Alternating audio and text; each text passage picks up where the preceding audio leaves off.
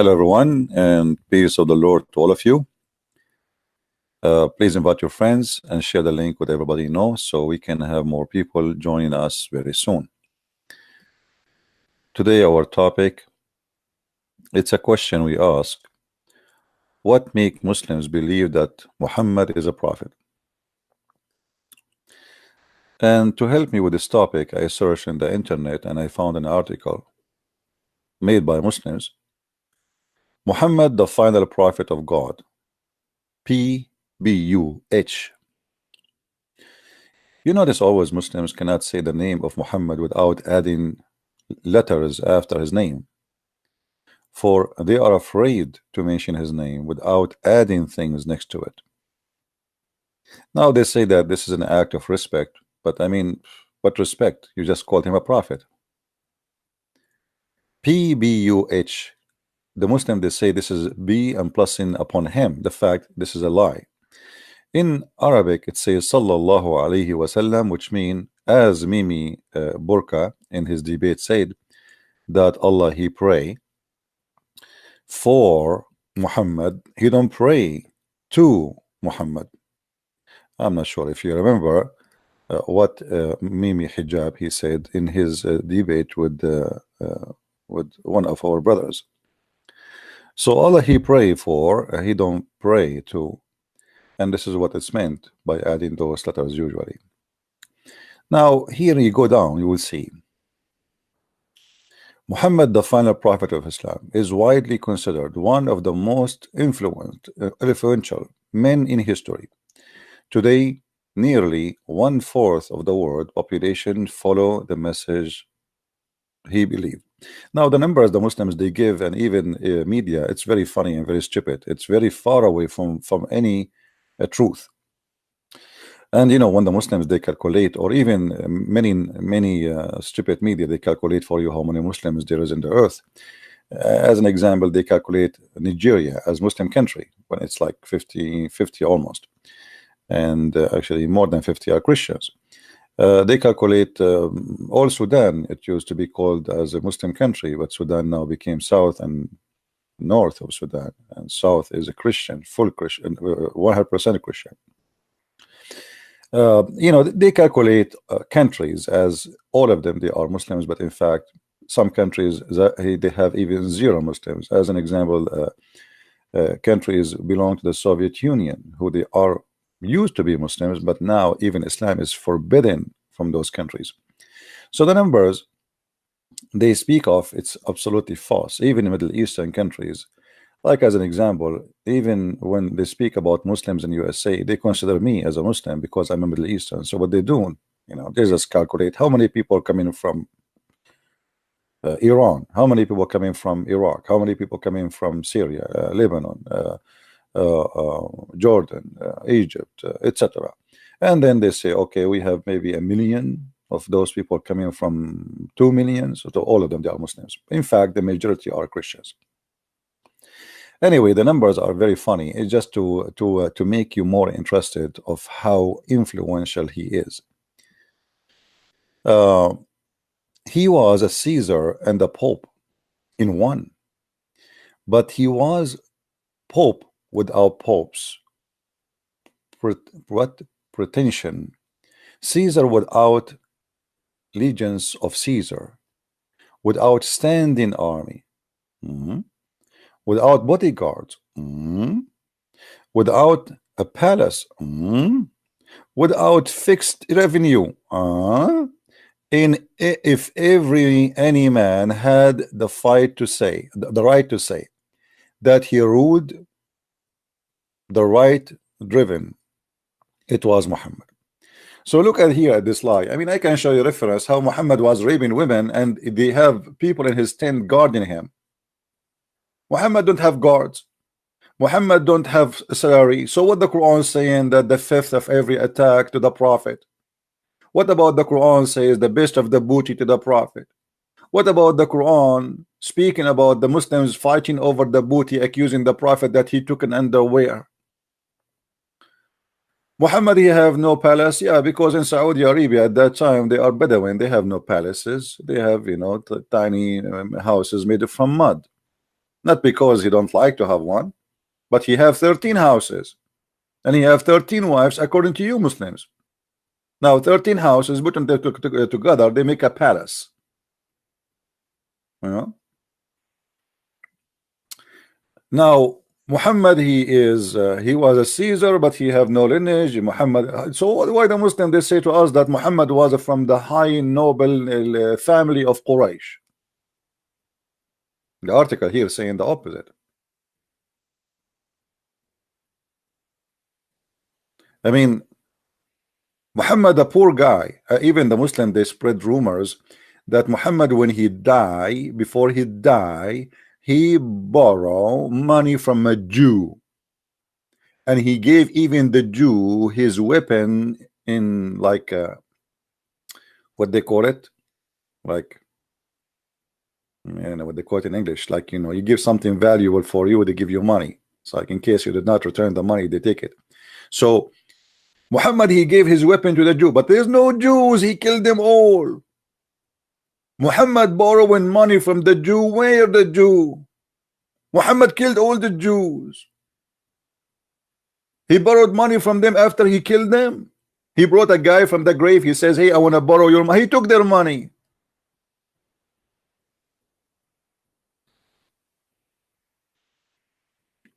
True story.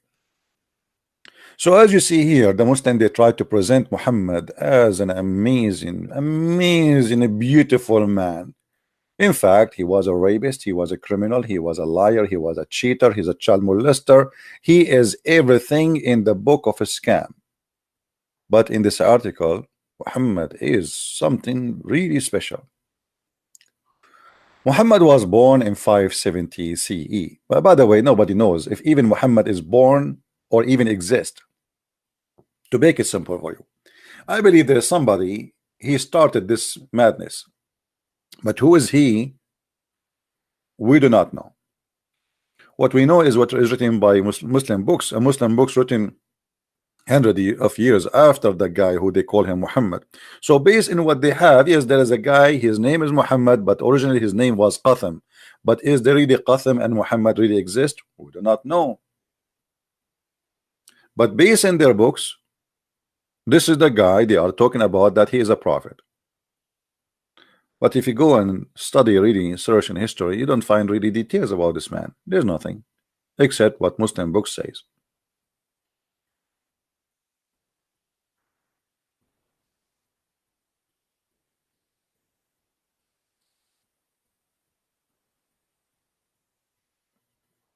You will find that this article is speaking of things, and yet they did not tell us where they got their things from. Like previous prophets, Muhammad's message was rejected by many of his people. They insisted on maintaining the religious and social custom of their ancestors. The fact, this is a big fat lie, because Muhammad, he is the one who insisted to maintain the religious social custom of ancestor. He do exactly the same. They used to go around the Kaaba, he go around the Kaaba. They kiss the black stone, he kissed the black stone. They do a Safa and al Marwa, he did the Safa and al Marwa. Do you notice how they do fool you or try to fool you? Well, what is the difference between the customs of the Arab before Islam and the custom of the Arab after Islam? Even during the time of Muhammad, the Arab still was going around the Kaaba totally naked, as part of their custom as people who worship vagina, which is the black stone. If we go in the hadith, according to Muslim,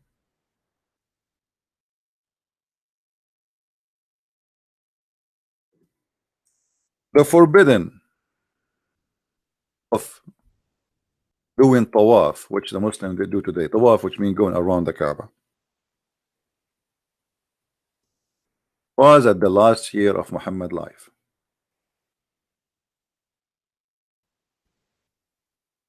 At the last year,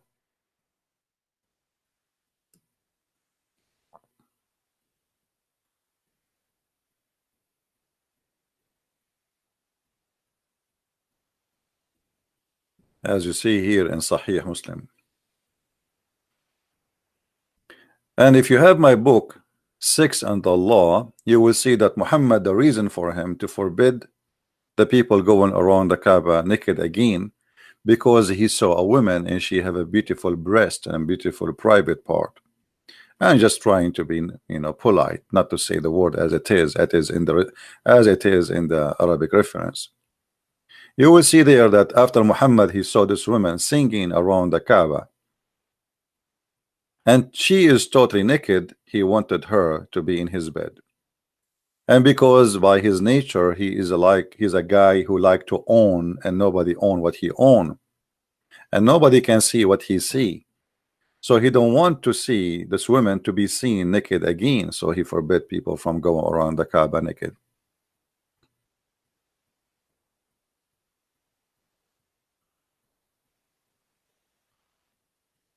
Now, if you ask the Muslims why you are going around the Kaaba,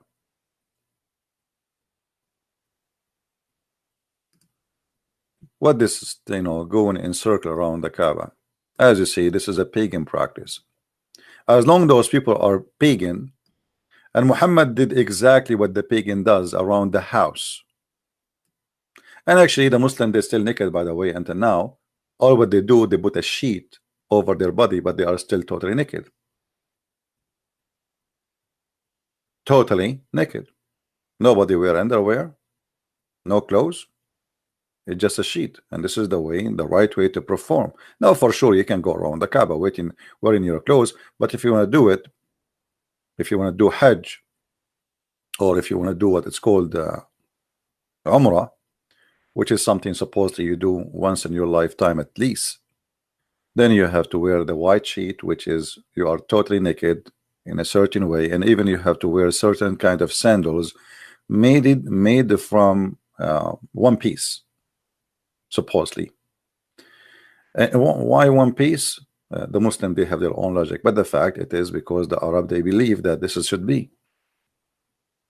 Everything the Muslims they have is nothing but inheritance of the pagan Arab before them, and they are pagan, nothing more, nothing less. If we ask the Muslim today, your prophet is not a pagan prophet, but he kissed a black stone.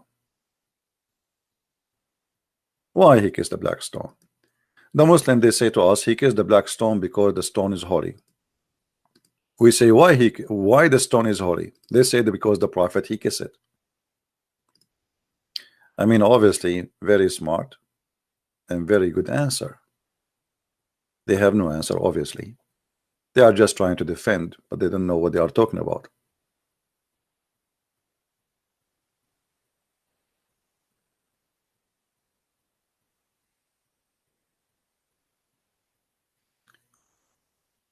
The more we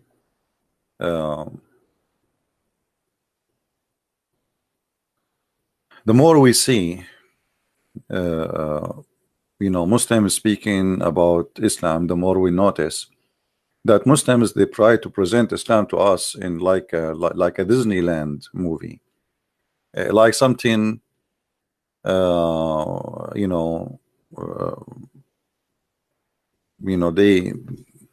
they try to make it look beautiful, something like a fantasy. It's like a dream. I never saw an article it says how Muhammad he got his wife Safiya as an example to be his wife. Well, he killed her father, her brother, her son. Some they say they didn't have a son, and some, according to the Muslim books, it says that she was a bride, but maybe previously she was married, but she is still young. And he killed her husband, and she is newly married, and he took her and he raped her in a tent before even they leave town, the town which they invade.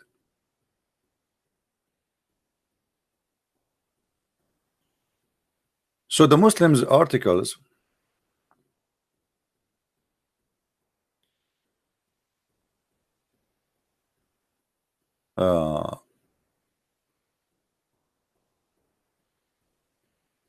is far away from reality.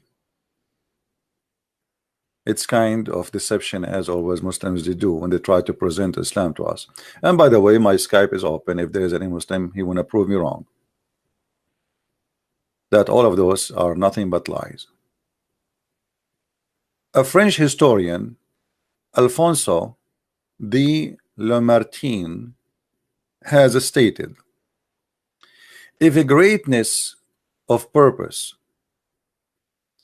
smallness of means, astonishing and astonishing result are the three criteria of a human genius who could dare to compare any great man in modern history with Muhammad. Now, by the way, you know, when Muslim they quote for you something, you better check it out, because most likely 99% it's a lie. As an example, they fabricate tons of stories about people converting to Islam or people saying great things about Muhammad. As an example, George Bernard Shaw, he said that if the prophet was exist today, he can solve all the problems of the world while he is drinking his coffee in the morning. And then we look for George Bernard Shaw, where he said that we could not find the book. It was an article written by Muslims in Singapore many years ago, bragging and lying about what George Bernard Shaw said about Muhammad. So never take something like this for granted. As you see, they did not say to us which page, which book, you know. It's a statement. And I will not be surprised if one day Muslims they made an article saying Christian Prince, the author of etc books, he said that Muhammad the most amazing prophet. And I will not be even surprised if they say that Christian Prince, before he died, a second before he died, he spoke to a rooster, and the rooster told him to convert to Islam, and he lost his debate with the rooster, and he said Shahada. Welcome to the lies.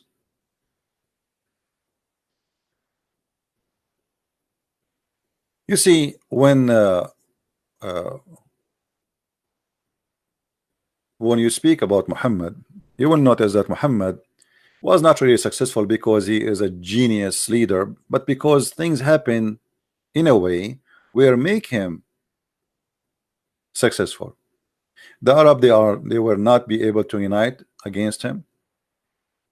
He was able to, you know, to join the criminals, the Sa'alik al-Arab, which is equal to what it's called outlaw in USA, in the West, in the old days, which is equal today to criminals who they are wanted for killing, hitmen. They call them Sa'alik in Arabic. He convinced them that if you join me, you will not be considered an outlaw no more. You will be considered heroes, and you are fighting for God, and still you will take your booty, which means exactly the same job you used to do before. We attack people, we take their women, we take their money, and yet people respect you. So the Sa'alik, they join Muhammad, and for sure we can find, I mean, reference for that.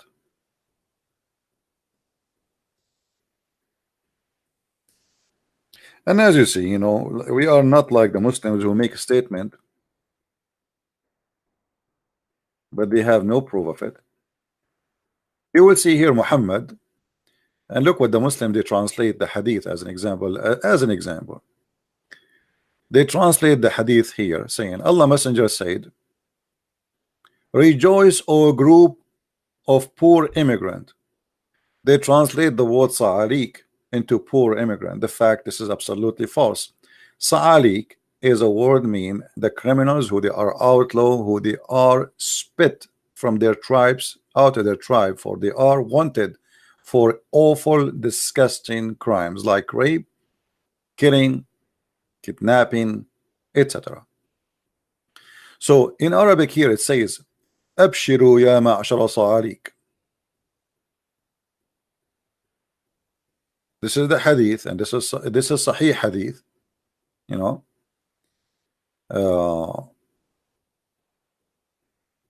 And for sure the Muslims here, they would try to say that this is a weak hadith, but even weak hadith is accepted. They are Sa'alik, and they are outlaw, and they are criminals, and Muhammad was nothing but a leader of a criminal. And there's tons of reference speaking of that anyway. Muhammad himself how even he succeed to marry Khadija. If you read the story, you will see that Muhammad is nothing but a scam, and he have no dignity. If we search, and I will show you the story. Well, I don't know if we can find it in English, but I don't think so. But at least we will show it in Arabic.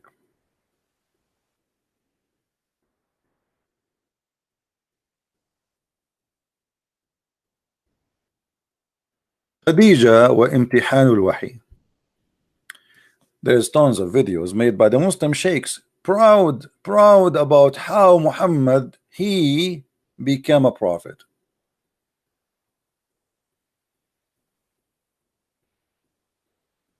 By the legs of his wife.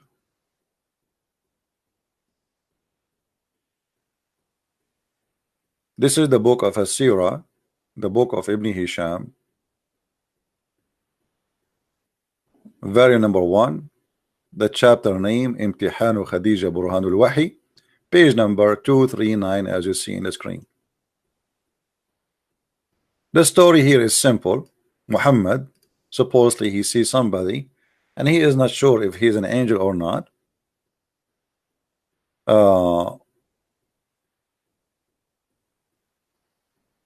And he told his wife, I see someone who sit in the corner from time to time, but he don't talk to me, and I'm not sure if this is an angel or not. His wife Khadija, according to the story, not according to me,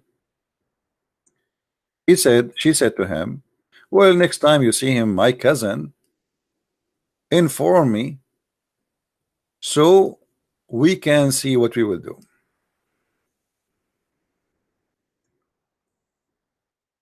The guy, he saw Jibril, supposedly the angel Jibril, sitting again in the corner of his room.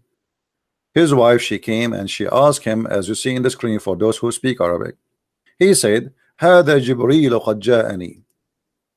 This is Jibril, he came to me. She said, stand up, my cousin, sit in the top of my right thigh. He did sit in the right thigh of his wife Khadija. Then she said, هل تراه? Do you see him? He said, yes. She said, stand and sit in my left thigh. And she said, do you see him? After he sat in her left thigh, right thigh. She said, do you see him? He said, yes. Then she said, stand up and sit in the top of my lap.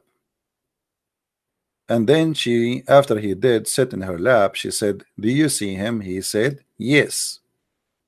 And now she said, and so sorry, and now when he is in the top of her, she took off her clothes. She started taking off her clothes, and then she said, do you see him? He said, no. She said, glory to Allah. This is not a shaitan. This is an angel.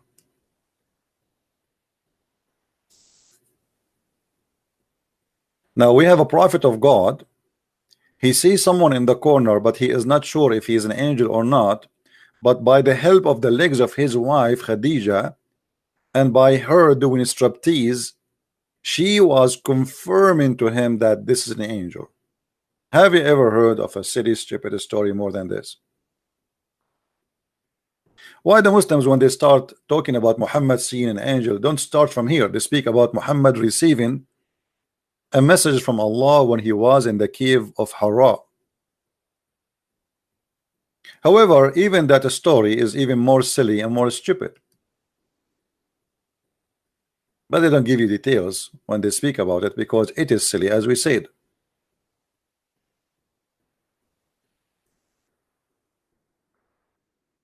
If we go here,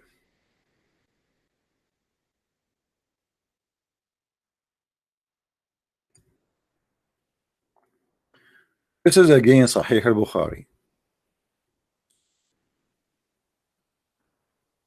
It says here that how what it's called angel came to him and how he squeezed Muhammad 3 times, and each time he squeezed him, he said to him, read.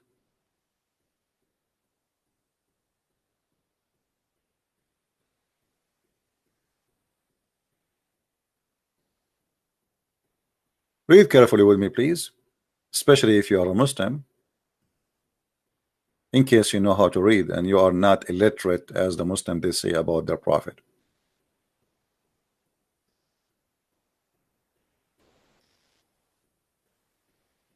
Till suddenly, and look, you know how the Muslims even they falsely translate. They say till suddenly the truth descended. It doesn't say, it says ar-ru'ya sadiqa, the true vision descended. How that can be vision? Is that a vision or real? The true vision descended upon him while he was in the cave of Hira. The angel came to him and he asked him to read. And here we right away we notice how the poo-poo started.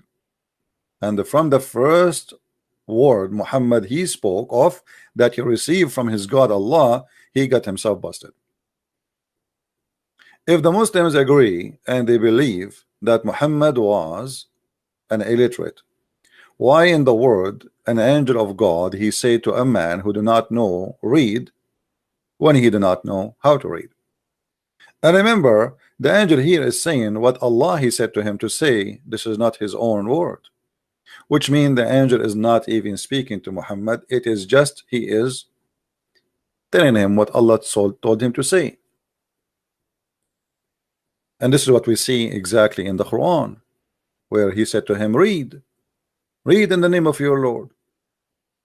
So if you ask Muslims, and as we see here, our Skype is open, any Muslim is welcome to call us if you have the courage to answer about this. You will find that there's no Muslim there to explain to us how silly, how stupid this story. And if you don't believe me that there's no Muslim there to explain this story, here we go, my Skype is open. Who is the Muslim who dare to call me right now and to explain how silly, how stupid this story? If there's anyone, before I started my broadcast today, actually after I announced that I'm going to go, I was supposed to go live yesterday on air, and less than 30 minutes after, we have many dislike. The Muslim did not even hear me yet. They give me this dislike. I mean, I did not even talk. I got dislike. What about you give me a call, Abdul, and you give me a dislike in the front of everybody and show everybody why you should not listen to Christian Prince? Who is the Muslim? He have the courage and the knowledge, who is going to explain to us what is this story is about. How in the world this story can be true?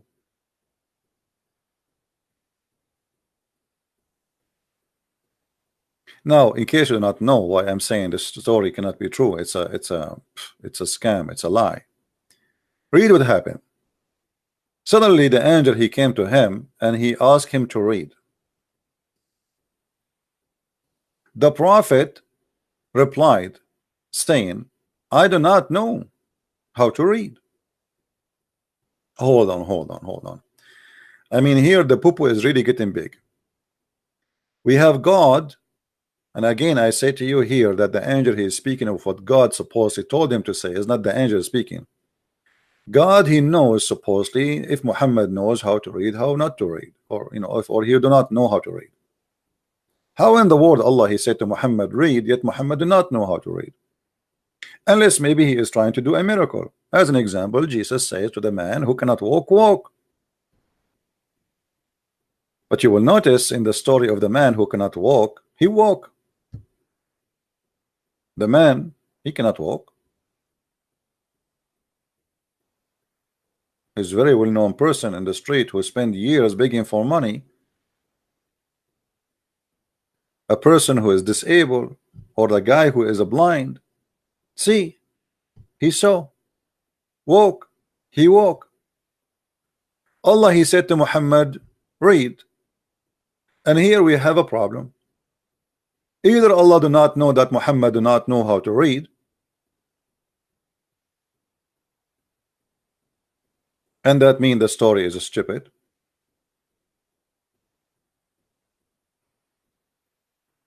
Or Allah, he wanted to make a miracle to make Muhammad read even though he do not know how to read.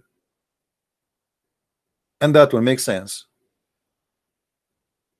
But according to Muslims, they believe that Muhammad, he was not a person who read, and he cannot read still. The Prophet continues saying that the angel, he cut me forcefully, and he pressed me so hard that I could not bear it anymore. And then he released me and again asked me to read. Here is getting more bigger, the poo-poo. Because why the angel is not getting it that this guy do not know how to read, and why he insists he want him to read.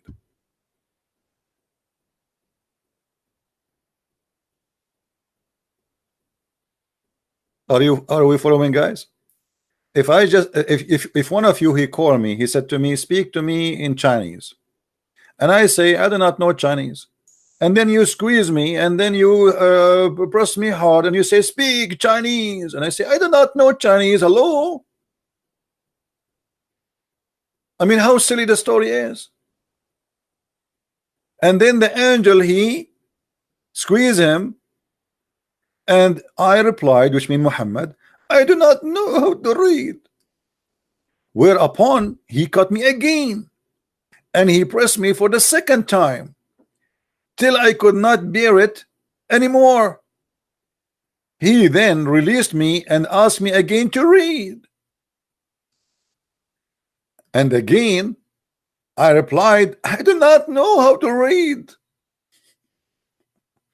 The Muslims here, they put between two brackets, or what shall I read? I mean, how silly your bracket is. Either it is I do not know how to read, or what I shall read.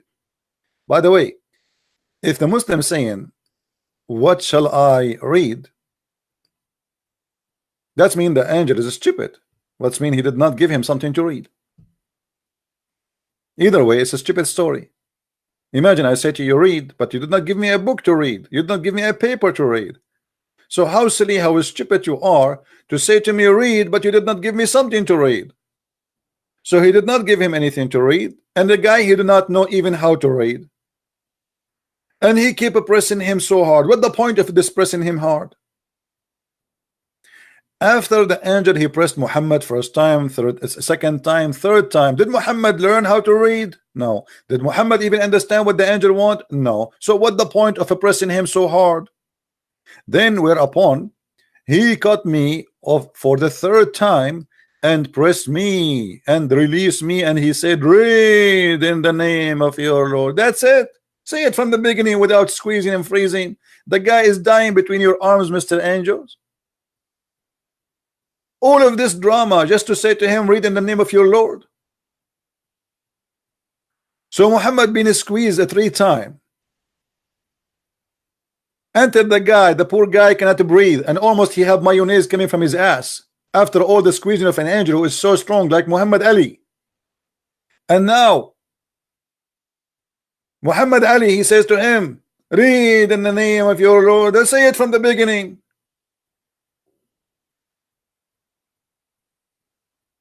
However, still the issue is not solved. Read in the name of your Lord. Read what?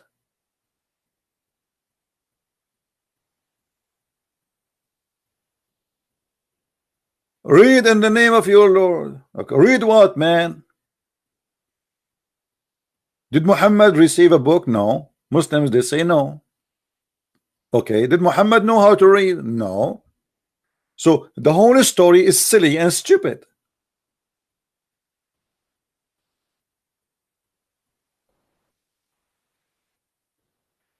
And we don't see in the articles Muslims speaking about how silly the beginning of Islam is.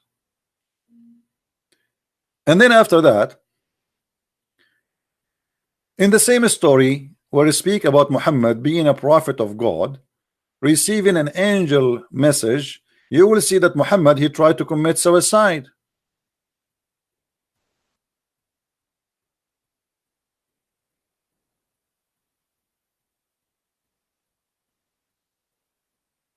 And by the way, the angel, when he spoke to Muhammad, he did not even say to him, I am an angel. He did not say, who is he? He just said, read in the name of your Lord. If you look with me here, it says that Khadija, she took her husband Muhammad to her cousin, who his name is Waraq ibn Nawfal, Ibn Abdul Uzza. All of them, they are pagan. Here we go. He is the son of Abdul Uzza. Ibn Qusay, which means he is from the same family of Muhammad, and I believe strongly that Waraqa is the real father of Muhammad. If you have my book, Deception of Allah, you will find that Waraqa, he sent his sister, and she offered 100 camel to the father of Muhammad so he can do bang bang with her. I mean, how in the world this story can be not fishy? Why this guy, he sent his sister to give a man who is no one 100 camel to sleep with her? And what kind of a father Muhammad he used to be? He's a gigolo? Because a man, he received payment for sex, he is a, when I say the word, he's a whore. They call him gigolo, right? But he is a whore. And this is in Islamic books.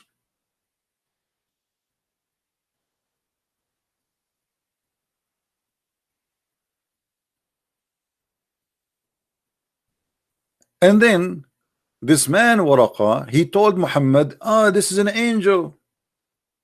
This is an angel. But we heard in the previous story where Khadija, she asked Muhammad to move from this leg to this leg. Already Muhammad, he saw this angel. He knew him. Why he is, he did not know who is he. To the point he went to his wife Khadija and he said to her, he was shivering and going crazy. He said to her, cover me, cover me, cover me. And she covered him till his fear was over. And then he said to her, oh Khadija, what's wrong with me? And then he said, I fear that something may happen to me. And this is a clear sign of Muhammad being a crazy man.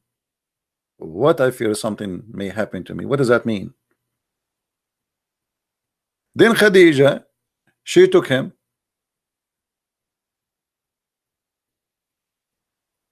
to her cousin, who is the real father of Muhammad. And then Waraqa, according to the Muslim stories, by the way, Muslim stories mean nothing to me, but I'm just reading for you what they say. A Muslim witness for something, it means it is 99.9999 is a lie. But we have to deal with it, what we can do. So she took him to Waraq ibn Nawfal, and then it says here, who during the pre-Islamic period become a Nasara, not Christian. Nasara are a cult which like Jehovah's Witnesses, and used to write Arabic writing, and used to write the gospel in Arabic, and this is the Quran. This is the Quran. Quran, actually, the word Quran is coming from the Aramaic Christian. When they pray, they say qira'ah. You see, when we in the Bible until now, in the Middle East, even those who pray in Arabic, when they want to read from John chapter 1, or let us say the book of Acts, so they say qira'ah min kitab, qira'ah from the book of John, qira'ah. All right. So Muhammad, he received qira'ah, which is Quran, which is a summary of supposedly the gospel. And this is what Waraq ibn Nawfal who was writing. And you notice here, I mean, what is the coincidence here? That there's a guy in the time of Muhammad is writing a book in Arabic, which is supposedly a translation for the Arabic Bible. What is that Bible exist? How the Muslim, they say to us that the Arabic Bible, or the Bible, sorry, was corrupt. Yet the Muhammad himself, he praised this man and he say he go to heaven. And yet this man is translating what is called gospel into Arabic. And as you see, not only he is translating the gospel by his own, no, he was doing a mission by Allah permission, as much as Allah wished him to write. So there's no way that what he was writing is not right for Muslims. He was an old man and had lost his eyesight. Khadija said to him, "Oh, my cousin," etc. Listen to the story. But then Waraqa, he died. Waraqa, he died. It says here, after a few days, Waraqa ibn Nawfal, he died, and the divine inspiration was also paused. Why Allah he stopped sending Quran? Because Waraqa, he died.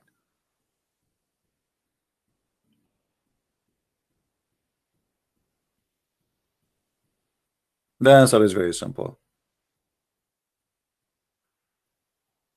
Because Waraqa, he was writing the gospel in Arabic, which is the Quran, and he was giving Muhammad Quran. And now Waraqa, he died, and Muhammad did not know what to do. Waraqa, he died, and the divine inspiration was also paused, as if Allah he get his juice for his battery from Waraqa. Waraqa, he died, that's it. And then you will see it says, for a while the prophet become so sad. We do not know for a while how long, a month, 2 months, a year, we do not know. Become so sad, as we have heard that he intended several times to throw himself from the tops of the high mountains.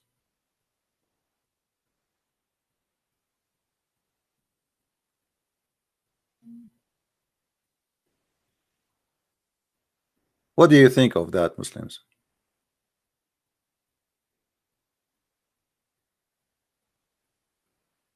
Why a prophet of God, guided by God, inspired by God, he tried to kill himself?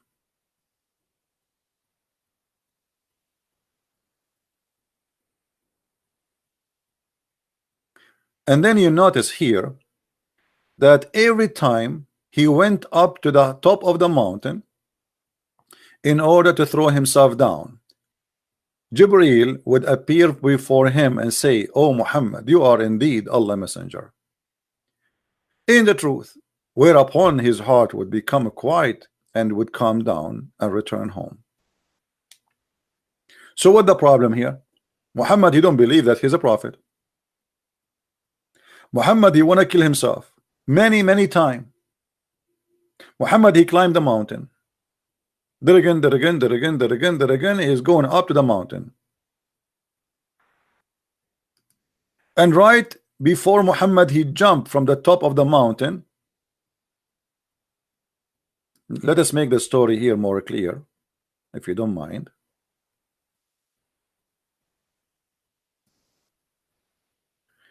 This is the mountain.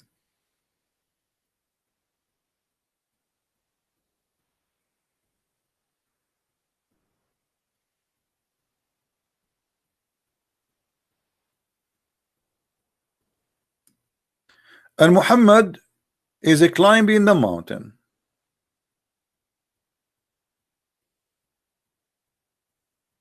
Muhammad here, then here, then here, then here, then I'm getting tired. Here, okay, almost there. After 5-6 hours, Muhammad is here. And now Muhammad is going to jump from the top of the high mountain. Suddenly, Mr. Jibreel, he appeared.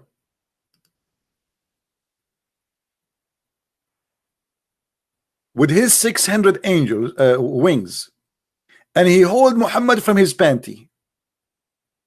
Muhammad, please don't throw yourself. Muhammad, don't do it. Muhammad, I will buy you candies. Muhammad, listen to me, look at me. You are a truly prophet of Allah. Muhammad, you are a truly a prophet of Allah. And then the prophet, okay, I will believe you. All right, I am a truly prophet of Allah. Okay, I will not throw myself. And then Muhammad, now after this drama is over, Muhammad, he go again and he continue his trip to go down.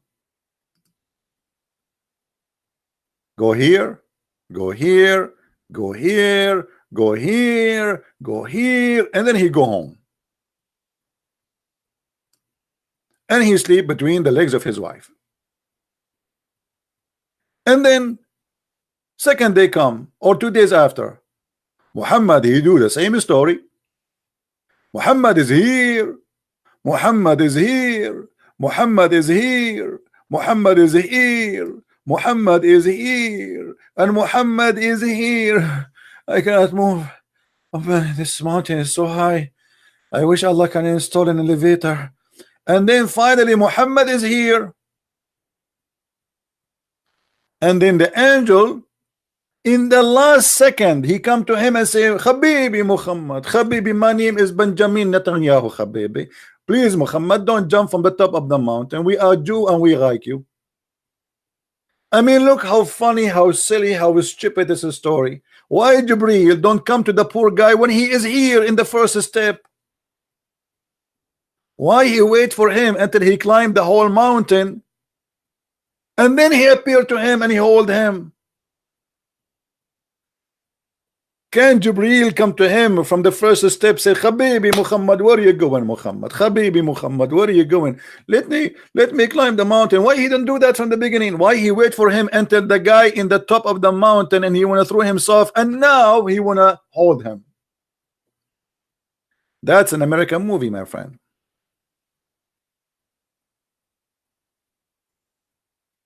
Actually, it fit better to be a Mexican one or Indian, or let us say to be more original Arabian movie, full of emotion and, you know, stupid stories.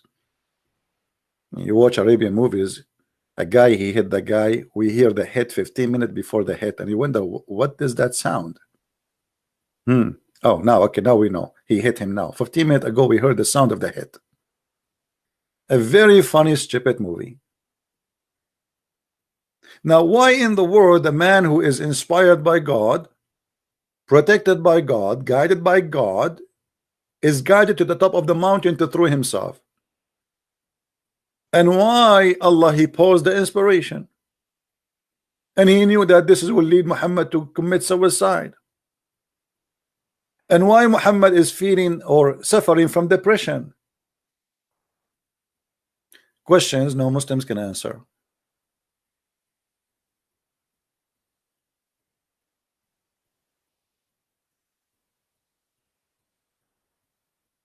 Those questions no Muslims can answer.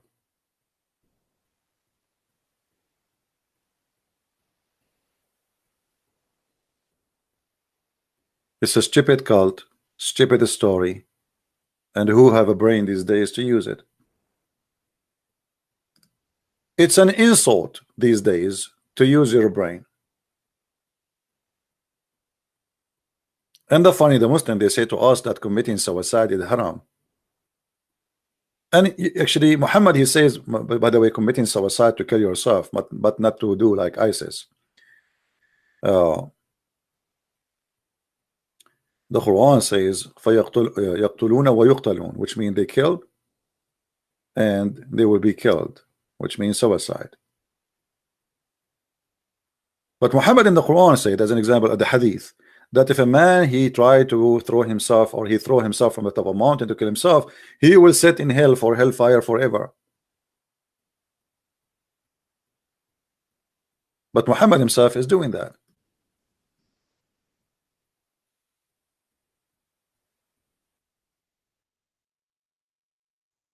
You know, always since I was a kid, I noticed that in order to live in the Middle East, or to survive in the Middle East, you have to act like as you are stupid and you did not see something wrong. Do you want to live? Don't question. Because if you question, you die. Who dare to question how silly, how stupid those stories are? How dare you?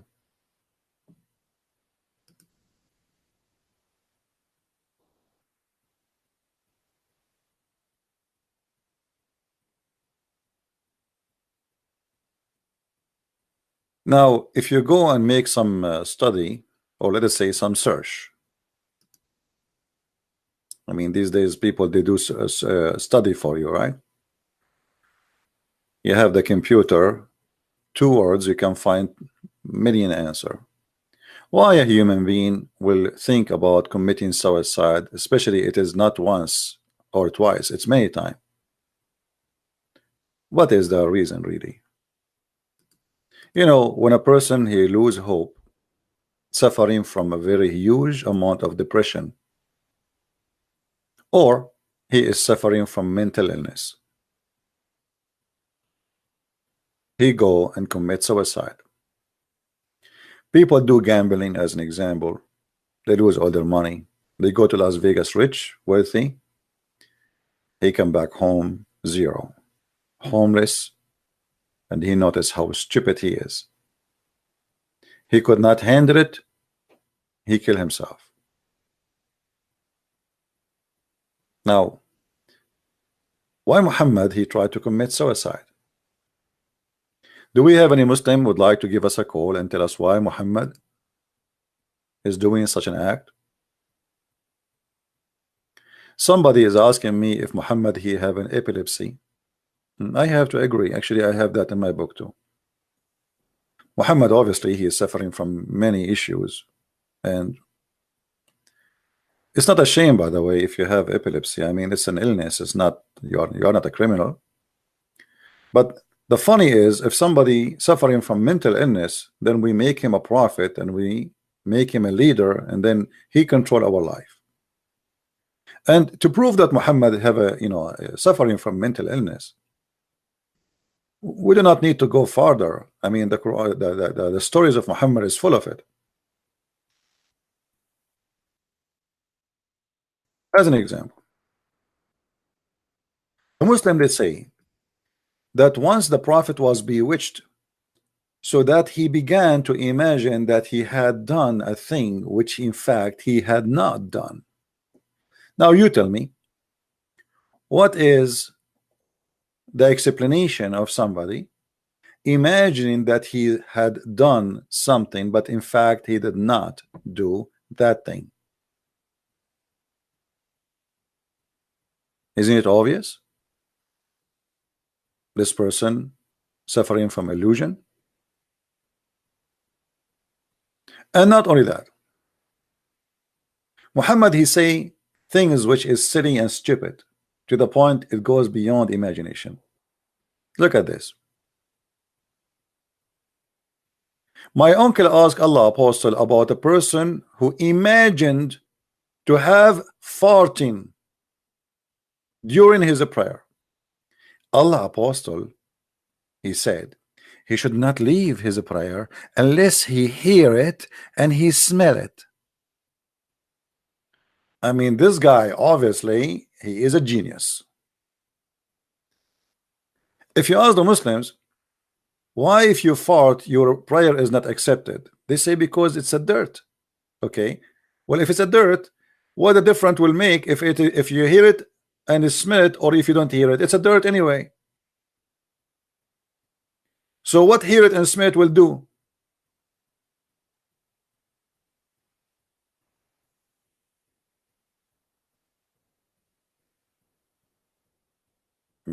I hope my microphone is far enough. I hope nobody heard something, especially if he's a Muslim and he's praying now. And then you will notice Muhammad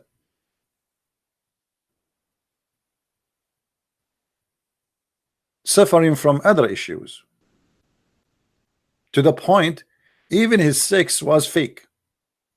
Read carefully, this is not me speaking, this is his wife Aisha, his favorite sex doll. Aisha, she said, the prophet continued for such and such period imagining that he had bang bang boom boom, you know the list of the bing bong, dugu dugu, kuku kuku, yama yama. Let's use the word sex in all languages.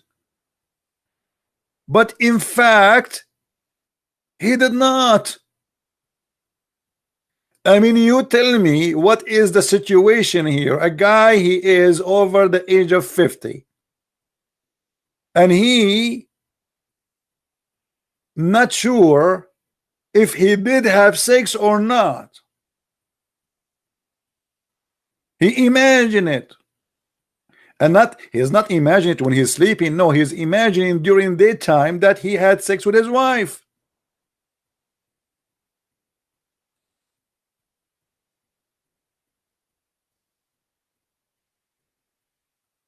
Now, what we call this case? There's a movie, if you want to understand what I'm talking about, it's called The Perfect Host. I advise all of you to watch, but be careful. It's an like have some adult scene.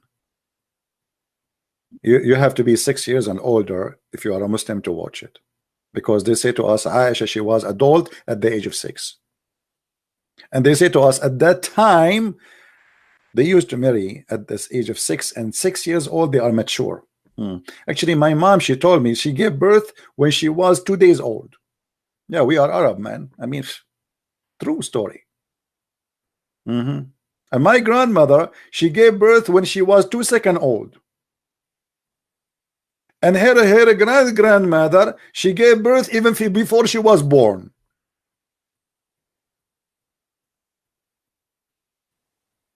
True story.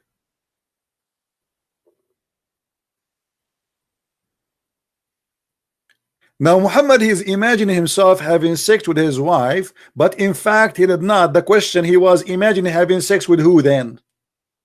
Because obviously he was doing something. Because this is not at night, this is during daytime. The guy was holding what exactly? Use your imagination.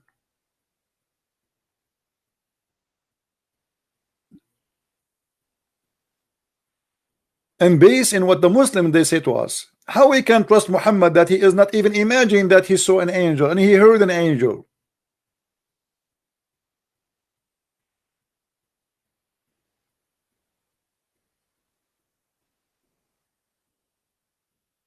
Do we understand, people? How we can trust such a guy who even his sex? I mean, have you ever heard of sex have no witnesses? I never heard of somebody having sex, but yet there's no witness. Even the wife, she is not there. Like you asked me, do you have sex yesterday? I said, yeah, I have sex with my wife. With my wife, you ask her, she said, no, he did not. What? No, he did not. He did not even touch me. Even his sex have no witnesses. Not only he saw an angel squeeze him, blah blah blah. He went to seven heaven, nobody saw that. Even his sex have no witnesses.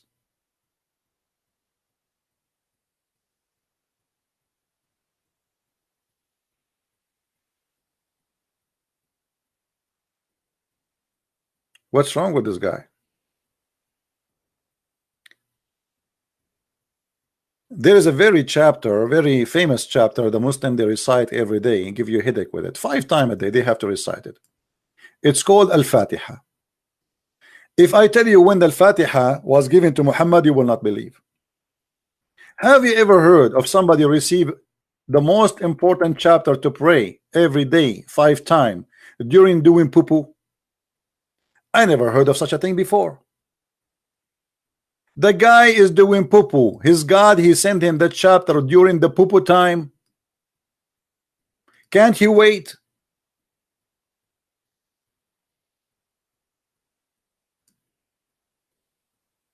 Read with me the Muslim translation trying to cover up the ass of Muhammad doing poo-poo.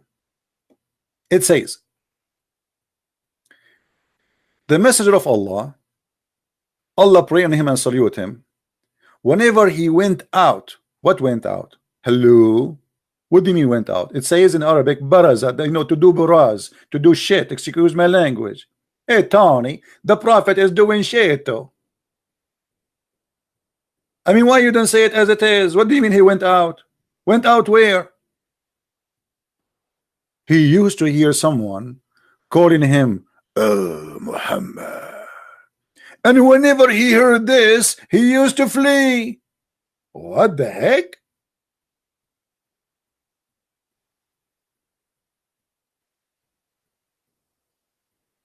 And why he is fleeing? I mean, Muhammad already is a prophet. He heard the angel many times. The angel already squeezed him many times too. Like we have now a physical relationship, like a squeeze me, squeeze me. We are in a squeezy town. Hey Tony, squeeze the guy. He did not pay us the money for this month. Kill him.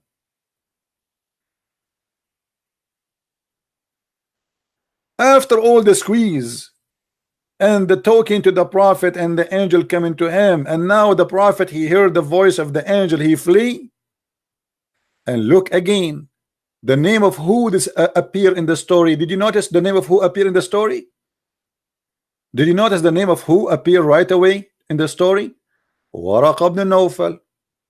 What's wrong with this Waraq ibn Nawfal? He exists everywhere. Waraq ibn Nawfal advised him. A guy who is not a prophet advising the prophet what to do with an angel? Why? Why Allah don't advise him? Why Allah don't make him stay so he can hear? No, the guy, his name is Waraqa, is the one who he knows everything. He advised him. He said to him, prophet, when the caller call him, stay so you can hear what he want to say to you, prophet.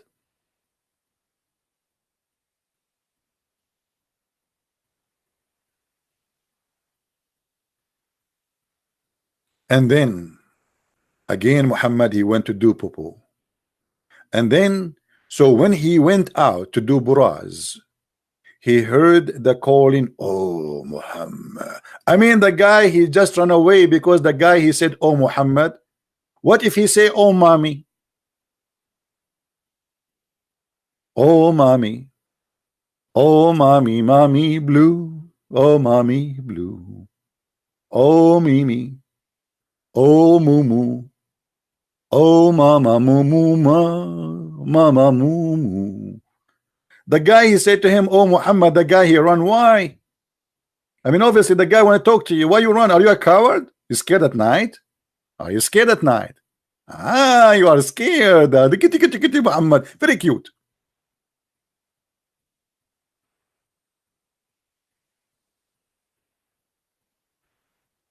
Imagine I am walking at night and I hear somebody saying to me, oh Christian. I start running.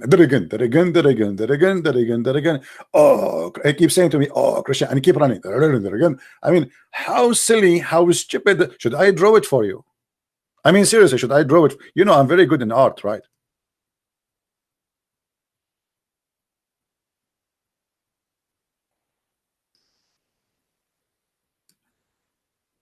Let us do some art for those who like arts.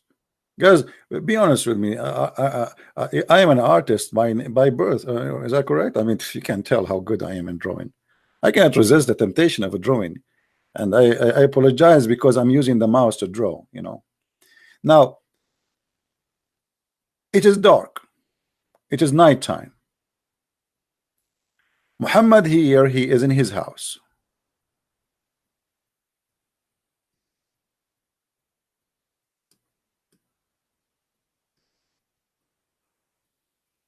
Muhammad, now he need to do poo-poo. Muhammad, he come out. Muhammad, he decide to walk a little bit from the house so he can do poo-poo and nobody smell his poo-poo. Muhammad, he come here and he sit and he starts squeezing it. And while he is squeezing it, the angel, he come from the sky and he say to him, oh Muhammad,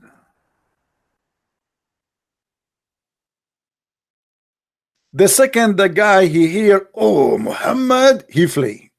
That again, and Muhammad, he run, and oh Muhammad is following him. I do not know what happened to the poo-poo was coming from his bum, but I can tell where it's going.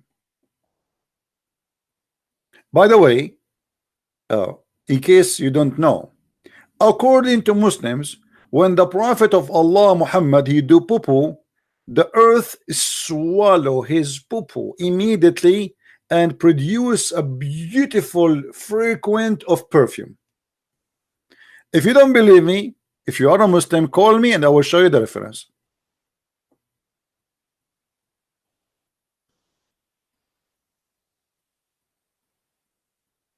Call me, answer me, silence me for 4,000 years. There's any Muslim wanna call me?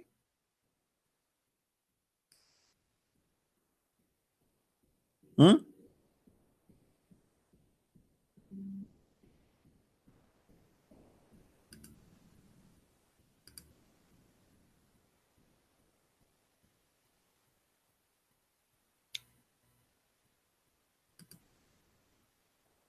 Any Abdul?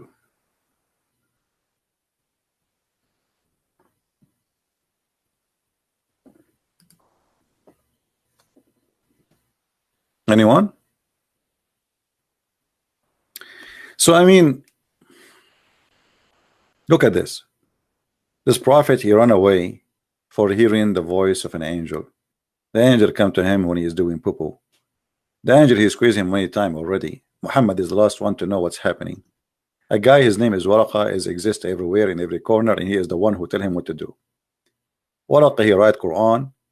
Muhammad don't receive Quran because Waraqa, he die, and now Muhammad try to commit suicide. Muhammad, he don't remember. Muhammad, he forget. Muhammad have a bad memory. Muhammad, he claimed to cover his ass about he forgetting the Quran always, that Allah, he sent him the Quran in 7 letters, and the whole purpose of this 7 letters is to explain why he cannot recite the same verse twice correctly. We can say Muhammad is a madman. However, there is somebody is assisting him with the silly ideas to cover his ass. As an example, this is story.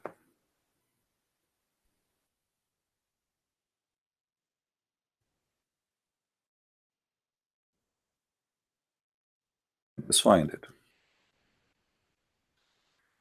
Muhammad claiming that Allah, he sent him the Quran in 7 letters, which means there is 7 Qurans. Muhammad, he stuck with number 7, you notice, and for sure he took that number, copying the Jews and copying the Bible. 7 ajwa, if you eat 7 ajwa, no poison can kill you. And then later we found that Muhammad, he died by poison himself. And if you eat 7 ajwa, no magic can infect you. And Muhammad himself was under magic according to Muslims. Look at this funny story. The prophet Sawsaw was present at the pool of Bani Ghafir, or in Jibreel, he came to him and said, Allah has commanded you to make your community read the Quran in 1 harf. What?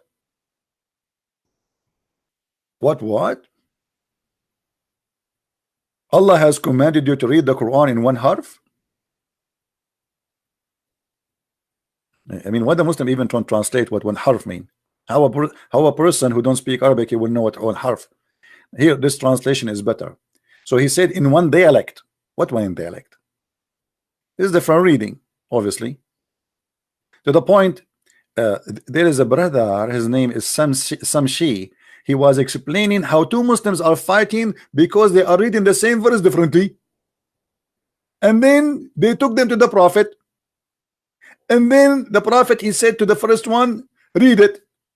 And he said to him, you are right, correct. He told the other guy, read it. But the second guy, he read differently. He said to him, you are right. Why? Because simply both of them, they heard it from Muhammad as he said. But the guy, he's a liar. He cannot recite the same thing twice. So he had to cover his ass. They never heard him before saying that Allah gave me the Quran in 7 letters. After he got busted, he cannot recite the Quran twice correctly. He come with this story. Allah has commanded you to recite to your people the Quran in 1 dialect. Upon this, he said, who is the one who said? Muhammad. And look what Muhammad said. Habibi Allah. Allah, please, Allah. Allah, listen to me, Allah. I ask Allah from Allah burden and forgiveness. My people are not capable. I know my people. They are crazy. They are not capable. What?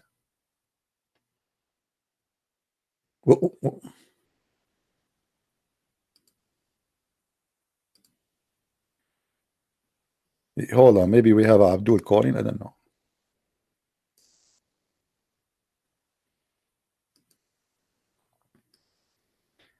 Only if you are a Muslim you can call me. If you are not, I will block you.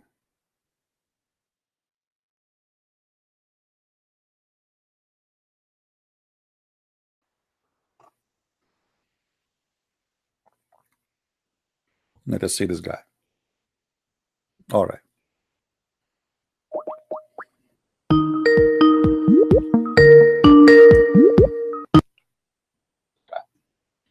Hello. All right. Mute YouTube, please. Hello. Yes. All right. Hello. Yes, Abdul. Go ahead. What do you want to say to us about the topic? I just get into it. I don't know what you're talking about. Well, in front of us here it says that Allah Messenger, he received a message from the angel that Allah told him to recite the Quran in one letter, one language in Arabic. And then the prophet, he did not like that. He said to him, I ask Allah forgiveness. My people are not capable of doing it. Then the angel, he came back from Allah and he gave him command to read the Quran in 2 letters. And then the prophet, he says, I seek burden of forgiveness. My people are not capable of doing it. And he kept repeating that until he reached the 7th Quran. What do you say about that? I don't know really the hadith that you're talking about. All I'm saying is he asked him to recite in Arabic and he said he cannot recite it in Arabic. No. Is that what he's saying? No. My friend, you were watching me on YouTube or no? I was not. A friend talked to me about it. So why you call me, if you don't mind? Just now. I mean, why you call me? I called you because I heard you there lying on Islam. I'm lying about Islam like what? Like everything. Think you give me one.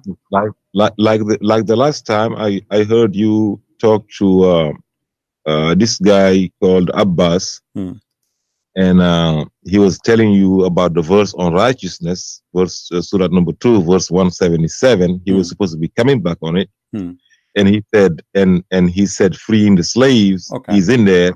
You pointed the verse in Arabic, and you jumped the word rikabi, meaning freeing the necks of slaves. Okay. Freeing the neck is freeing the slave, and you lied. Okay. Every Arab person watching you. Okay. Let's go. What chapter? Hold on. We will put it in the screen and we'll make you read it. Let us see who's lying. Chapter 2, verse number what?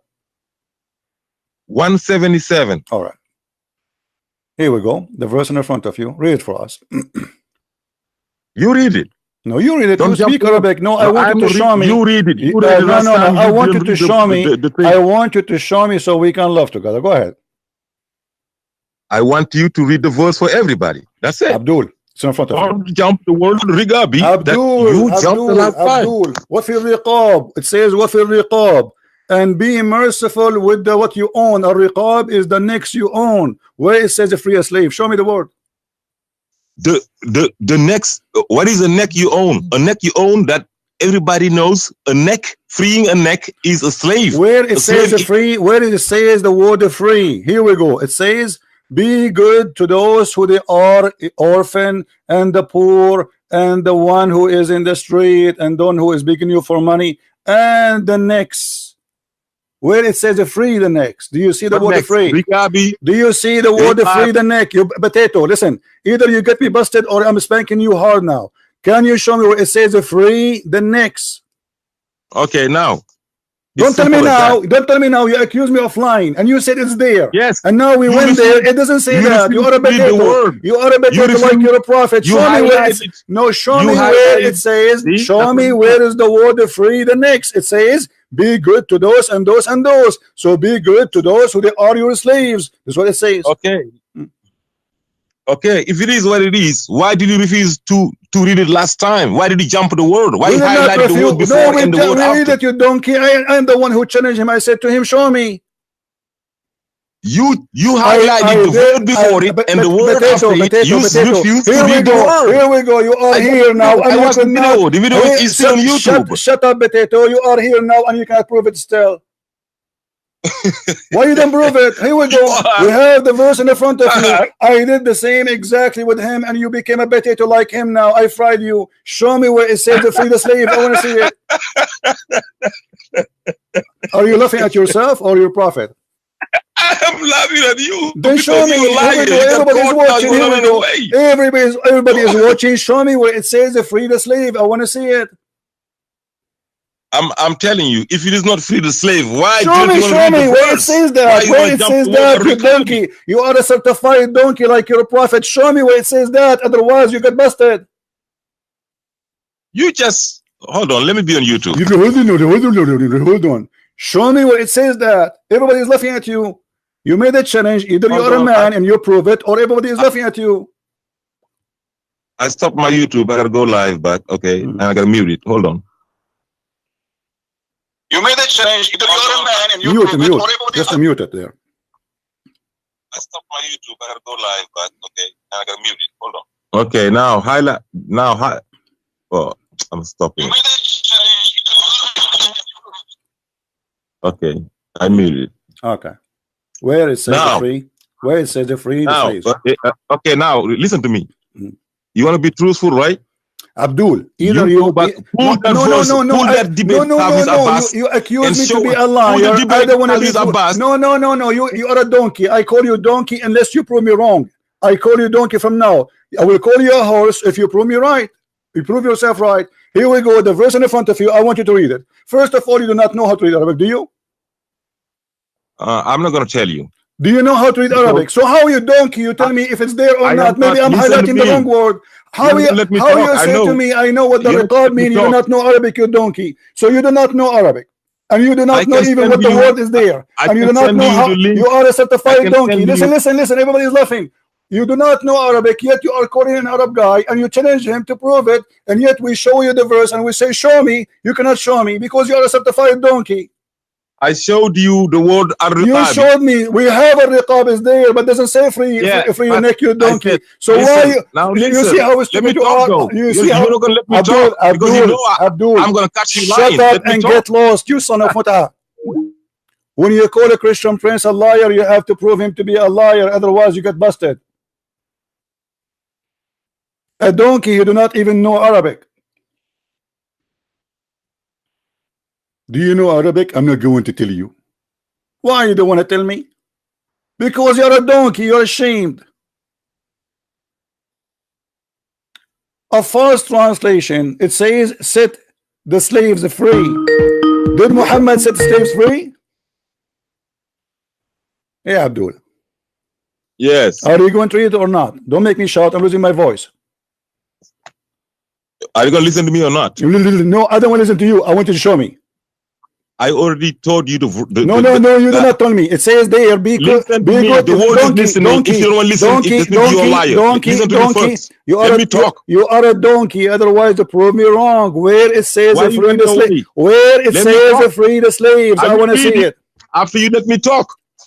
No, I don't want you to talk. I want you to read it. Show me where it says free the slaves. I'm telling you, I want you to pull the video you made with Abbas and put it on the screen right now and show the world what you did. How you jump that word? Abdul, I did not. Video right Abdul, you donkey. I did not jump anything. You are a coward. And here we go. Listen. Let us say you are saying the truth. I jumped the word in the time of Abbas, as you claim. How I can jump it in front of a screen, you donkey? How I can jump it? Pull it. Shut up, you want the link? Shut up, donkey. Give me the video. Do you want the link? Give me the video. Do you want the link? I'm losing my voice. I got a link here. Give me the video. Give me the video. I will play it for you. Okay, hold on. You're a liar, man. This guy is just a liar, man. That's a son of Mut'ah, like your prophet. Give me the video. I'm not going to insult you because you insulted me, but by the second you call me a liar, and I have the right to answer you and get you busted. You and Abbas and you're a prophet. All of you are from one kind. A bunch of you are liars, and you have no proof of what you say. And when we get you busted, you run away. Now, just until you find the video. Why you cannot show me what Abbas could not show me? Listen, Abbas told you. No. Why you don't show me to me now? Why you don't show it to me now? Here we go. We are here. Let us say Abbas is with us now, and now you are here. Why you don't show me what Abbas missed? I'm asking you to read the verse. You don't want to read it. Abdul, you do not know how to read it. You are a donkey. Read it in Arabic. It doesn't say. It doesn't say. So any translation. Abdul, it says حبه ذو القربى واليتامى والمساكين وابن السبيل والسائلين وفي الرقاب وأقام الصلاة. Nowhere it says free the slave. You donkey. You are a donkey. Listen, donkey. Don't call me again. You are a son of Muta like your prophet.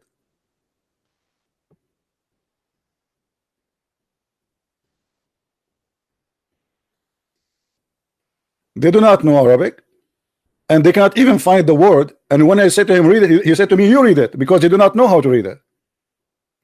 This is how stupid, how silly they are. And look at this.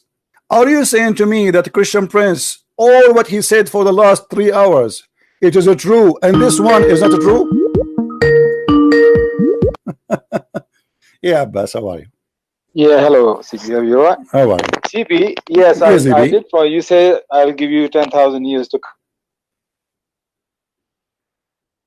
We lost you, Next day, and you never give me a chance. What? And I want to clarify this chapter 2, verse 177. But can you open Ibn Kathir and let's see what he says? No. You see, you want to Ibn Kathir? Do you accept Ibn Kathir? You see, when you want to no, I'm showing you that you are a donkey. I'm showing you that you are a donkey, like you're a prophet. Unless you say I accept Ibn Kathir always, then I will not show you Ibn Kathir. Ibn Kathir here, he cannot say it says that unless it says that. Where it says, here we go, the verse in front of me, where it says free the slave. Can you open Ibn Kathir or not? Listen. You can open it as you wish. You can read as you wish. Still, you have to show me. Still, you have to show me where it says in the verse free the slave. Can we? Don't I have the right? You see, listen, Abdul. You said to me, if I open Ibn Kathir for you, do you swear by Allah? But whatever Ibn Kathir he says, you accept. Why? Look, I'm not saying I believe in Ibn Kathir. No. I'm asking you. Hold on. Listen. You are being a hypocrite now. You are being a hypocrite. Either you accept Ibn Kathir or you don't accept Ibn Kathir. If you accept Ibn Kathir, I will go with Ibn Kathir. I will agree with you. Let us make a deal. Do you accept Ibn Kathir? Say, I swear by Allah, whatever Ibn Kathir he says about the Quran, I agree with it. You're talking over me. Can I say something? No, I want you to swear by Allah that you accept Ibn Kathir. You're holding me from my neck and you want me to say it what I'm saying. Did you say neck? Did you say neck? I did not hold you from your neck. I hold you from your tail. You don't have a neck. Now answer me. Either Ibn Kathir is the person, listen, either Ibn Kathir is trustworthy to explain the Quran for you or the Quran, or you don't accept Ibn Kathir. Do you accept Ibn Kathir? Say yes. CP, don't do that, please. See how coward you are. You see, guys, you see how the liars. Ibn Kathir, he is a given interpretation because you like his interpretation. Listen, let me show you how stupid you are. Because you like his interpretation here, but you don't like his interpretation there. You don't want to say I accept Ibn Kathir. This is the whole idea. So who are you? How you know Ibn Kathir is right here? Ibn Kathir is wrong there. Who are you? Either Ibn Kathir is qualified to explain the Quran, or he is not. Is he or not? You are letting me speak again. I want an answer. I want an answer. Is Ibn Kathir the one who explained the Quran? Shut up, you idiot. Either you say Ibn Kathir is good for me and we take whatever he say, or you say I don't accept Ibn Kathir. So there's no other way in the middle. There's no other way, because you are the one saying to me, this is my guy, this is the guy who will explain it to us. I mean giving you another way. There is another way to that as well, and that way is this. Let people decide. Not me. Let people decide. No, my friend, hold on. First of all, you are a donkey like the one who called me before. You don't speak Arabic. Secondly, nowhere in the verse it says free the slave. And number 3, I challenge any Arab guy who can call me, speak Arabic, and show me where it says free the slave in the verse. I challenge all the Muslims in the world who speak Arabic.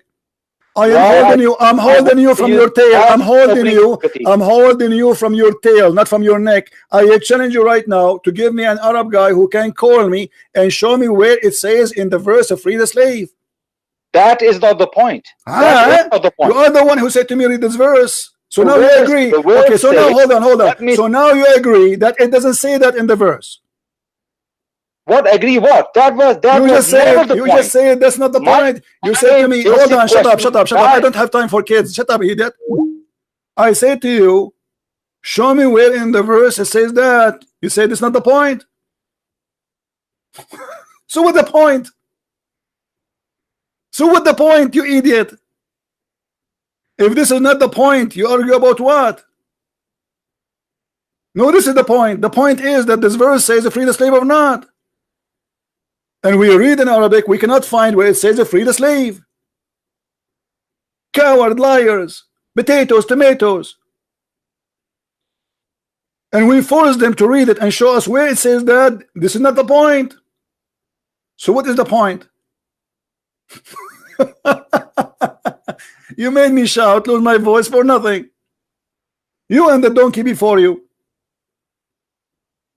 Christian brings your line. And by the way, if freeing the slave is a duty for a Muslim, why Muhammad he make it legal to own slaves? I mean, how stupid to say sacrifice a chicken and then you order them to capture a chicken. Was Muhammad good to his slaves? Did Muhammad free Mary the Copt? Did he free her cousin Ibn Jurayj? Did he free Bilal? Did he free all the slaves he owned? Free the slaves. When you quote for me a verse, I can show you a verse in the Quran says free a slave, not this one, you donkey. Do you want me to help you? Let me show you.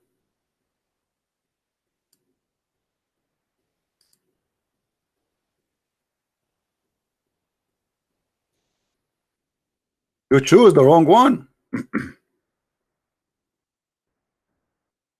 But even that one, or those who speak about freeing the slave, is not about really reward. It's a penalty. Muhammad, he knew how much the Arab, and he is one of them, they like to own slaves. So he made it as a penalty. If you kill a Muslim, and you claim it's a mistake, then the one who killed the believer, a believer only, by the way, if you kill a non-Muslim, it's okay. Only if you kill a Muslim by mistake, then you have to free a slave, and he have to be Muslim. Do you see how you free a slave, you donkey? It's a penalty.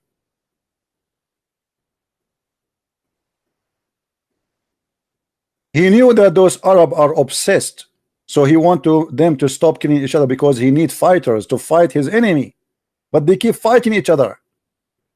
So he said to them, even if it's a mistake, oh, you are fighting with him and you don't mean to kill him, and you put your dagger inside his chest, but you want just to cut him off, you don't want to kill him. If you do that, I will force you to free a slave, and this is a very harmful penalty for those Arab. He did not say to them, don't own slaves. The Quran encouraged people to own slaves. Is it righteousness to attack and bring people into slavery? The one you are trying to sell him out to me, saying a free slave as you claim, he is the one who come with this.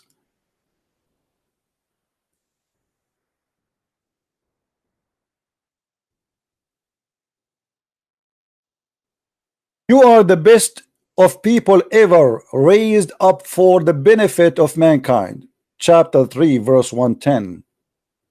The best for mankind are those who bring them with the chains around their necks till they embrace Islam. And this is Sahih al-Bukhari.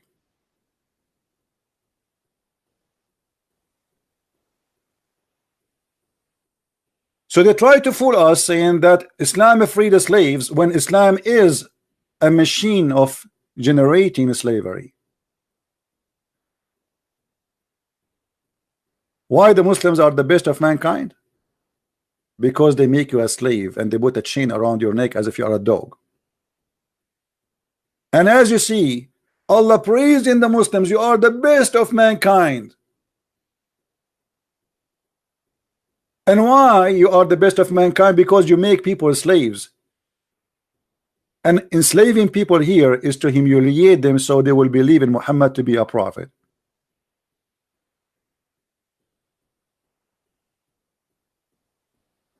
And yet they say Christian Prince is lying. Potato, tomato. I don't hold you from your neck, I hold you from your tail, even if sometimes it's so short, because you cut it off to hide that you are not what you think you are. What kind of cult, what kind of religion, what kind of a stupid cult says such a thing, that the best of mankind is those who capture people and enslave them? And supposedly the reason is a noble reason, because women have forced them to embrace Islam. So why they are captured, why they are humiliated, why they are prisoners, sex slaves, slavery forever, unless you embrace Islam. And by the way, Muhammad later he changed his mind about freeing a slave who is even a believing. And we can show tons of examples where people they want to free a believing slave and Muhammad reject.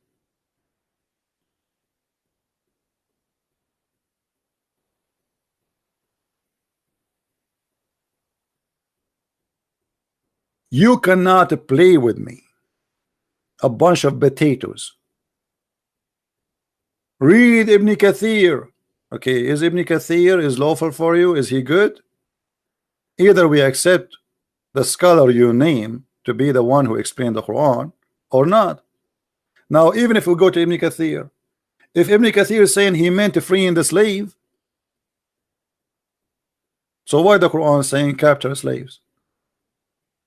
And if Ibn Kathir is saying free the slave, where is the sentence saying that in Arabic? You know, 2 days ago, this potato he called me, actually yesterday, just yesterday. He was driving, right? Or the day before it, as usual. We spoke about the chapter 86, verse number 7. I showed him Ibn Kathir, he don't want Ibn Kathir.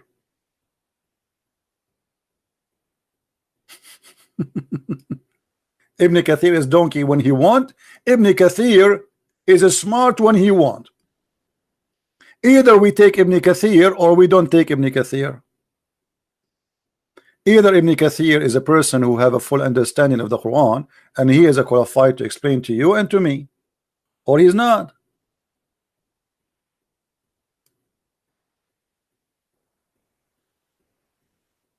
When we speak about the chapter of Al-Jizya, this coward he sent me a message in Skype saying that the Jizya, the purpose is not to kill the Christian, the purpose is the Jizya.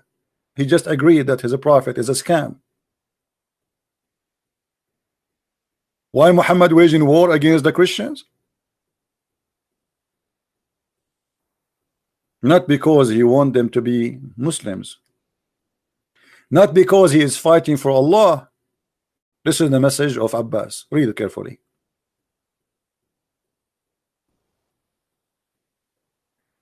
CP, the objective of 929 is to pay jizya. You see it? Not killing or conversion. Then if we go to Ibn Kathir or even all other scholars, he accept them? No, he will not accept them. They are potatoes. They try to find a solution. So, okay, let us go to Ibn Kathir. Okay, we will go. Do you like to go Ibn Kathir?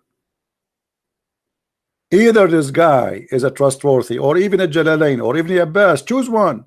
I don't care. But they are coward hypocrites. And yet they accuse you of lying. And I show them in the front of them in the screen. Show me where it says that. They cannot. If you show to me in the interpretation it says that, but in the Quran it doesn't say that, that's mean the interpretation is made up. This is what he said. The same as I said to him yesterday when I spoke about chapter 86 verse number 7. He said to me, does the verse says man? Does the verse says the word man? I said no. I said, see, it doesn't say man.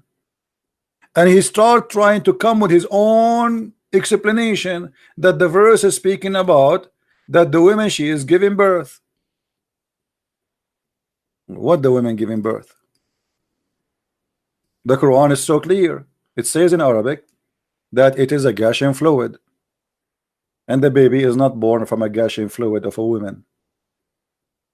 That's a very silly, stupid argument trying to defend his Quran. And if we go to Ibn Kathir explain it, but he don't like Ibn Kathir because Ibn Kathir will prove that Muhammad is a donkey. This is what Ibn Kathir is saying. So why you don't accept Ibn Kathir here, you want to accept him there?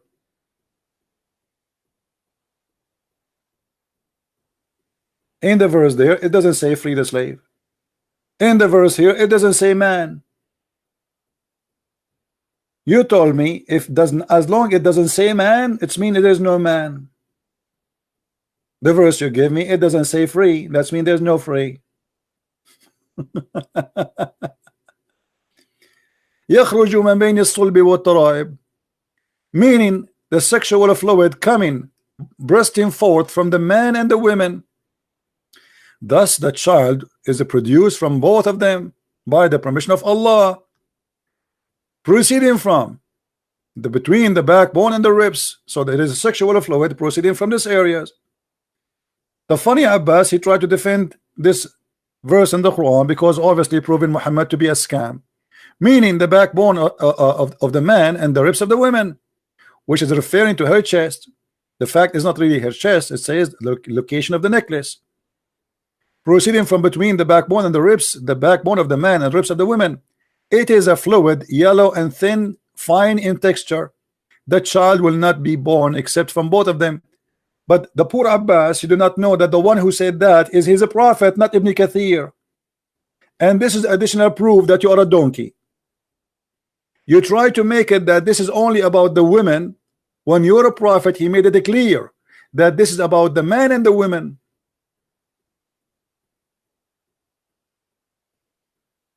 It is not Ibn Kathir saying that. If we go in the hadith, we will find tons of hadith about this.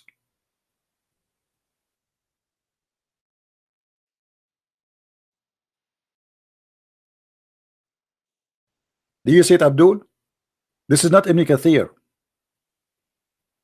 You try to escape the Quran meaning by rejecting Ibn Kathir when you want, by accepting Quran, Ibn Kathir when you like. But look what your prophet said. Salama said to Salim, "Oh Allah, apostle, Allah does not refrain from saying the truth. Is it a must for a woman to take a bath after she got orgasm?" The prophet said, yes, if she notice a water, i.e. discharge. Notice it where? To notice it, you have to see it in your vagina. This is not inside her body. This is a liquid coming out. And then Salama, the wife of the prophet, who never have orgasm, she said to her husband, what? Does the women even have orgasm? The prophet said, yes. Then why does the child resemble the mother?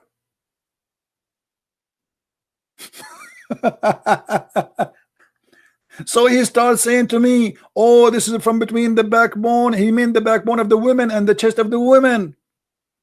Read carefully in different hadith.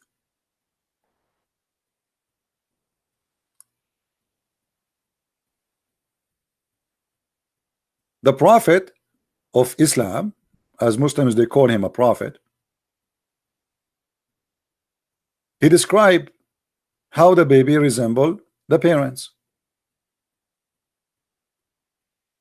All those hadith are the same.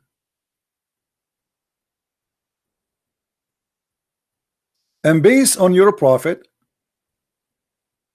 fantastic education, he claimed that if the women have orgasm first, the baby will resemble her. If the man have orgasm first, the baby will resemble him. So when you try to defend the Quran, proving Muhammad to be a scam, Muhammad, he did not help you, because Muhammad, he cannot keep his mouth shut and he get you busted. As you see, Muhammad saying clearly that the women water is thick and white and the man water is thin and yellow, and from both the water the baby come. And this is exactly what chapter 86 verse number 7 is saying. But you, because you are a liar, you try to say, oh, this is only about the women. Does it say man there? No, the verse doesn't say man. You're right. We have to admit the verse doesn't say man. But your prophet explained it now, what we can do. Unless you know what the verse mean more than your prophet. And here you notice that Muhammad obviously proven himself to be a liar.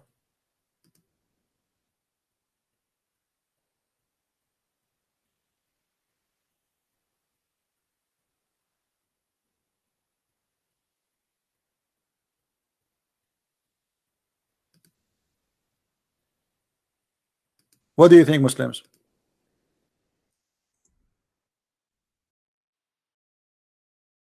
Abdul? Even if Abbas wanna call, he can call. You make me angry, upset. I cannot take it with those liars. Call so we can laugh. Is your prophet a donkey? Or you know the Quran meaning more than him? Do you know more what Allah he meant from Muhammad? Obviously you know more. So the hypocrisy of Muslims is beyond imagination. The words are not there.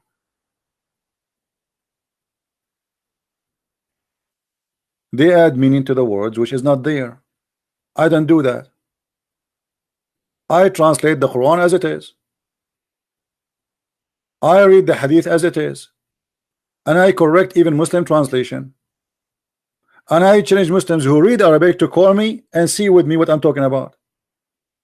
And when I challenge you and I say all Muslims in the world, call me right now and prove me wrong, who speak Arabic specifically, my Skype is open. Any Muslim who speak Arabic, he can call me, say, okay, I want to show you the word there where it says a free a slave. It's not there. As simple as that. I'm not stupid to say that the word is not there, and it's there because people will laugh at me. And the donkey called me, he said, don't you see do you see the word there, riqab? You donkey, you just approve that you're a prophet, he owns slaves, and you Muslims, you own slaves. Why he owns slaves if he's against slavery? Imagine I am against slavery, but I have thousands of them.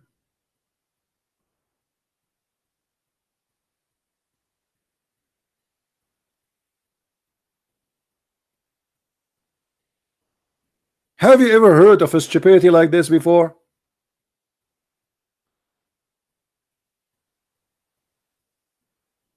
If you go right now in the Quran,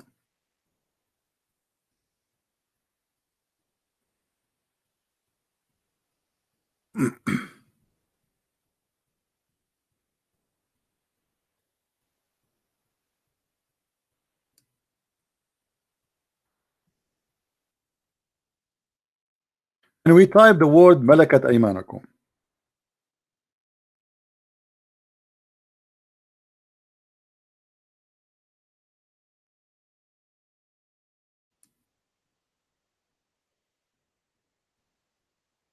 The Quran not only legalize owning slaves, it's legalizing raping slaves.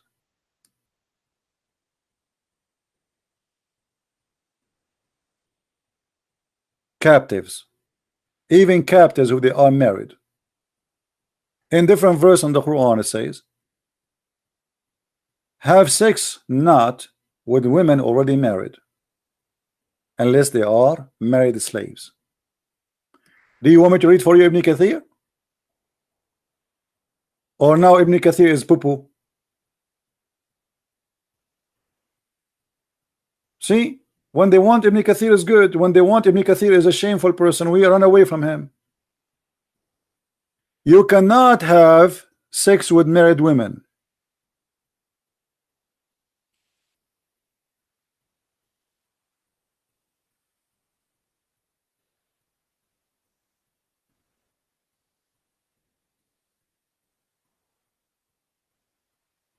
And by the way, it doesn't say even marry. Well, marry, how you can marry someone is married? What marry? It says forbidden for you, etc., etc., etc., and forbidden for you women who they are free. What does that mean? We read the interpretation. It says that those are free women, and there is the women who they are married. Those are not lawful for you unless you do it in the right way. Except who? Your right hand process. Do you see it, guys? Do you see it? What is the exception to have sex with? It's forbidden for you this and this and this and this and this long list, and then except your right hand process, the captive. You Muslims are very good to slaves, but you rape them.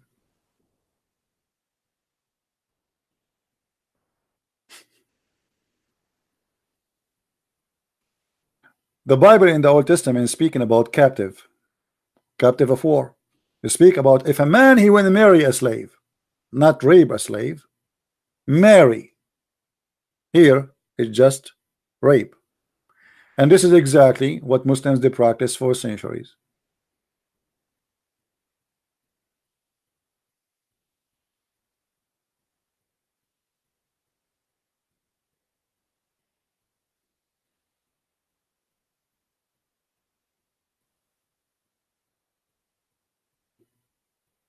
Anyway, we go back. Try something better, Muslims.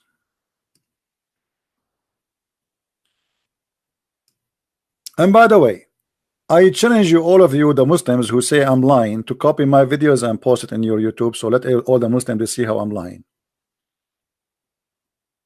I want the Muslim to see how I'm lying. It's a challenge to you.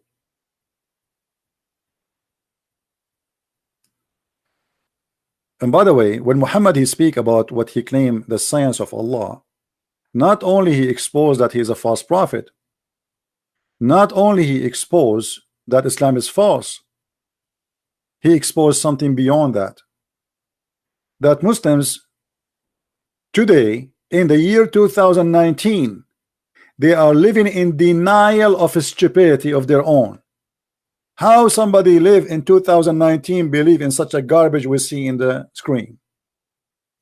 If a Christian prince he says that if the man have orgasm first, the baby will be a boy, and if the women have orgasm first, the baby will be a girl, the Muslim they will make videos making fun of me and laughing at me.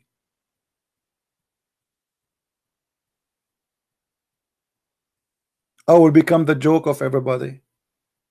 But Muhammad saying that, Muslims, that's it. Christian prince is lying.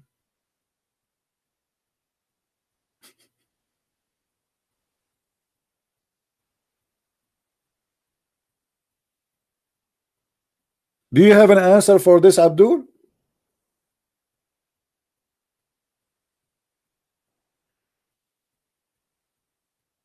Or the Quran saying that you are born of a gushing fluid coming from the ribs of the women and the backbone of the man? Or the Quran says that the sperm will turn into a congealed blood? which is very stupid and very silly, and the Muslim made articles about the science of the Quran.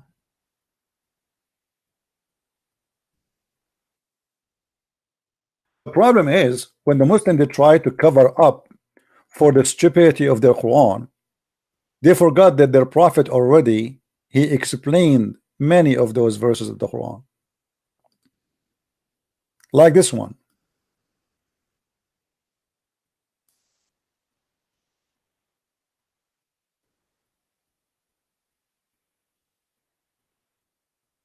Muhammad he explained. You see, the problem is that Muhammad he did not let the Muslims alone with the Quran. He explained it, and that will get Muhammad and the Muslim busted. How we can understand this verse? Let us see what Muhammad said, and this is a Sahih Hadith. We will not use something is not accepted by Islam. Muhammad is a scientist. What we can say? Read carefully with me, brother and sister, brothers. When the drop of semen remain in the womb for 40 days or 50 days, drop of semen is in the womb for 40 or 50 days. As we know, you notice here the Muhammad he did not even know what is the egg. There's no egg. He imagined that the water in the woman's vagina is what make the baby, and the water of the man, which is the sperm, make the baby. So both of them they have a sperm. And here Muhammad is explaining the semen. A drop of semen remain. All of us we knew that one semen will fertilize the egg. What drop of semen? Drop of semen remains in the womb for 40 days. Okay, hold on. I mean, Muhammad here, he owned a very certification in science, big one. Who can deny that Muhammad is doctor now? How long the sperm can live? Search and Google right now. Answer: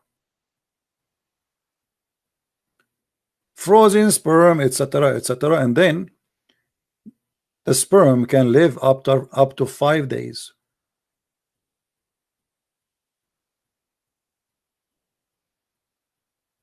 Muhammad he only added a 0.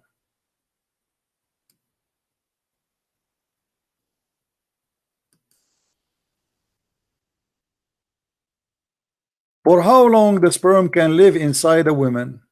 Another search. Maximum. Since sperm can only live for a maximum of 5 days in the female.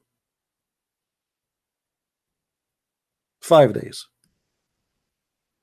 Muhammad he made them 50. Very close.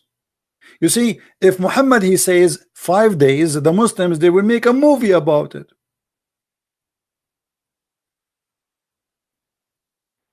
And then look what happened. So now the sperm as a drop inside the woman for 50 days. The angel come and say, oh Lord, good or evil. He write your destiny when you are a baby, you know, not born yet. But look at this here now. Allah the Exalted, the Glorious, has appointed an angel as he created of the womb. And he would say, oh my Lord, it is now a drop of semen. Oh my Lord, now it's a clot of a blood. Oh my Lord, now it's a lump of a flesh. Oh my Lord. This is how the baby is created. So, oh my Lord, for 40 or 50 days as a semen. Oh my Lord, as a clot for 50 days. Oh my Lord, it is a lump as a 40 days. And we can show you even the hadith. You're a prophet. He explained it, my friend. Read carefully and love. The messenger of Allah, the truthful, The truthful, look at the truthful, huh? He's truthful. And the receiver of the truth informed us, saying, the creation of the human is gathering in the form of a semen in the womb of your mother for 40 days. And then he became a blood for 40 days. And then he became a lump or of a flesh for like that 40 days. That's it, the baby is created. This is the science of your prophet.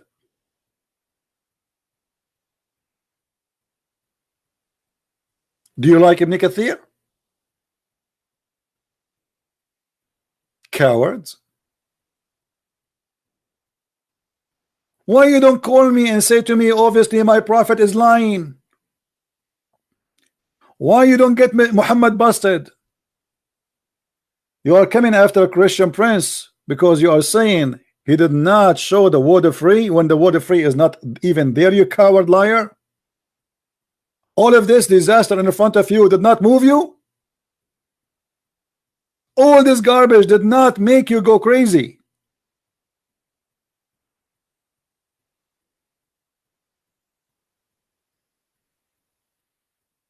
You can call me only if you are a Muslim. Read how many times Muhammad, you repeat the same story. This guy, he cannot keep his mouth shut.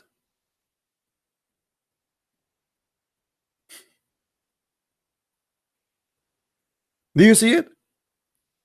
The drop of a sperm remained in the womb for 40 nights, then became a blood, and then became a blood the clot, and then a lump of a flesh, and then Allah, he sent the angels to write the provision. Do you see it? Science. Who is the hero Muslim? He will call the prophet and say to him, you are a liar. This is not true. Cowards, look at them. They will not call Muhammad and say to him, you are a liar. Call him in his grave. And by the way, Muhammad in his grave now, he can hear us. If you don't believe me, I can show you the reference. Muhammad, he claimed that even though he is in the grave, all what you say about him is going to be placed for him. He's God. He's in the grave, but he have a job to do. Read it. You can call him. Have you ever heard of a stupid statement like this? This guy, he think he is God. He's saying to the Muslims, your prayer will be placed in front of me. They said to him, but you are going to be in the grave. How our prayer will be placed in front of you? He says, oh, I forgot to tell you, brother, that we a prophet, our body will not be decayed. Okay, your body will not be decayed. What does that mean? You're alive in the grave. Let us say, for the sake of argument, that your body is not decay. But how the prayer will place in the front of you and you will see them unless you're alive.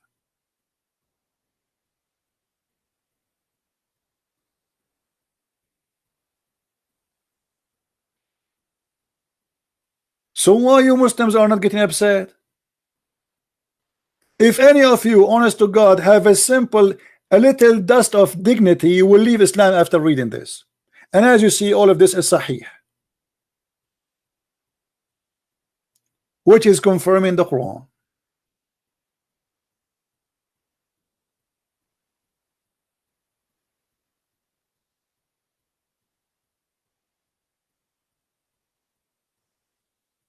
But they have no dignity. They are coward. They defend the lies in front of you. Who of you dare to say that Muhammad is right?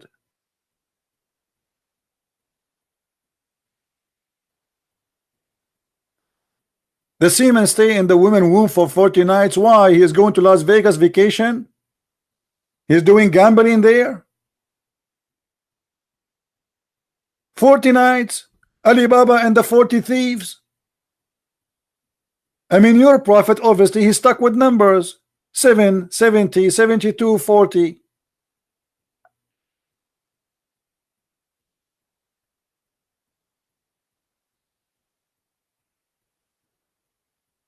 And look in this hadith, Muhammad, he even making big boo-boo now. Here he says that the angel, he asked Allah, the last stage, he asked him, male or female? Allah, male or female? We make it male or female. Should I install a penis for him or install a vagina? Allah.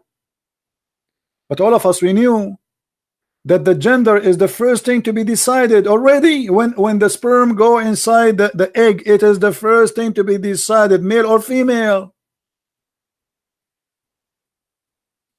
To the point these days in the clinic, you can choose. They can take your sperm and they can separate the one who will make your wife, deliver a baby boy or a girl. So you can decide what do you want. According to your prophet, the last stage is male or female.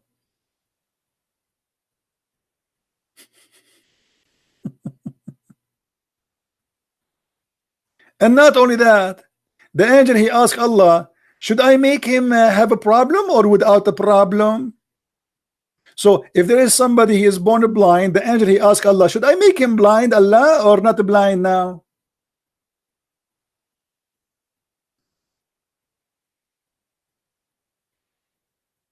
Why you Muslims are not getting upset? This does not make you upset?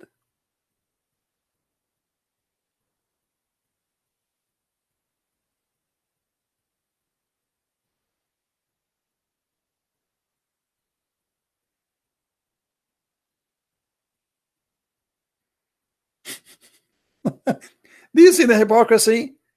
As long you are watching my videos closely and trying to find a lie, I mean, all those lies, Christian Prince, he just said in front of you in the screen, is not enough for you to prove Islam to be a lie. Here we go. I'm saying to you here, what is a lie? Your prophet saying that.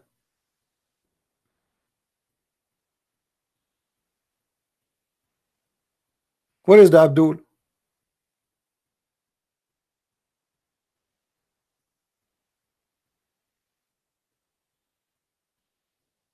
And the funny, you ask the guy, do you speak Arabic? He said, I will not tell you.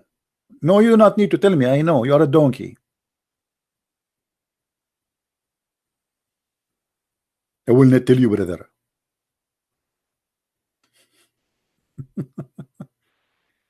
Do you know why he chose to say I will not tell you? Because he knew if he say I speak Arabic, I will get him busted. So he decided to say I will not tell you, because this is the best solution for his lies.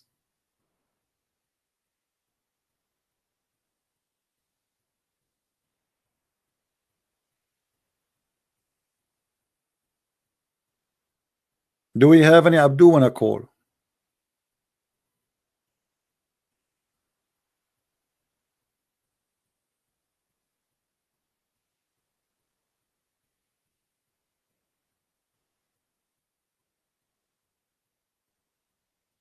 Anyone?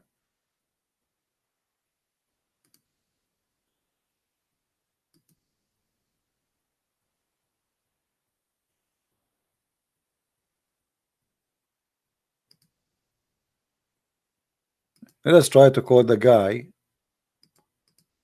who accused me of lying, just for fun. What his name was.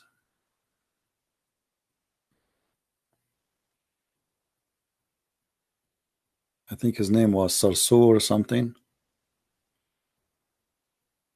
Let us see. As I remember, his name start with letter Sa, Sarsour, something like this.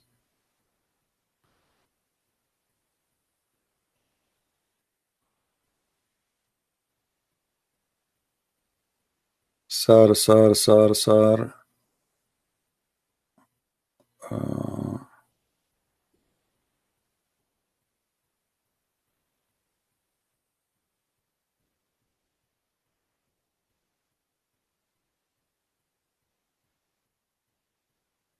Oh, this one, I think. Okay.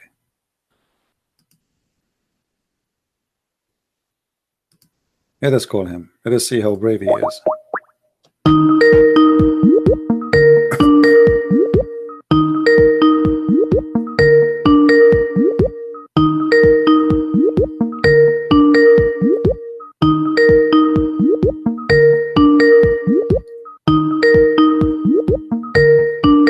تنسى يا صرصور.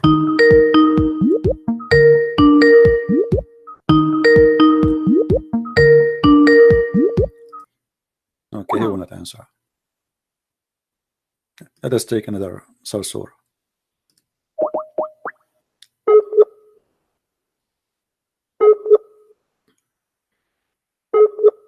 Oh, Abbas is not here now. Next صرصور.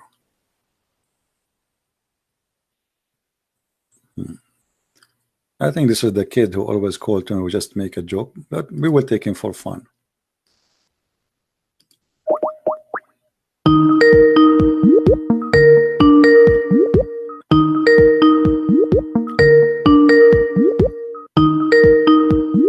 Answer.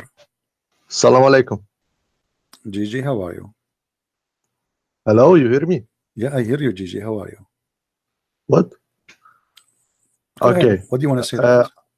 I wanted to explain the yellow fluid. You want to explain the yellow fluid? Yes. Okay.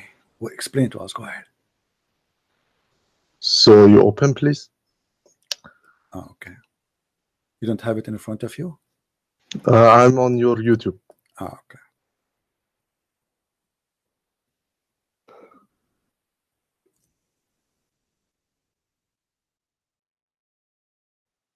Okay. Also, der Video und Ramazan Gülen sind gewöhnt. You see, we said we want to call you Gigi, and I know it's you. I can see your IP, you idiot. That's for fun. You donkey. You have a very great future, by the way. Yes, Abdul, how are you? I'm good. What are you calling me for? Just for fun. Okay, so then give respect. Did you get upset? Insulting behind them. What? Listen, please. What? If you got on me, insulting me behind me, talk to me. If you did, I would never answer to you. I don't answer to insults. You call me, and you are the one who said to me you are a liar. So who is the one insulting I'm just saying. Aren't you the one who called me? The first sentence you said to me, you are a liar. You lied. Al-Riqabi means freeing the necks. No, it doesn't say that. No, you cannot prove it. Prove it to me. Where it says that? Here we go. You are a liar again. Show me where it says free the necks. It says riqab. Riqab means slaves. It says there in the verse, be good to this and this and this. And he mentioned the slaves. It doesn't say free the slaves. Are you saying free the orphan too? Are you saying free the poor? Are you saying what is the word free? He is just counting one after one after one. It doesn't say the word free. Now I challenge you to show me the word free. You could not show it. Okay. Now you see how you shift from last time you said to Abbas, there's no slave here. There's no slave here. Now you're saying there is slave, but there's no slave. No, it doesn't say that. No, we mentioned about no free of the slaves. There's no slave here. You coward. There's no slave here. You donkey. There's no slave here. You are a donkey again. You are a donkey again. No, you are a donkey. You are a donkey again. We spoke, and he called me the donkey. He called me after you, and he agreed that it is not there. It is not there. Now listen. Is the word free there? Yes or no? There's the word slave, but there's no free. Yeah. Stop lying, brother. Lying isn't anywhere. Jesus didn't ask you to lie. Abdul, no religion asked you to lie. You are the liar because you cannot answer me and you cannot refute me. I'm going to show how you went from. You are a coward. You are a coward. Why you don't show me where it says free the slaves? You call me to show me where it says that. Why you don't show me? Did you not that there's no word slave in here? It doesn't say no. No. I said don't. There's no free the slave there. There's no free the slave. You are a coward. You are a potato. Play the video. I asked you to give me the video. I asked you to give me the video an hour ago. Did you find it? You are a potato like your prophet. I said to him, nowhere here it says, shut up, you idiot. Either you show me, prove me wrong. It doesn't say free the slave. That's what I said to him. And this is why you called me. So you are a certified donkey now. After all this argument, listen, Abdul, after all this argument, was you able to show me where it says free the slave? Yes or no?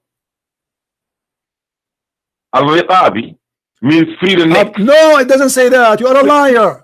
It says riqab means neck. Show me the word free. Coward, son of Mutar. You see why I don't want to talk to you? You're a donkey like your prophet.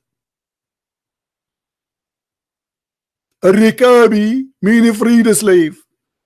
A riqab mean the one you own them as slaves. And the verse says, be nice to those and those and those. Know where the word free is.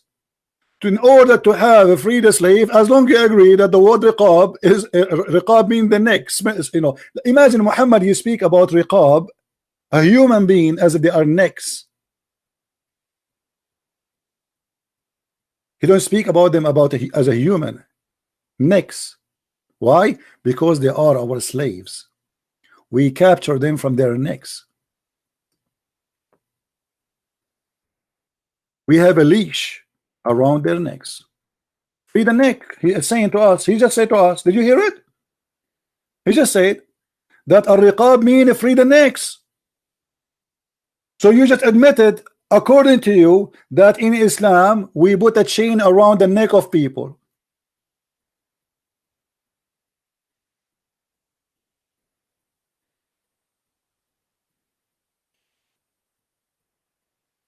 And if a Muslim, he want to free a neck, as he said, the Quran says, freeing a believing neck. And that explains this verse here. And that is a penalty, not as a reward. It's not a reward for the slave. It's a penalty for the Arab guy who did something wrong.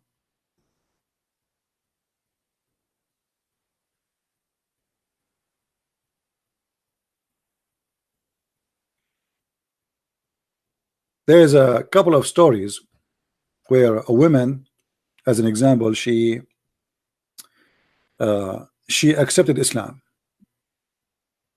So he told them free her, but he don't own her, by the way. Free her. You don't free from his own. He free from your pocket because she believed he's a prophet. But after that, Muhammad, you don't like the idea because now many people they start saying I'm a Muslim because they want to get their freedom. So still Muhammad, he allowed the Muslims to own a believing slave like Bilal. A believing slave.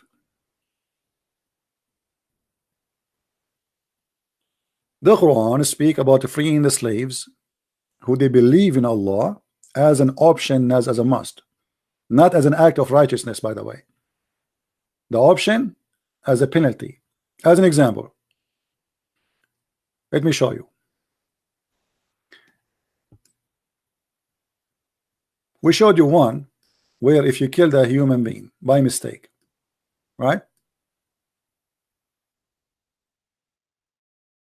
Let me show this donkey who speak about al-riqab.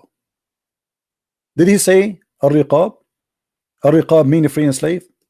This is the verse in front of us. It says فَتَحْرِيرُ رَقَبَةٍ. Do you see the word tahrir, you donkey?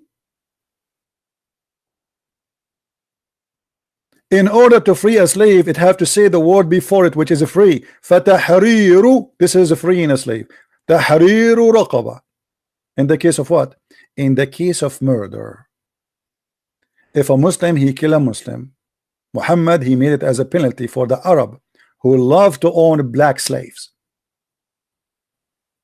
So if you kill your brother and you claim that this is a mistake, or you wanted to cut his skin only, or you were fighting with him but you don't mean to kill him, then it says here in Arabic, set free a neck. Set free a neck. Where is the word set free? You see it here in English, but you see it here in Arabic.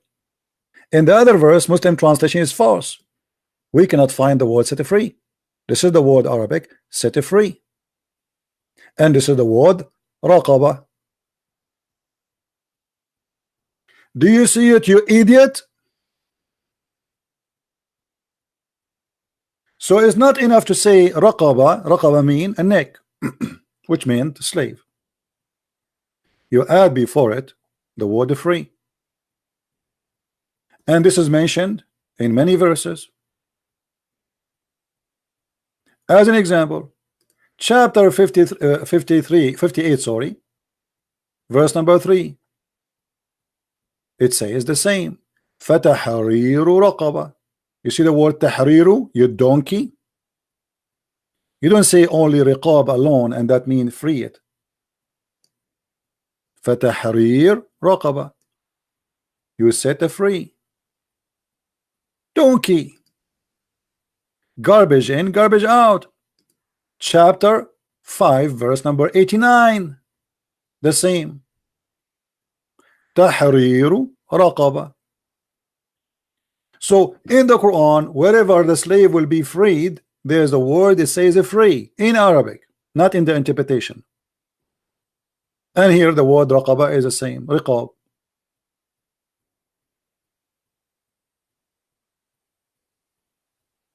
As you see here, Muhammad, he make it as a penalty.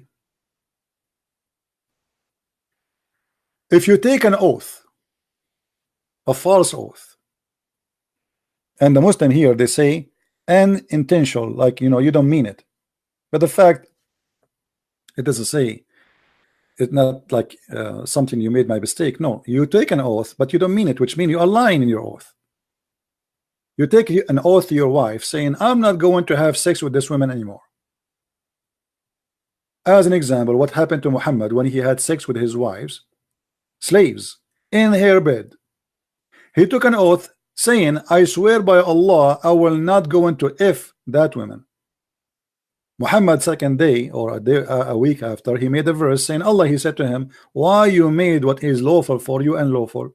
And this is chapter 66, verse number 1. And obviously Muhammad is the one who made this verse, because there's nowhere in the Quran it says you can have sex with a slave unless she is a captive of war.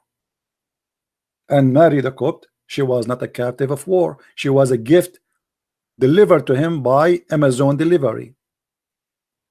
Muhammad, he accept all kind of slaves, not only captives, even gifts.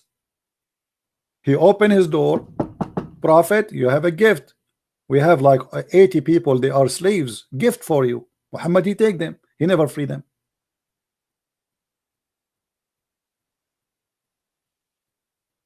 So if you take a false oath, what we will do? Allah will not take you accountable for your false oath,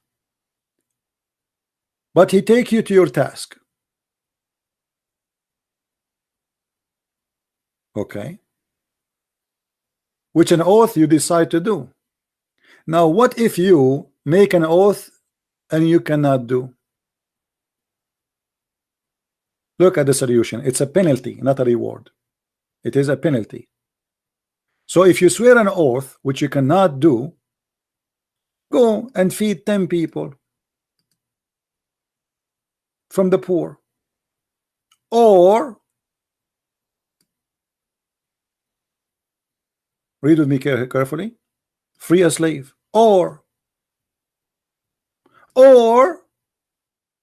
fast 3 days,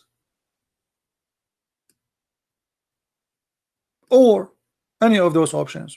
It's a penalty, it's not a reward for the slave. Here Muhammad is not, he is not being good to the slave. He is making a penalty so he can stop them from taking false oath, but he himself is the first one to take a false oath, and he never free a slave.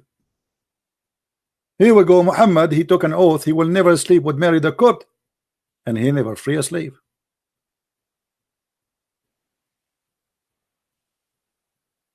So in Islam, freeing a slave was always either as a penalty or as a reward. Reward to who? In a certain point, if somebody converted to Islam because Muhammad he tried to increase his number, he says as long as you don't own him. If you own him, you don't free them usually. I don't remember I see any story Muhammad he free his own slave for he convert to Islam. I saw stories of people they convert to Islam and then he freed them. And then we saw stories where Muhammad he makes slaves again, even though their master they decide to free them. Imagine the master he want to free them, Muhammad he refused, and he made them slaves again.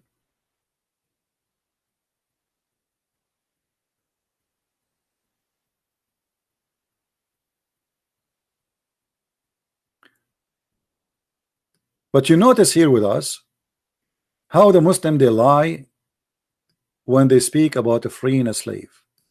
And by the way, when a Muslim speak about we've been ordered to do righteousness, if you look here, it says feed 10 people. Okay, from the money of who?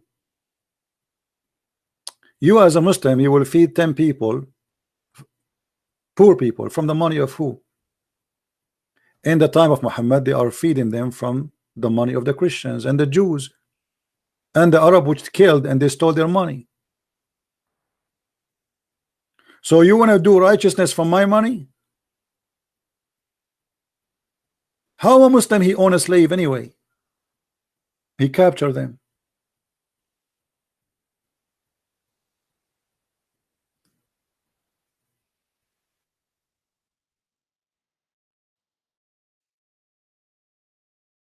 Read. Do you see it? Muhammad he enslaved even children. He killed all the men. Those people, they were not even fighting him. They were busy doing their watering to their animals, feeding their animals. And he attacked them where they are not aware. Read with me carefully. The Prophet had suddenly attacked Bani al-Mustaliq without warning while they were headless and their cattle were being watered at the place of water. Muhammad is a wolf. Poor people, they are watering their animals.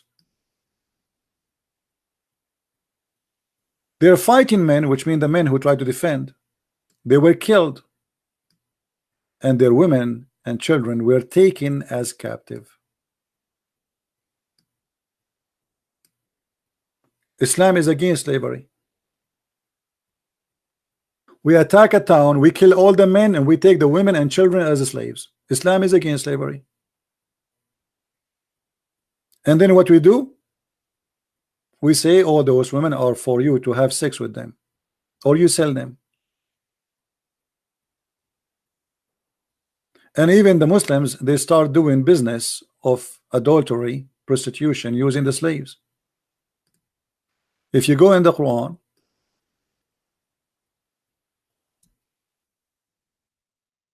after the complaint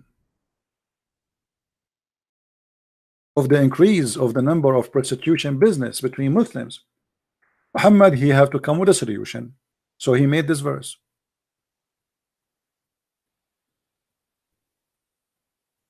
He says, force not your slave girls for prostitution to seek money. Force them not. Okay, what force them not? In Arabic it says وَلَا تِكْرُهُ فَتَيَاتَكُمْ عَلَى الْبَغَاءِ إِنْ أَرَدْنَا تَحَصُّنًا. Don't force them if they wanted to preserve their chastity. What if they don't want to preserve their chastity? It's okay. Prostitution is okay in Islam. Only for slave girls.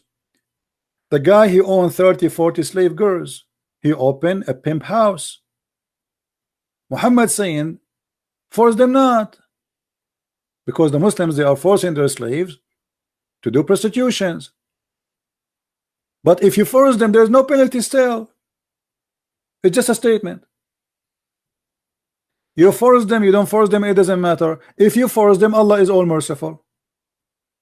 If you don't force them and they agree, that's wonderful too. And they are making money from this.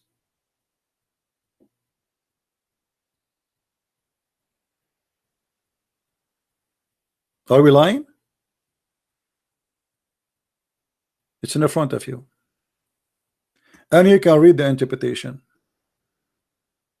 And if one of them forced them, then Allah is all merciful.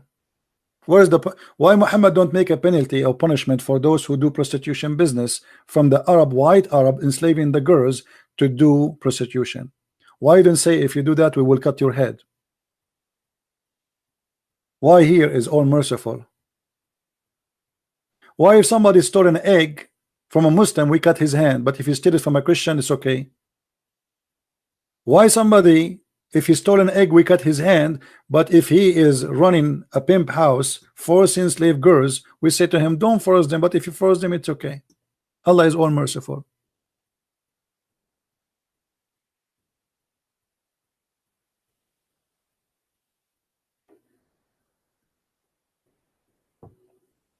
Any Abdul?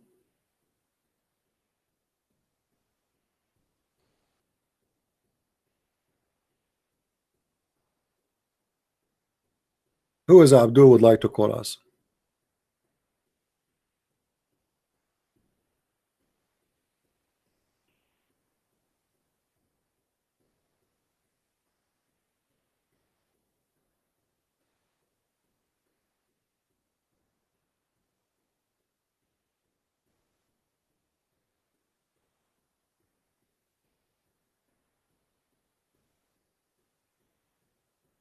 Anyone?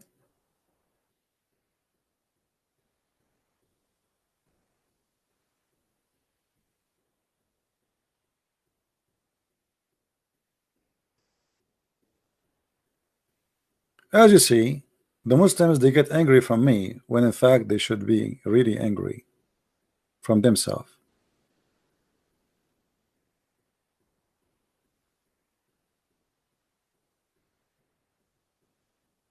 Their prophets saying stupid things. It doesn't make them angry.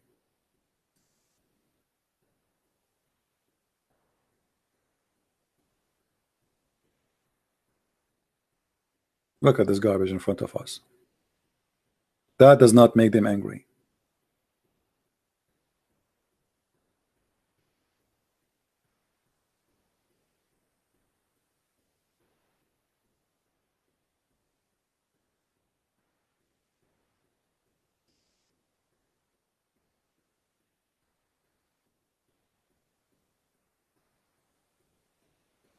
Any Abdul? You know, the funny people, they ask me in Skype how we know that you are alive. Look like nobody heard of something called subscribe.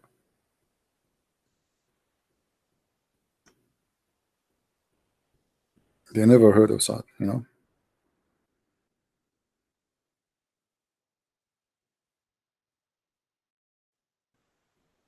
Any brave, proud Muslim is proud about Dr. Muhammad teaching us how the baby is made? Or even about slaves?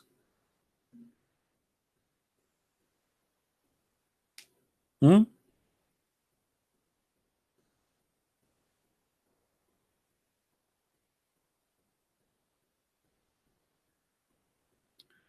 the way, if any of you speak French, will be nice if you guys tell your friends about my French book, because not many people knows really about it.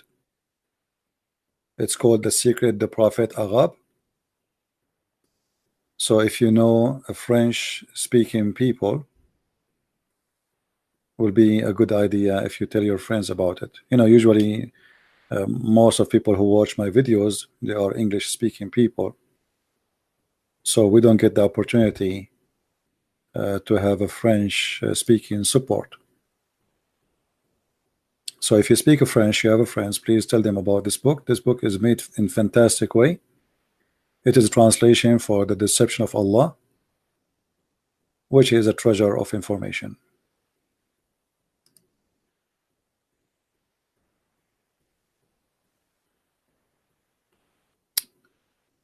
Any Abdul?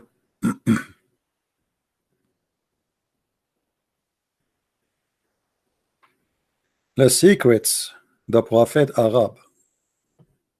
What a scandal. What a scandal. What a horrible book.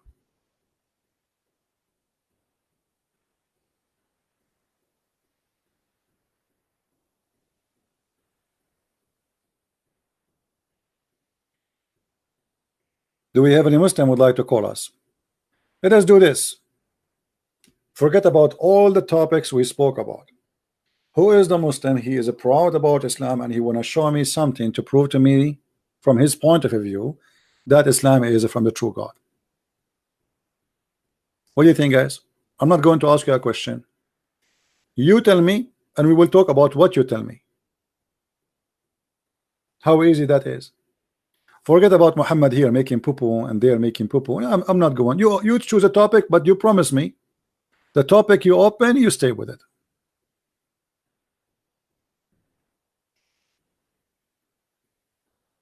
Anyone? You talk about whatever you want. Science and the Quran as an example. Anything. I mean, you try your best. You choose it. Or to make it simple for you, you call me and ask me to ask you the question which you made. You made the question for yourself. I will just repeat it. And I challenge you to answer the question you asked me to ask you. How about that? Have you ever heard of a challenge like this? You ask me to ask you a question, and I challenge you to answer the question you asked me to ask you. Who dare to say so?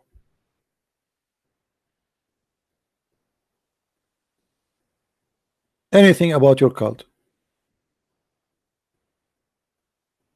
I mean, this will be the easiest exam ever. Imagine you go to school and the teacher, he says to you, write the question you like and answer it. You write, you make it, and you answer it. You make it and you answer it. What do you want more?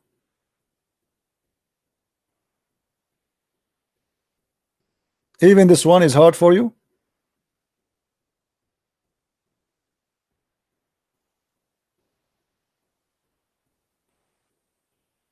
No, they cannot. You know, for me, you see, I don't tolerate liars. The second I notice somebody is just playing games, he is not being honest, I hang up on him. There's no need to talk to him. I'm not going to shout, scream, you know. There's no point. Like the guy just before, he keep insisting it says a free the slave. We ask him where, he cannot show us. He don't speak Arabic. He says the word riqab means freeing the slave, which is stupid.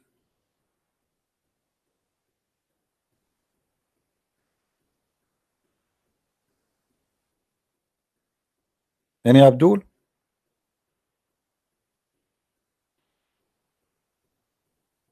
Is it true that Aisha would clean the semen from Muhammad clothing? Yes. Aisha, she cleaned the semen because obviously this guy.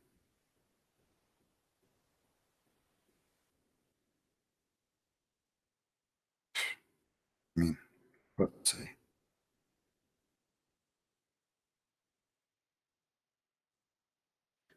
Let's see if we can find the hadith in English.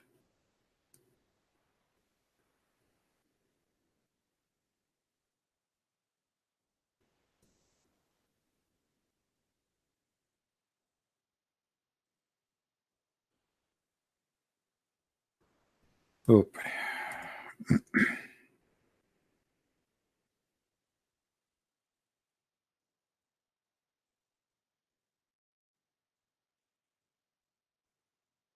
Very easy to find the hadith in Arabic, but let us see in English how the story will be.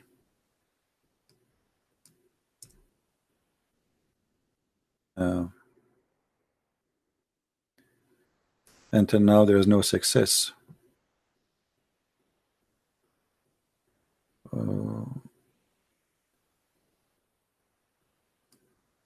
Let us see now. Yeah, she don't wash it. You know, she just no, we cannot find the hadith in this website, which is very weird, by the way, because it should be in Sahih Muslim, as I remember.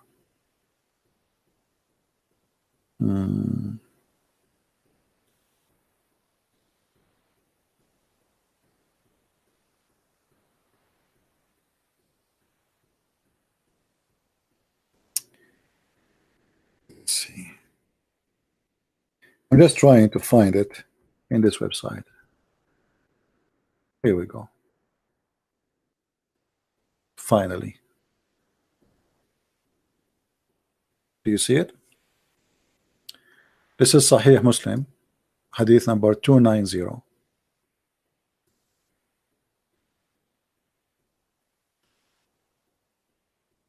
Did we answer you?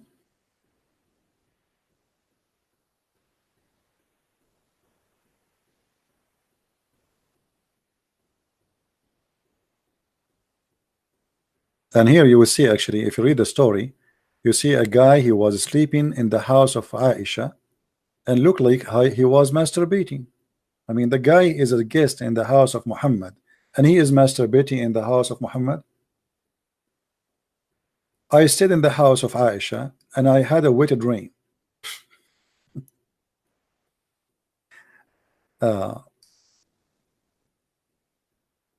By the way, it's not a wet dream. فاحتلمت, which means I have he did masturbate. So in the morning, I dripped both the clothes in water. This act of mine was watched by a maid servant of Aisha, and she informed her. See, Aisha, she is poor. The Prophet is a poor man. He have servants. They have slaves. I mean, Muhammad is against slavery. Aisha, she have servants. Okay, all of us, we have servant at home. Don't you have a servant at home? I have 10. But because of a global warming, I decided to make them 5, because they are fighting a lot. They are eating beans. Now read. So Aisha, she sent me a message saying, what promoted your act like this with your clothes? He said, I told that I saw a dream which a man see in his sleep. He's masturbating. She said, did you find any mark of the fluid in your clothes? Look at the discussion. I said no. She said, had you found anything you should have washed it? In case I found the semen on a garment of the Messenger of Allah, I scrap it off with my nails.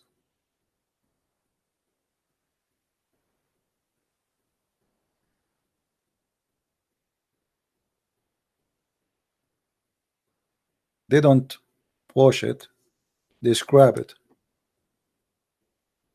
Oh, you don't see the screen? I am sorry, guys. I forgot that this thing is on the screen. All right. Anyway, you did not miss it. You did not miss a lot. We can draw this one. Sorry.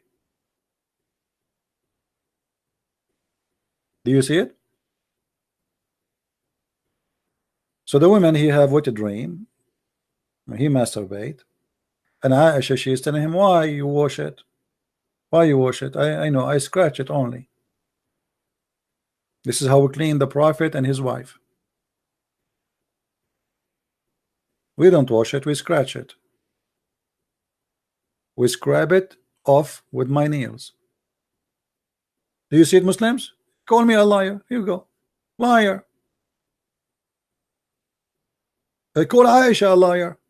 Do you remember, guys, when Dr. Ruhi, not Ruhi, Dr. Ruhi, sorry, the sheikh from Shakuka, New York, when I showed him the verse about the breast feeding for adult, do you remember what he said? If anyone remember what, in what time of the video, so we can play it. I don't remember when he said that, but I think it was at the end. When I showed him this hadith, he said, there's no such a thing. It's called the breast feeding for adult. I said to him, are you accusing Aisha to be a liar? Do you remember?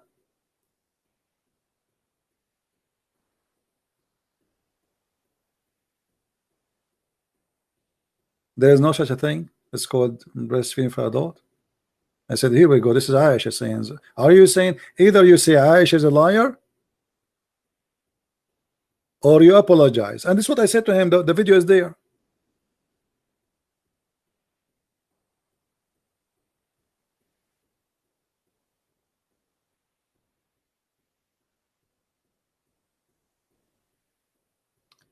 Yeah, Abbas, you are just a little puppy. Don't even text me again.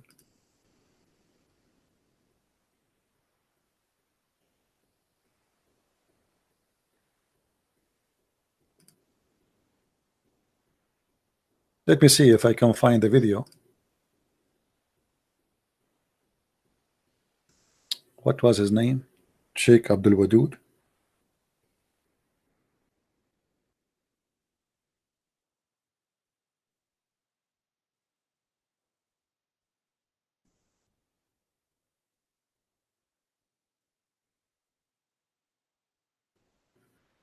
Okay, Sheikh Abdul Wadud.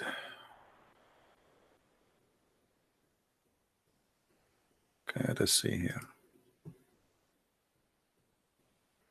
I think it was at the end of the video.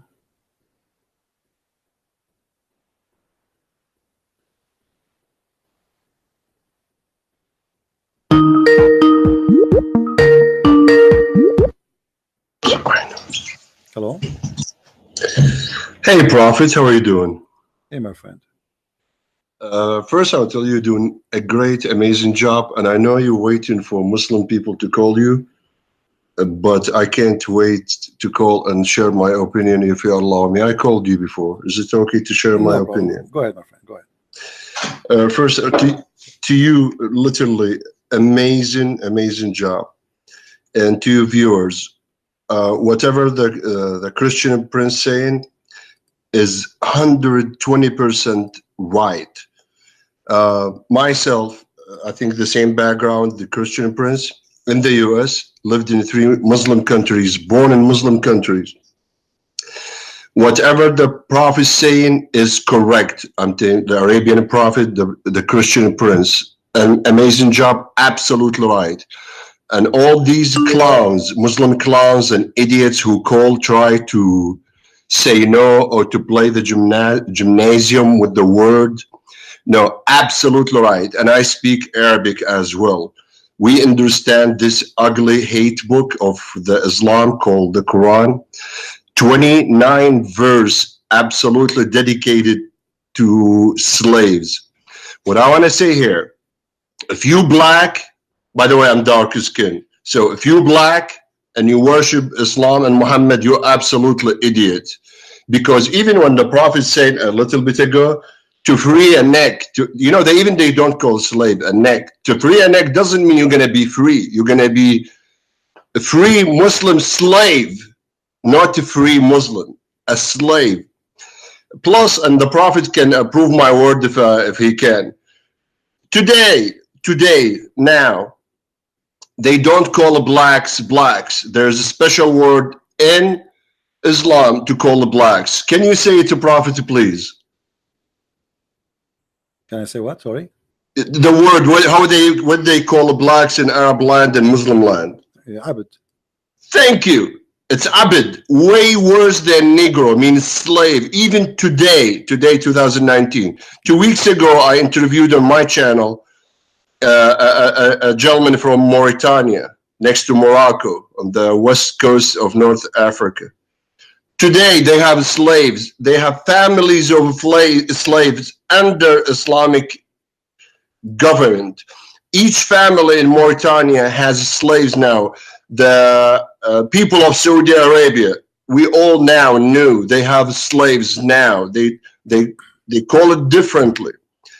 But it's 29 verses in the Quran calling about the slave. Tahrir Raqaba, to free a neck. If a Muslim want to do anything, bad deed or bad doing, it's okay. He can free a neck, free a man or a woman. My friend, by the way, as long as you speak Arabic, I don't know if you saw the Muslims speaking about verse 177. Does it say there in Arabic anywhere free? No, I was in the gym. I was like, oh my God, I want to call the prince. It's Just amazing how they lie. This is the Muslim job. Muslims now are attorneys for Muhammad and the Quran. They play with the word. Oh, that doesn't mean this. Oh, this doesn't mean that. No, it means that exactly. Yeah, so when in the Quran says abd, means slave. But by the way, if you dark skin, if you brown, if you are idiot to worship Muhammad, because you are less Muslim. Okay, and Muslims idiots. I mean idiots in general, because they believe in this sick, self-proclaimed prophet. Okay, I was livid to hear these guys calling and laughing. Oh no, it doesn't mean this. No, it means that exactly. And the great thing about Christian Prince, he showed their own books, but they cannot deny they have this schizophrenia. They can't. And that's what freaking West doing now, bringing all these idiots Muslim to the... Imagine you bringing idiots infected with Ebola and cholera to your countries. That's what Muslims are. With all due respect, what I believe they are victims. But there's dangerous victim. Victim with virus of Ebola is dangerous. We need to put them aside. But to come and spread this disease in the West, in America, in Europe, in Canada, we need to stop that. Yeah, you know, and I would love to be with you one day if someone told me no, or I mean, yeah, hold on. It's in Arabic and English. It's clear. My friend, we cannot say we should put the Muslims aside. It's not the problem if somebody is, let us say somebody is sick with something. It's not his problem. The problem is that if the society is not, you know, they don't have, let us say there's a flu spread all over. But you know, people, they have to have a flu shot. You know, it's not the fault of somebody is ill with something. So I don't blame the Muslims, by the way. I blame you know, stupidity of some, and they think Islam still is a good religion. But the Muslims at the end of the day, and I think you're an ex-Muslim yourself, right? Yeah, I came from there, but really, you know, this is the good thing about it. I never said Shahada, and I never accepted Islam in my life. But yeah, Muslim background, born in Iraq. So you are born as a Muslim, okay? So you are born from a Muslim family. So according to Islam, you are a Muslim. Yeah, exactly. Yeah, but we cannot say, like, imagine we say the same to you, because you know there's many Muslims like you who they are Muslim by name, they don't want to be Muslims. So we cannot generalize and say every Muslim is I agree. Sometimes I am sorry for my word, literally, but sometimes you know, when you go to the doctor, you have disease or something, they want to operate on you, the doctor have to cut your skin and go in to correct the problem. I understand the point. I really apologize for that, but at least give, I mean, to our Muslim viewers or listeners, at least review what you're taught, what you've been taught. Go look at the book.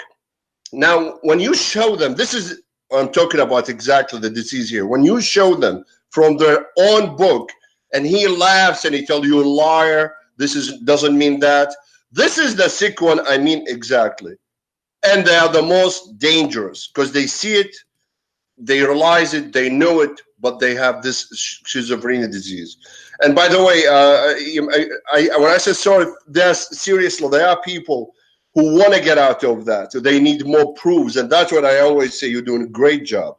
You've shown them from their own books. But I still believe, yes, they are victims. They have been infected. That doesn't mean give them excuse. They need, this is the 21st century. Phones has internet. Back in the days, they go to the sheikh or imam to give them the wrong info. Now, Imam Google and Hajj YouTube can give them another answer. So instead of lying and debating the Prophet, why don't you just check it with your own Google and see the truth? Yeah. Anyway, my friend, thank you very much for calling. I appreciate your call. And, thank you so much. And please stay the hell away from Islam. Thank you so much. I would love for you one day to be with us if we have you on an interview, if you don't mind. Yeah, you know, many people, they asked me to do an interview, and I said, if I accept one, I have to accept the rest, and there is too many. And that's why I'm saying, I know. I'm saying no, because then they will be offended. You know what I mean? They will say, well, why he I agree. You're right. Yeah, you're right. Thank you, my But friend. anyway, you're doing a great job. Thank you so much for all you do. Thank you so much. Thank you for calling. Take care. Thank you, sir. Bye-bye. Yeah, always, think about the Muslims. We as a Christians, I don't know if what he is. I don't think he's a Christian. For us as a Christian, we think about Muslims in different way. We think about them that they are people who need our help. Like I scream at them, I shout, I get angry, but we will never hate them, and we will not consider them. I mean, at the end of the day, they are God made, and they are human like us, and they need help, and as anyone need help. So we don't cast stones. We cannot cast stones at them because this is not a Christian act. We can cast stones at the devil and his teaching, and that's what we do. What I do here, I'm not talking about Muslims, and I will not, because Muslims are people like us. If I'm born of a Muslim family and nobody told me, I will be the same as this Abbas, a foolish man. You keep showing him statement after statement, proof after proof, and still he is acting like a donkey. Well, what I can do, you want to stay as a donkey, it's up to you. But I cannot say that Abbas is a bad person. I can say he's lying to himself, yes, but I cannot judge him really. Now people, they are saying my voice is low. Is that right? Is my voice is low, guys? How is my voice for you? Is it down?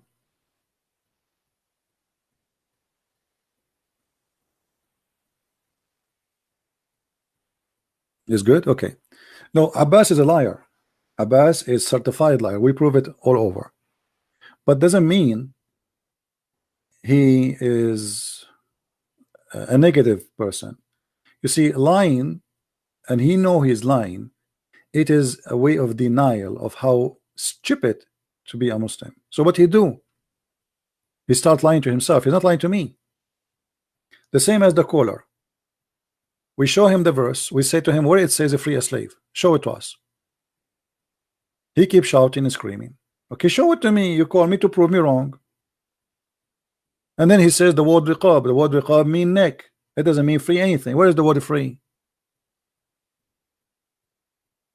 The verse says,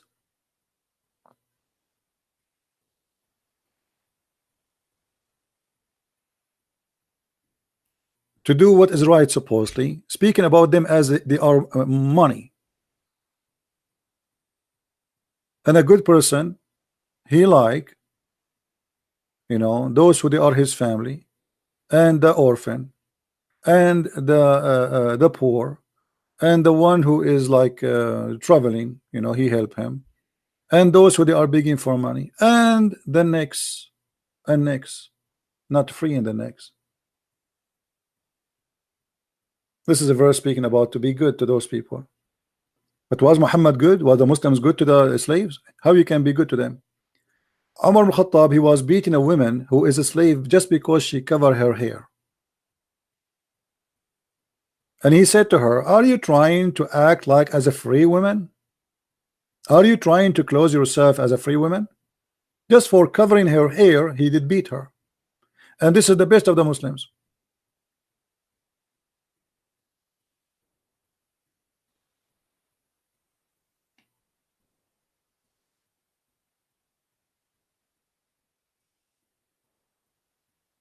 So they can say to you things, but is it true or not? Well, here we prove it. They can claim as much as they want. I don't hate Muslims. I will never hate them. And they can, do as they best they can. They want to spread Islam. Islam is dying. Islam for me is dead long time ago. Building mosque here and there, that will not make Islam is really spreading. Islam is the opposite. We just saw in Europe how Muslim now they are having gay Muslims mosque. And what happened? An imam, she is a woman. Muhammad, he said it clearly, a woman she cannot be. Not only she cannot be a leader of a prayer, she can't be anything. She can't be a leader of a house.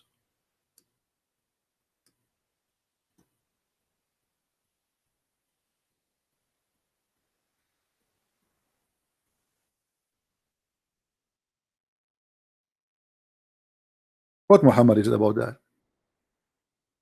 So what is of Islam today is a different, it's a new version of Islam. It's not really exist. And tons of sect. And remember, Muhammad himself, he said, it's not like in Christianity. In Christianity, you can be a Protestant, you can be a Catholic, you can be an Orthodox, still you are a Christian. Because at the end of the day, it's what Jesus said, not what a priest said. The Lord, he says, whoever believe in me and I will live. Muhammad, he said that my nation will be 73 sect, one of them only will go to heaven. So in Islam, it's confirmed according to Muhammad, if you are not following the right sect, you are going to go to hell.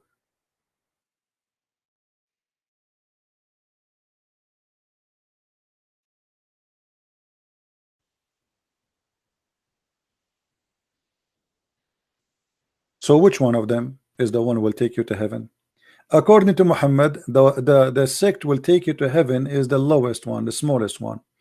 So it cannot be the Sunni, it cannot be the Shia, it cannot be even the Druze, it cannot be the Ahmadiyya. It has to be something very small. Which one? In Christianity, there is no such a thing. Not everyone says to me, Lord, Lord, will enter the kingdom of my Father, but the one who do his will. So the condition is very simple, to do his will, not to be following a sect. And since when following a sect will make you a believer of something, or make you right, because following a sect, I can be a person, let us say assume that the Sunni sect is the correct sect in Islam. That's mean everyone is a Sunni will go to heaven, and that is really stupid. Same time, all of this argument Muhammad is making here that his nation will be 73 sect, showing us that Islam is the most divided religion. According to Muhammad, the Jews will be 71, 72, the Christian there will be 71, 72 sect, the Muslim there will be 73. Which is absolutely false too. I mean, what's 72, 73? The Muslims are thousands of sects. And if we want to talk about Christianity, we can, you know, if we name groups as sect, if we want to name them this way, I mean, we can find endless. So this is a false prophecy. What is a 73 sect of Islam? Right now we have 73. We have thousands of sects. The Muslim Sunni alone is 4 sects. The Shia is tons of sects. And actually, even when we say the Muslim Sunni are 4, we are talking about 4 major, but still there's tons of sects we don't count.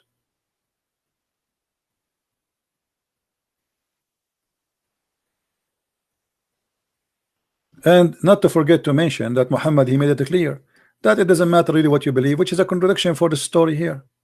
Muhammad, he made it clear that what Allah he wrote for you is going to take over. Not what your sect is. Not even your belief. It's not even being Christian or a Jew. This is Sahih Bukhari, and no Muslim dare to say this is a lie. Read carefully and love.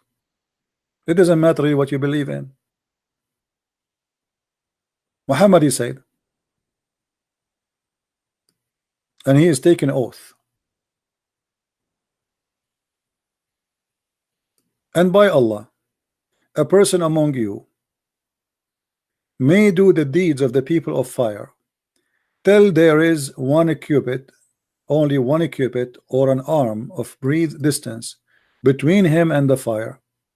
But then that written which Allah he ordered to write, the angel to write, proceed, and he does the deeds of the people of paradise, and he enter it. What a drama. So it is not you, it is what Allah he wrote for you before he created you. You are doing the deeds of heaven or hell, doesn't matter. Here we go. The guy here is doing the deed of hellfire.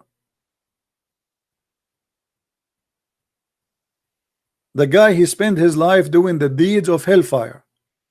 and then what is written by Allah will take over, proceed, and he go to heaven, and vice versa. A man may do the deeds of the people of paradise till there is only one cubit or two between him and paradise. The guy, he's praying to Allah, doing jihad, he joined ISIS, he have sex with the children, as the Prophet he told us to do. All the crimes of humanity against humanity, we did it. And now almost I'm going to paradise to get the 72 vagina, and bingo, suddenly almost there's only 2 meters between me and the heaven. And then what Allah written, proceed, and he does the deeds of people of fire, and he go to fire. Have you ever heard of a stupid cult like this before? I challenge any Muslim to show me how stupid that can be more than this. So why you pray, why you fast, why you go and do Hajj, why you do jihad, why you say Shahada? It's what written by Allah will proceed anyway.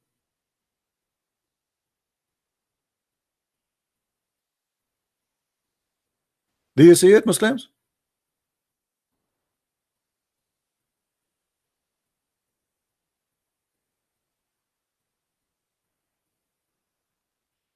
Abdul, do you see it? What the point of converting to Islam? What the point of praying to Allah? What the point of going to Hajj? What all the point is about if what is written by Allah will proceed? Who is the stupid here?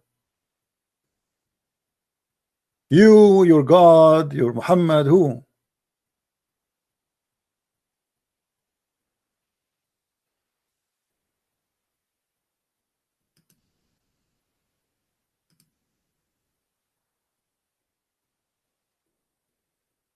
There's no point of this cult, and there's no point of believing in anything. Then being an atheist may be the best choice according to this, because you can be an atheist doing whatever you wish in life, and then what is written by Allah will take over.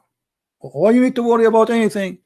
It's based on your luck. If you're lucky and Allah he decide to send you before he created you to heaven, you go to heaven. That's it. It's already ordained. How silly, how stupid this cult is.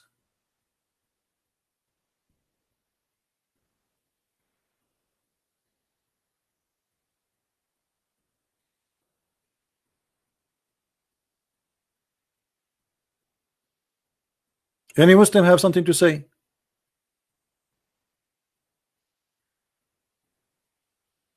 If you are a Muslim, please be honest and tell me, don't you agree that this is stupid? So you do the work of paradise all your life, and then what is written by Allah will take over and you go to hell? Where is justice? And where you are lying to us saying do jihad, Allah will give you virgins. Pray to Allah. If you say the word wadud 100 times, Allah forgive you. He take you to paradise. So all those lies was for what?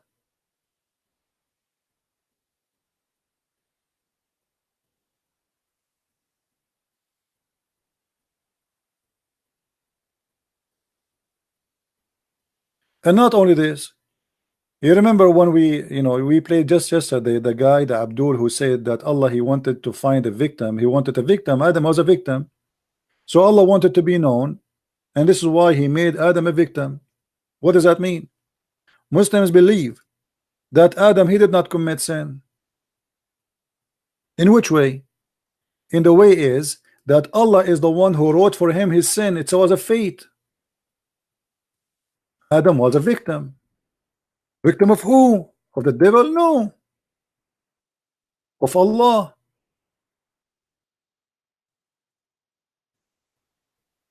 According to Muhammad, and the one is talking here is Muhammad, not me. So don't solemnly say liar as usual. Huh? The Prophet said Adam and Moses argued. I don't know how Adam and Moses they met each other anyway. I thought both are dead. Let it go. Moses he said to Adam, "Oh Adam, you are our father who disappointed us and turned out of paradise, turned us out of paradise." So Moses he believed that because of Adam we are out of paradise. Okay, look like Moses he believed in Christianity. He's not a Muslim as Muslims they claim. because this is not Islamic belief. Here we go. Moses is dead, yet he believed in what the Muslim call a wrong belief in the original sin. That's what the Muslim says. But as you see, Moses here, he agreed with the Christians, not with the Muslims. And then Adam, he answered him, saying to him, "O Moses, Allah favored you, sorry, with his talk, and he wrote the Torah for you with his hands. Do you blame me for action which Allah had written in my fate 40 years before my creation?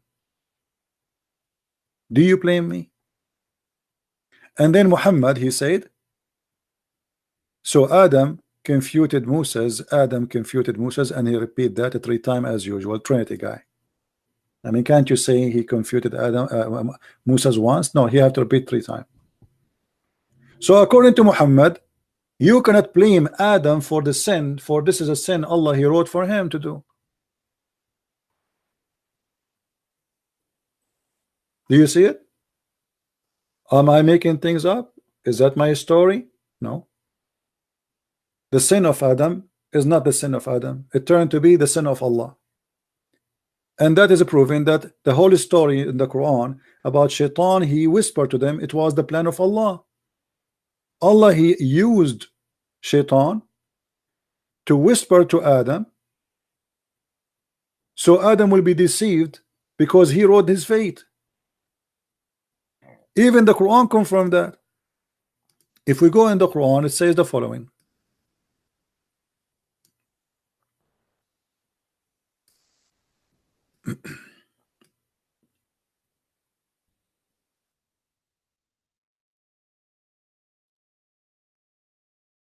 Read and love.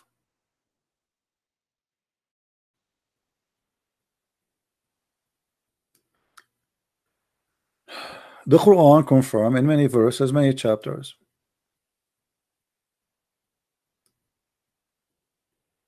Allah speaking to Shaitan, and Shaitan, he answered Allah. He said to him, because you have sent me astray, verily I will shall lurk in ambush for them who they are in the right path. Allah is the one who sent Shaitan astray. The word here is not really a correct translation. It says aghwaytani. Aghwaytani can be translated more accurately if we say you seduce me, you fool me, or you know, like, you know, it's about temptation, but in an evil way. If you change the translator, let us see. This is Bigtal. Let us try another liar.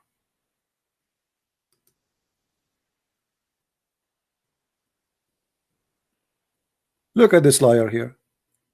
Because you had thrown me out. It doesn't say that. Change the translator. Throw me out. I mean, look at this. Look at their lies. I mean, their lies is really beyond imagination. Look at this guy. And thou hast caused me to remain disappointed. What? Remain disappointed? What the heck? Look how the different the translation for the same sentence. I mean, they are not even in match, not even close. What? Disappointed?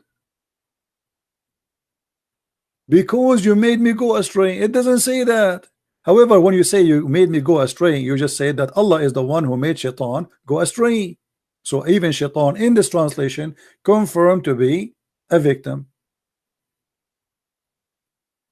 Look at this translation. One after one. Let us see this one. Because you send me astray. I mean, who's left? Ahmad Raza Khan. Let us see Ahmad Raza Khan. Send me astray too. No, this is not right. It should be, you know, seduce me, tempt me in an evil way, like seduce me. Let us see. Arbari. Now for the perverting me. Guys, what perverting me mean? Is that coming from the word pervert? Shaitan saying to Allah, you made me pervert? Is that what the translation is saying?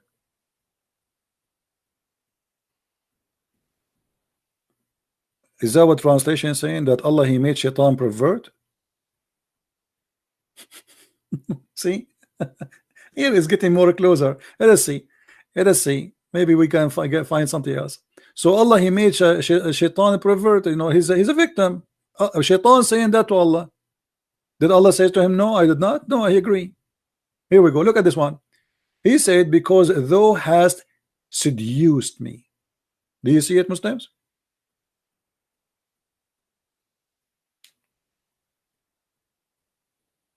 Do you see it? Shaitan saying to Allah, you seduced me. And that explained in this hadith. Because Shaitan supposedly is the one who spoke to Adam and Eve. But as you see, Adam explained, you cannot blame me for what happened, because Allah, he ordained that for me 40 years before my creation. Read, this is a different story. Adam, he said to him, to Moses, do you blame me for doing the deeds which Allah had decreed that I should do 40 years before my creation?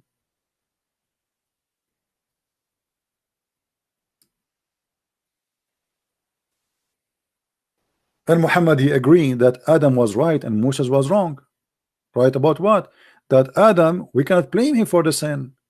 Allah, he decreed that sin for him.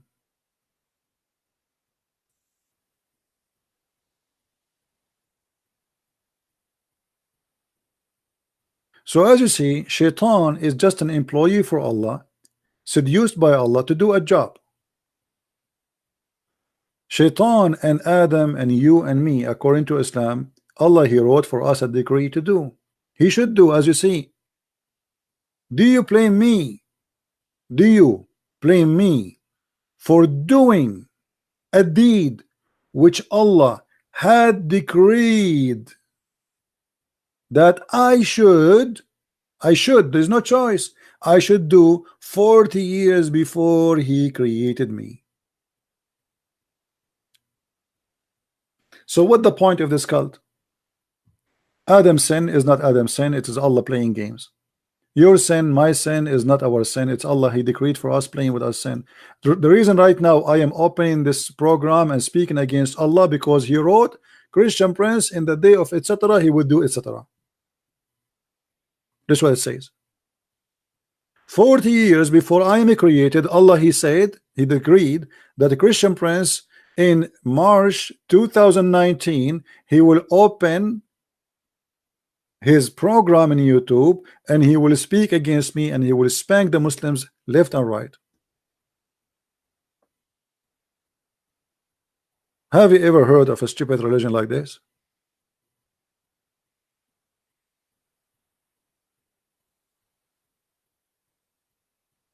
Look at this guy Akram.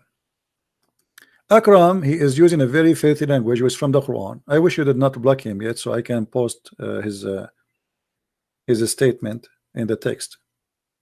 I wanted to show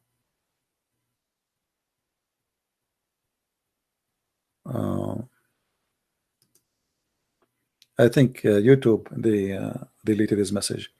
He was saying Christianity is effed up because they believe in Jesus as God. Well, believing in Jesus and God, let us say this is wrong. You believing in this garbage, is it wrong? Jesus, believing in Jesus as God, as you claim. Did you ask yourself that even that one, according to this, is based on Allah deception? According to Allah, every sin you do is decreed for you. So if the Christians believe in Jesus as God, this is what Allah he decide. So who is the one is stupid here? Guys, do you understand what I'm saying? As long he is saying that the Christians are stupid, and he is using the F word because they believe in Jesus as God.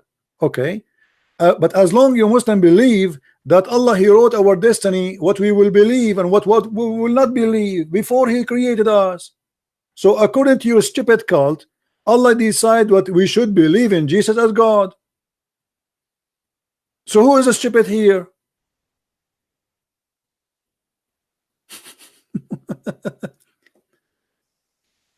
Stupid.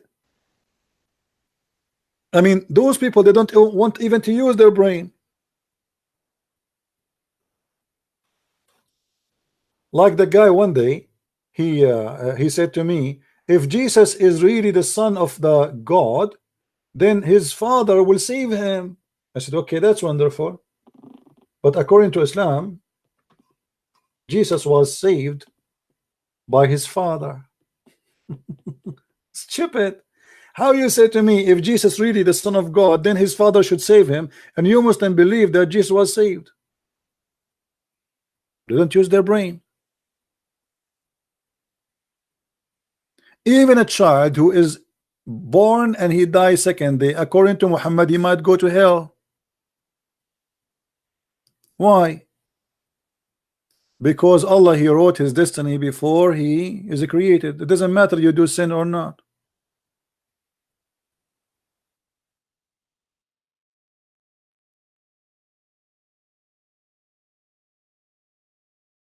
Do you see it? Aisha, she thought that this child who they attend his funeral, he is just a little baby infant, and she confirmed saying, Allah Messenger, there is a happiness for this child who is a bird from the birds of paradise, for it commit no sin, nor has reached the age when one can commit sin. He said, Aisha, peradventure it may be the otherwise, because Allah created for paradise those who they are fit for it while they were in their father backbone, and he created for hell those who they are fit for it when they are in their father backbone. So a child who did not commit sin, yet he might go to hell. He's a child, he's a baby, not only a child. He did not reach the age he commits sin, as even Aisha confirmed. She think, Aisha, that he is going to be a bird from the birds of paradise, for it commit no sin, nor has reached the age when someone can commit sin. So what is the reason to go to hell? It's not because you commit sin or not. So you're upset from a Christianity, but the fact you should upset from Allah, because according to this, if the Christians are wrong, it's Allah who made them wrong. Before I was born as a baby, Allah decided to make me Christian. Who is the stupid here?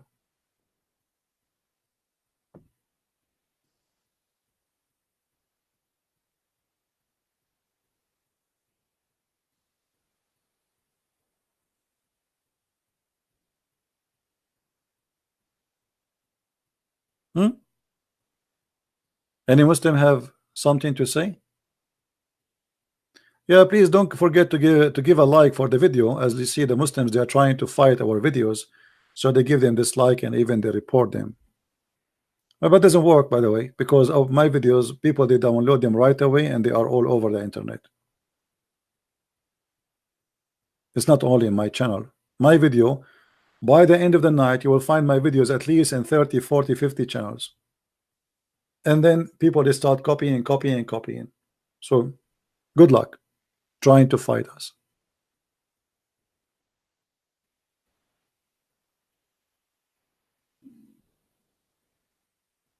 Any Muslim have an answer?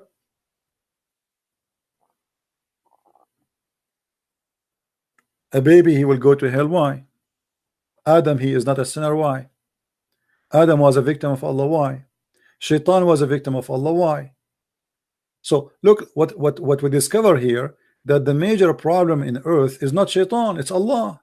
Allah is the biggest Shaitan. The problem is not really Shaitan. Shaitan is just a poor guy, according to Islam. Allah, he seduced him, he tempted him, and he made him and he forced him into sin. Shaitan is just doing what Allah told him to do.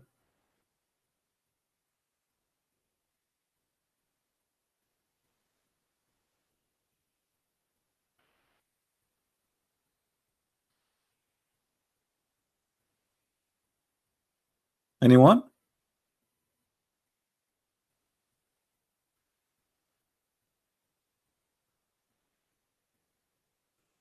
Well, look like we are almost done. Guys, here it's really cold.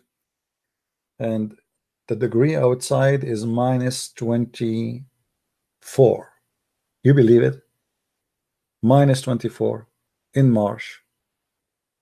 I mean, is that fair?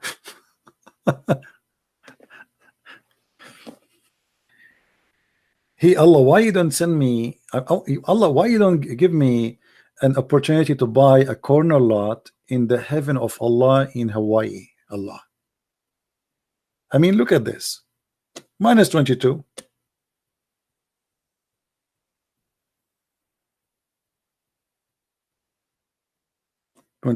It was 22. Now it's what? Now it's -25. Unbelievable. Oh boy.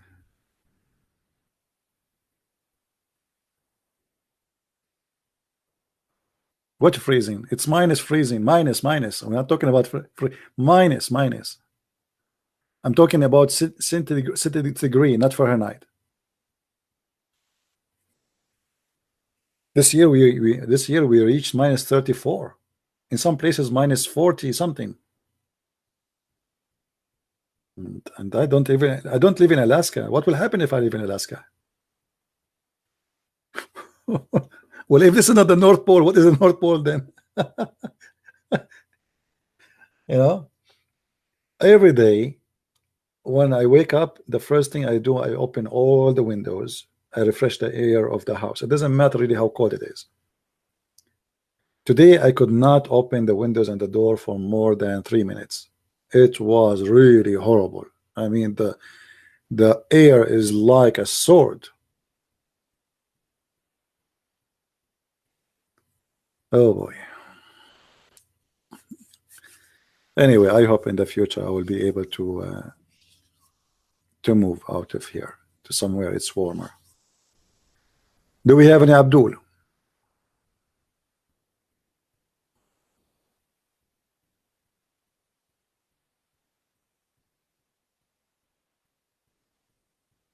-30. Somebody have -30. That's good. Here we go. I don't feel alone now. Yeah, and we have a global warming, you know. Global warming. A lot of a global warming. And by the way, even a global warming is explained by the Prophet Muhammad, peace upon him. In case you do not know, I will show you.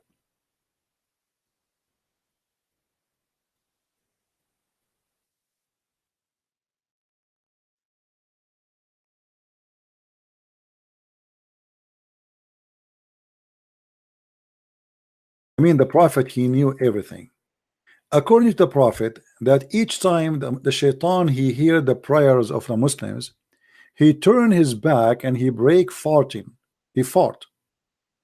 You know, in English they are saying break wind. It's in fact doesn't say wind, it says fart literally. So maybe the same, but like break wind is like more polite. But the fact in Arabic it says idurat. So each time shaitan he hear the prayer of Allah, he start farting. And do you know how many shaitan we have? And now if you think about it, shaitan he lay eggs every day, 10 eggs, and from every egg there is 70 male shaitan and female shaitan, which means the shaitan is a lot more, you know, fast in production from a human being. You know, every day, every one of them he gives 70 male and female shaitan come from every egg. Every egg 10 eggs. Every egg have 70 shaitan and shaitana, which mean male and female. And then those who they are just come from the egg, they start having sex too and having babies. So imagine how many shaitan we have according to Muhammad. And now you say Allahu Akbar, shaitan he start farting. And if this is not a global warming, you tell me what is a global warming. You know, methanol is the big problem. And that explains why around the Kaaba there's 2 guards, they have a spray in their hand, they keep spraying. The smell is so bad.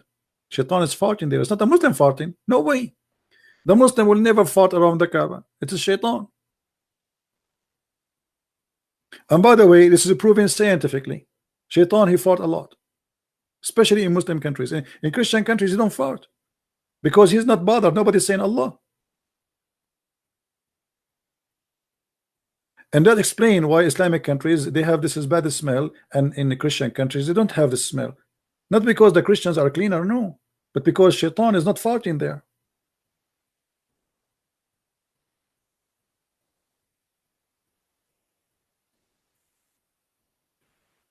We have a guy, his name is Akram, he's saying we worshiping the fake Jesus. Are you worshiping the true Allah, who each time we say his name somebody fart? Based on your prophet statement here, there's a connection between farting and the name of Allah. You say Allah, someone fart. I mean, how beautiful and eternal relationship between the name of Allah and farting. And don't be upset from me, your prophet saying that. You say Allah, shaitan fart. You say Jesus, shaitan is not farting. This is what your prophet saying. Look like shaitan is paying respect to Allah in his own way. Do you like to call me Akram and explain to us why shaitan he fart? Is that the way shaitan and his family they pay respect to Allah? Is that an act of worship? Is shaitan striking? Shaitan he fought because he don't want to hear Allahu Akbar. I mean, this is amazing how big, how strong the shaitan fart is. Muslim they have speakers in the Middle East. Shaitan will burn his ass farting, and they keep saying Allahu Akbar for more than 20 minutes.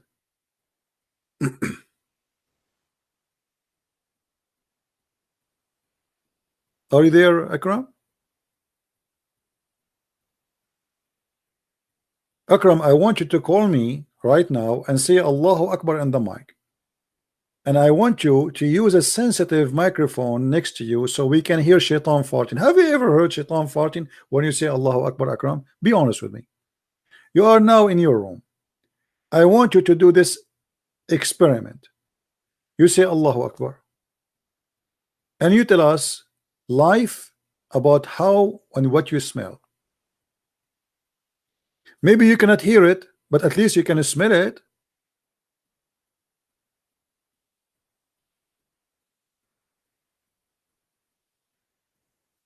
Do we have any Abdul?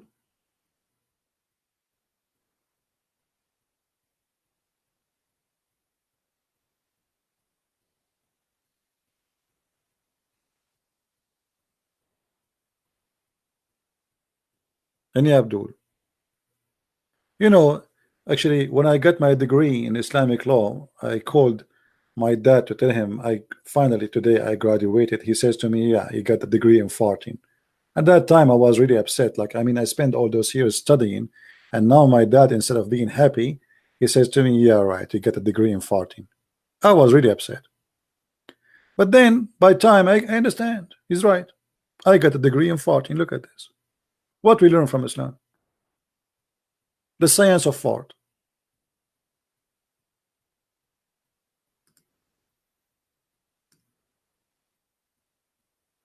There's thousands of hadith about farting.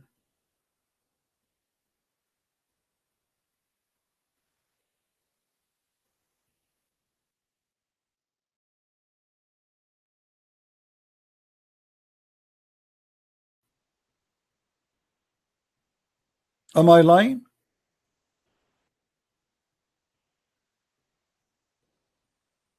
How are you, Rizwan? Rizwan, do you like to call us and fart live on air? My uncle said, the Prophet said, one should not leave his prayer unless he hears the sound and the smell of the farting. Look, they say something. What's something?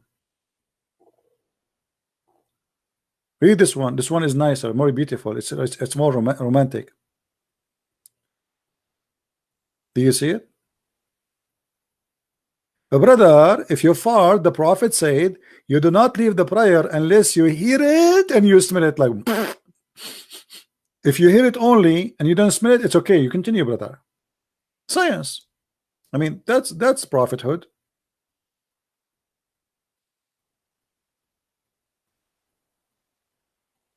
Imagine if a guy he is in the front of you, and you know how the Muslim they pray in ranks, and they bow down, and which means your head will be in the ass of somebody. And now he fought. He did not hear it, but you hear it and you smell it. So what we will do now? Who will leave? How romantic.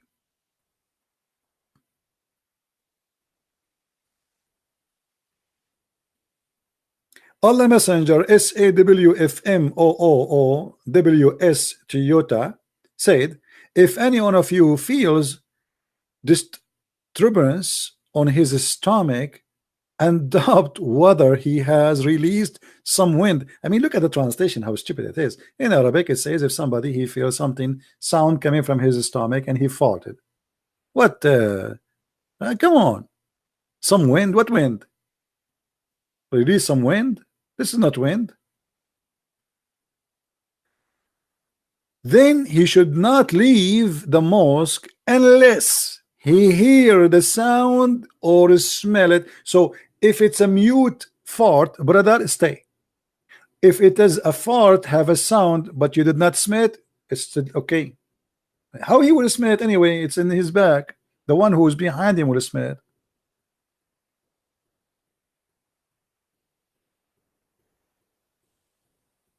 And here you see there's astonishing knowledge of the Prophet. How the Prophet he knew all those things. And look how many hadith, man. All of it is about farting.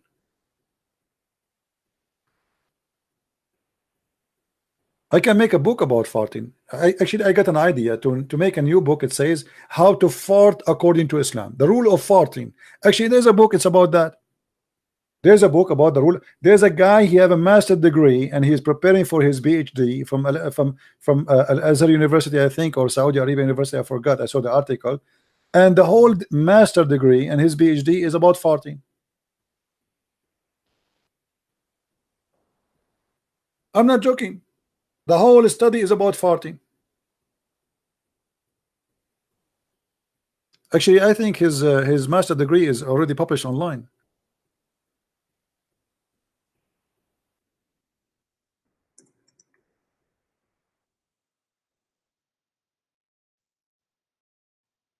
I'm trying to remember what was the name of it.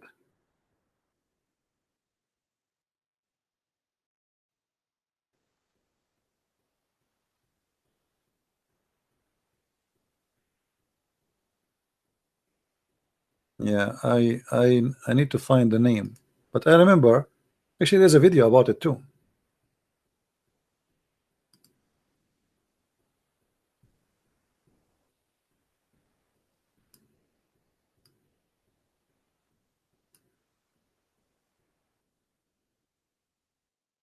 I'm searching.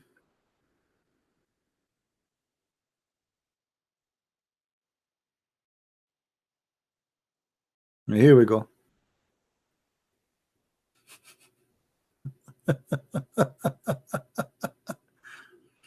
This is the Twitter.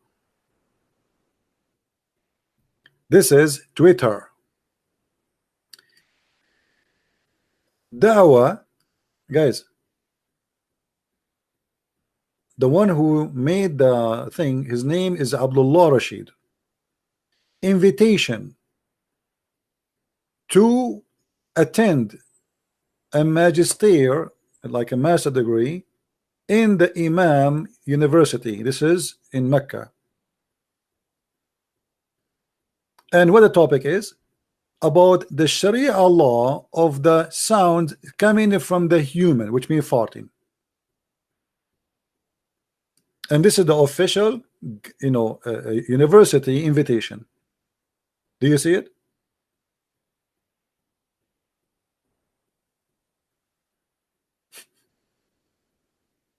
Master degree about farting. According to Islam, brother.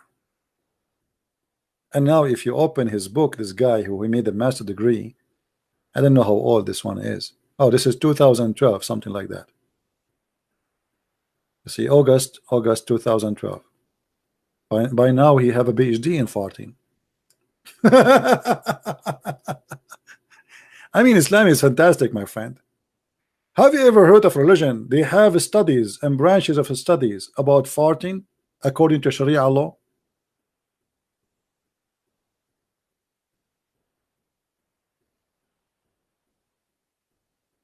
If I don't show it, they will say he's lying.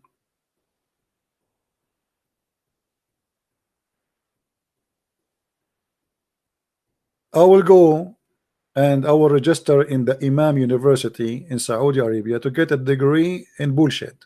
Excuse my language. I get a PhD in bullshit. And then after I finish bullshit, I start bullshitting according to Islam. And then after I start doing bullshitting, you know, and then I open a school. It's called Bullshit for the Sake of Allah. And you can imagine how many Muslims will register, starting from Abbas and Akram. Akram, I will give you two seminars for free. You don't need to pay for the first 2 seminars. Are free. Actually, you would do great there. I can tell what kind of a person you are.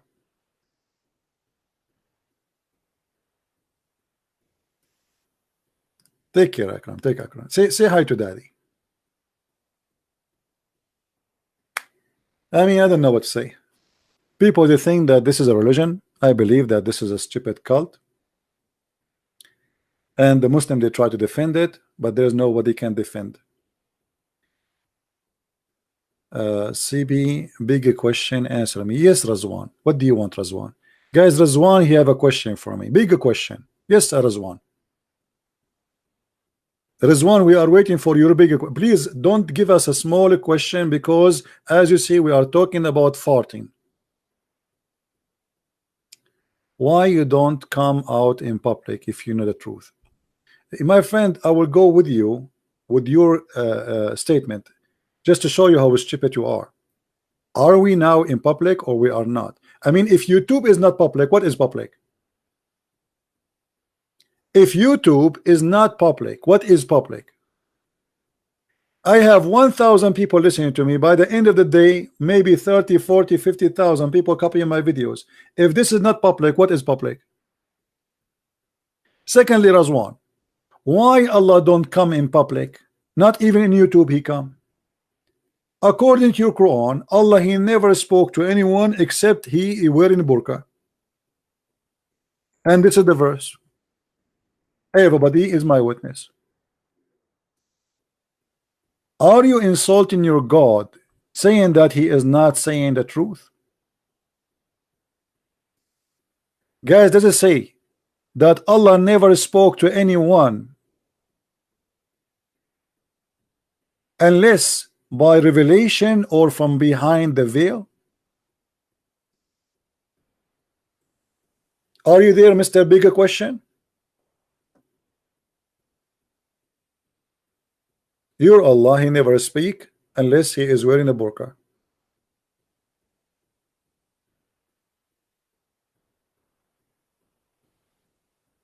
Razwan, are you accusing your Allah to be a liar? He never come in public, never. Not even for Muhammad. Why Muhammad did not say to Allah, at least talk to me once?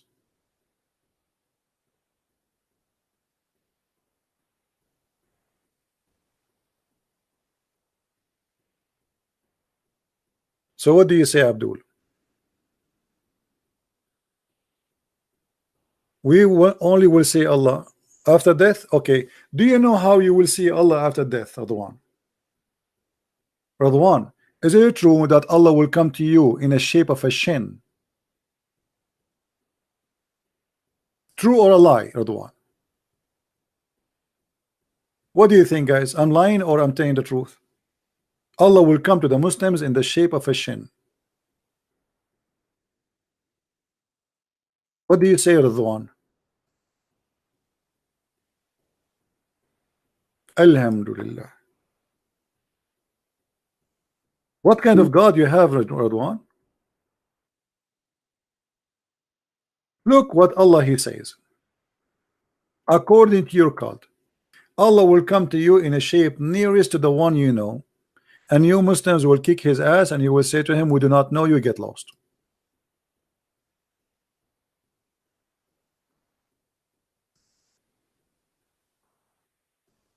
What do you say, Radwan?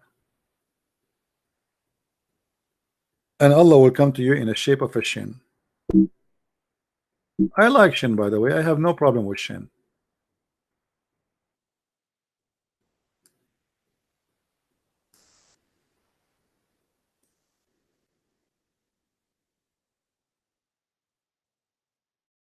Yeah, Abdul.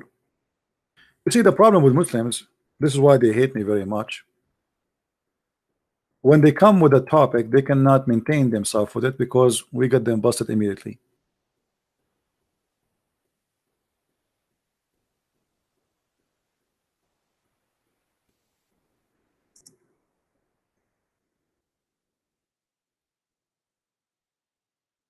According to your prophet, all those hadith is speaking about Allah, He have many shape.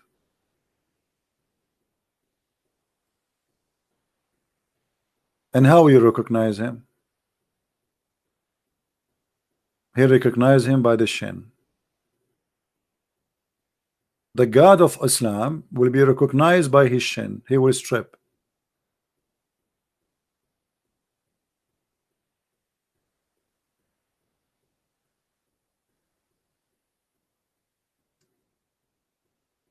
Any Abdul?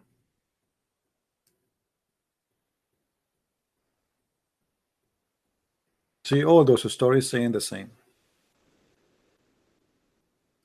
Muslims will see Allah in the judgment day, and He will come to them in many shape, and then He will come to them in the final shape, which is a shin. I like that. I always wanted to see Allah as a shin. It's my wish.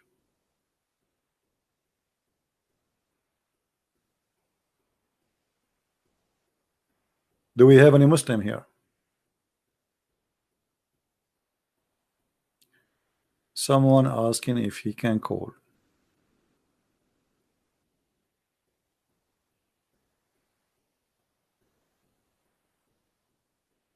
Okay.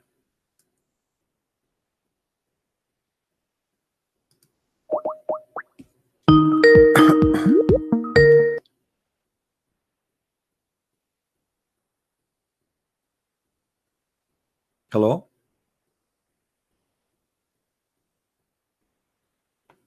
Hello?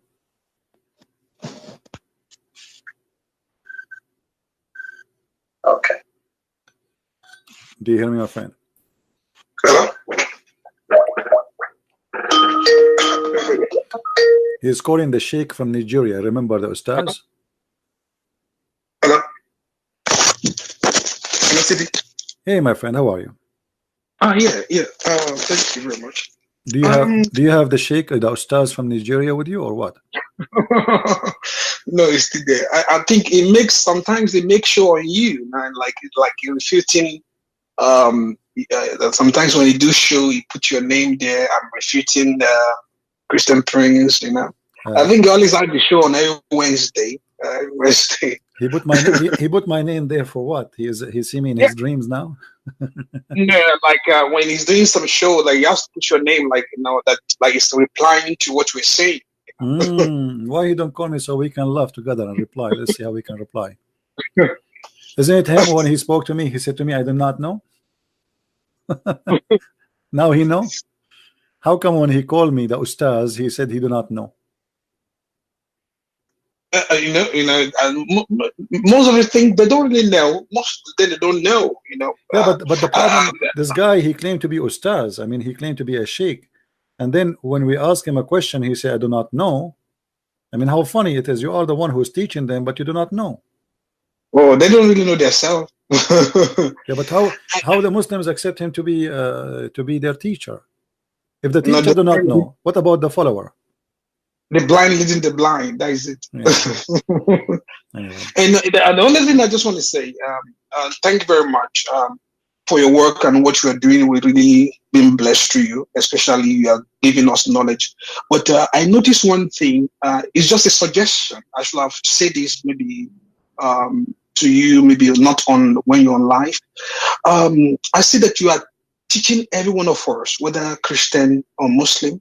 You are passing knowledge to us. You are building us to be able to have understanding of this Islam. But I noticed one thing is that maybe I'm just saying as a suggestion, like a Christian, some Christians have a question. Maybe when in their encounter with those, they have in their experience, they want to ask a question. Maybe you should have a time that you tell us that the line is open for Christian to call you or anybody to call you. So the question can be answered, whatever any question anyone asks, have in their mind on Islam, they can able to ask you. Because I noticed that truly you pick calls, but no, I see that most Christians are now silent now because of the rules. Whether you can have a time, maybe you can tell us now it's time to call. The line is open, or I know some days you do some lecture that you don't want nobody to call, and sometimes you open the line that so we can have time. So anything that we have in our various activities, so that we encounter, so we can ask the question and have more knowledge on this. So that's what I noticed. Maybe at one point in time, maybe you can tell us like the line is open for everybody to call now. All right. To have a sensible question. Okay. Well, because of your request, from now on, maybe the first 15-20 minutes after we do open the topic, we take first Christian questions, and then we open it only for Muslims. Are you happy? Yeah. No, you can do at any time, whether you finish with the Muslim and I say now the line is open. The reason I say Muslims call me, because I want the Christians to see how the Muslims they debate, so they can learn how to debate them, how to talk to them, how to refute them. And I want the Muslim to same time to get the answers which they are looking for. So debating a Muslim is a benefit, double benefit for both. Answering just a Christian, still, even a Christian, he might listen, okay, but maybe this is what the Muslim says. So having a Muslim talking is like hearing the other side of the story, and people, they can be the judge. Yeah, I understand that. Like like me or so other people have some debate with some Muslim, and they have question that like the clarity can only come when maybe they talk to you about it, so you can give them more knowledge how to do it. That's what I'm saying. Like okay, maybe sometimes what we encounter and what we experience, so to talk to you about it, so you can give us more knowledge, so we can be able to have more knowledge on this. Yeah, but if you notice, like always, really, what I'm doing here, I'm not just a person who open YouTube and keep talking. I'm reading the chat, answering people from the chat. So it's like they are with me in the chat, right? Yes. When people they say something, yes. I'm not isolating myself from the Christians, no. But always I favor a Muslim to call. Because it gives more benefit. I know. That's very excellent. It's like practicing the medicine. I support that. Practicing the medicine in the hospital, not in the school. You know what I mean? I support that. Yeah. Another question I have again for you. When I listen to you and I see when you talking, you are sharing the Quran. What I don't really understand, that I want you to give a little more knowledge. Are you preaching what Islam says, or you are preaching your own? Because where is the argument? Because if you are preaching what the really Quran says, there should not be argument on these, because you are just telling us what you see, or you are preaching your own. Which one? Are you preaching what Islam says, or you are preaching your own? Because I'm trying to see why the argument. Yeah, and you notice when I show things, I give my own translation and what the Muslim they say, which mean there's two in the stage. Me explaining the things and in my own way, and what the Muslim they say, or even when they try to lie in the translation, as an example. So I present all the cases, my case, their case, and their lies. And then we try to figure out what is the right one, you know. And for sure, people they can reject what I'm saying, but they cannot reject at least what it says in the front of us on the screen. This is what they are saying, not me. You know? Okay, so there should not be argument because we're just saying what they're saying. I present all the cases because I cannot just say, okay, the Quran says that, and does not give or do not give my explanation, not only the Muslim explanation. So always, when I give my explanation, I support it with Islamic source, not only a statement from me. Okay. No. So you are preaching from their source to them. Yeah, like today, I don't know if you are with us from the beginning. As an example, we spoke about Muhammad trying to commit suicide, right? Yes. The story is in front of us. It's plain, saying Muhammad tried many times to commit suicide. But then I made a drawing, and this is my case. No, but I'm still, my drawing is explained based in what it says, not my own fabrication, right? So when I make it in my way, I just give it more easy understanding to show how silly, how stupid it is. Not to create a new Islam, you know. I don't say something does not exist. So there should not be the only thing that they when they call, the only thing they have to do is just look into their source. That's it. Because you are showing us their source. The Muslims, the problem is a Muslim, he's trying to defend. It doesn't matter what you say, he will accuse you to be a liar. That's always you need to prepare for. It doesn't matter. Even if you say something good about Islam, he will say you are a liar. Because now in their head, this guy is a Christian prince, he is an enemy to Allah. So a Muslim, he speak to you, he is not trying to call to say the truth. He called to defend rather than to tell what it's really there. Like here, when we speak about freeing a slave, we ask him where is the word to free the slave. He cannot find it. He says riqab mean a neck, doesn't say anything. So they try their best to defend, but always they face a failure for a very simple reason. We always support what we say or what we state with statement of Muhammad, an act of Muhammad, and teaching of the Quran, and then people they can get the conclusion. The biggest problem for me I face is Muslim translation. Muslim translation is full of lies, and sometimes, I mean, the whole sentence disappear just because actually if you go to Ibn Kathir, not only whole sentence, hundreds of pages are gone, not only sentence. If you go to Ibn Kathir as an example, read about satanic verses, you will see Ibn Kathir translation, not Arabic, all the verses, all the statement where it says that Muhammad he said that the three daughters of Allah, their intercession is a must, is gone in English. They are not there, disappear. You know, this was just from one verse. So, or this, as an example here, like as I will show you example, a hadith here in the front of us. When Muhammad he came and he found Aisha playing with her dolls, and Muhammad he said to her, "What is this?" She said, "Those are my daughters." In the English translation, we cannot find where it says my daughters. And I change any Muslim to call me and say you're lying. He asked, "What is this?" She said, "My dolls." Doesn't say that. Nowhere it says my dolls. It says banati. Banati mean my daughters. So why the Muslims they change from my daughters to my dolls? For a very simple reason. It's very embarrassing that obviously this girl, she have a mindset of a child to the point she consider the dolls her daughters. قالت بناتي. We go in English, it says my dolls.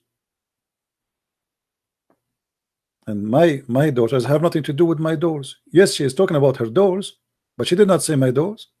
You know what I mean? So yeah. The problem always when you try, but now it's a lot better than before. Like before, we don't have those websites. When I was doing the work I do for many years, I mean, it's just not YouTube is something new for me actually. compared to what I did through my life. Before, we have nothing in English. I have only Arabic, and I'm teaching people who speak only English. So imagine you have to translate everything for them from Arabic to English, not only a missing sentence here and there or correcting a meaning of a word. Now at least, yes, they are lying, but we can show them that the prophet, he is marrying a child.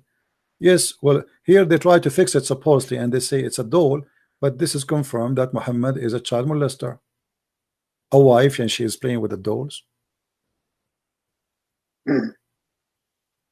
So they try to fix it, but even after the fixing, it's still bad.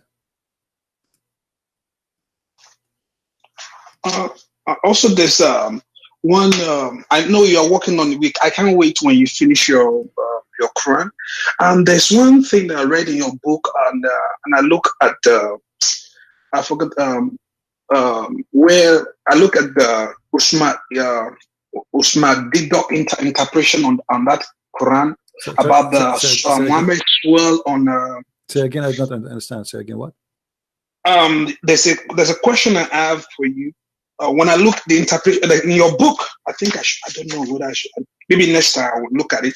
In your book, there's an interpretation about Muhammad swear with the, is it not with the private part? I don't know.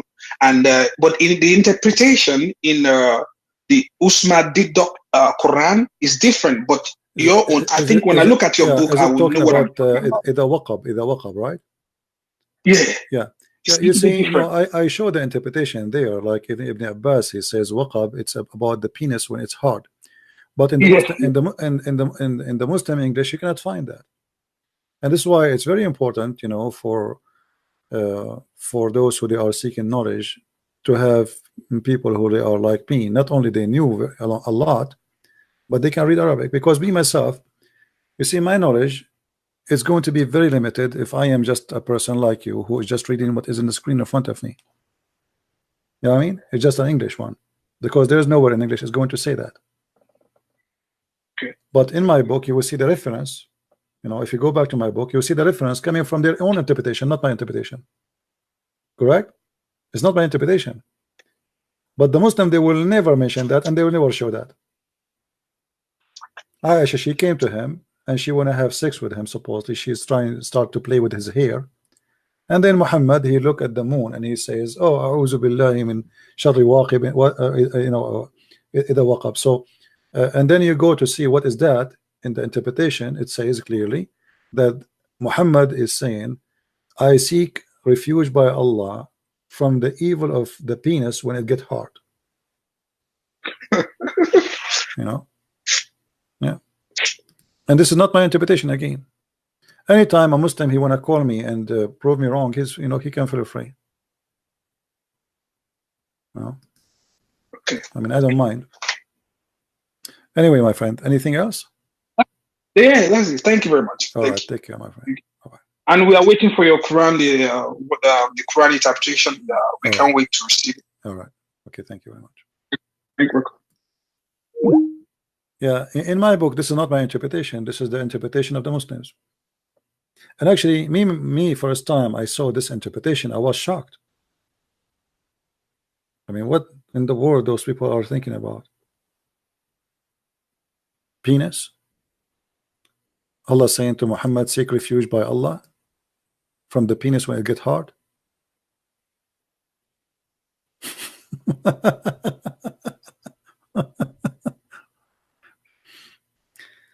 Anyway, now I am sure there is Muslims, they will say this is a lie. I challenge you to prove it. Okay, who wanna call me and let us say make a challenge? What do you say, guys? Who is the brave Muslim? He is willing to call me and challenge me right now and say, Christian Prince, you are a liar. I want you to show me where in our interpretation it says that. Islamic interpretation.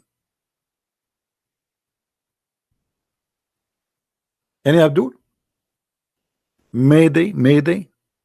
The challenge is open anytime. Today, tomorrow, next year, 1,000 years from now. Take your time.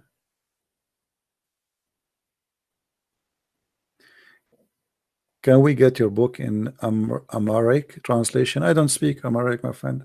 We have a translation in the languages we know. There is someone said he will translate my book to Russian, and never heard from them. You know, there's people, they are hardworking. They are working now, finishing my books in Spanish, and I'm very thankful for them. Actually, Deception of Allah already is done in Spanish as a translation, and now they are doing proofreading again. And then after they finish, I have to insert the Arabic text, because I prefer always to add the Arabic to it, which will make it more legitimate, so people, they can get the both source. And as I know, there's somebody now, or a group of people working translating my book into Indonesian language. We have the book already in Malay language. I hope soon I will be able to publish it. And there's somebody working soon in the Portuguese. I mean, God is good.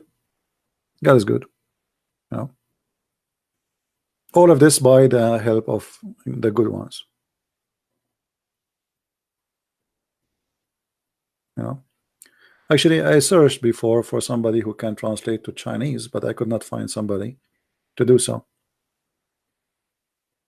When I went to China, you know, the bad things about China, their English is really bad. Like, I went there supposed to do a seminar, but the one who himself he translate, hardly I can me myself understand him. Same in Korea. You know, in Korea we went in a bus, and we have a guide with us supposedly. I have no idea what he was saying. He's speaking English, by the way, but I have no idea what he was saying. I have no idea. You know, the bus stopped. I understand that now we have to get out. We get out. Anything else he says, and supposedly this guy is a professional who speaks English. You know, this is his job. He's a welcome to Korea. In China is almost the same. So you know, I wish that one day we can find people who can translate to those languages, because those countries, they need our translation badly too. The Muslims, they are trying to open mosque in they already open mosque in Hong Kong, and you know, they are very sneaky. They try to do their best to fool people, and those people, they have no idea what Islam is about, right?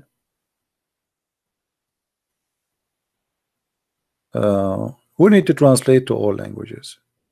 Actually, if you see my videos in Indonesian language, you will be surprised about how many Indonesian are watching. I mean, those guys who they are doing the subtitle in English, they are really doing an amazing job.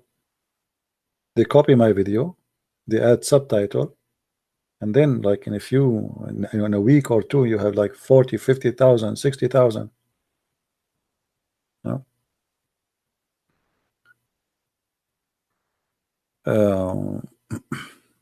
Anyway, God is good. I mean, look at this.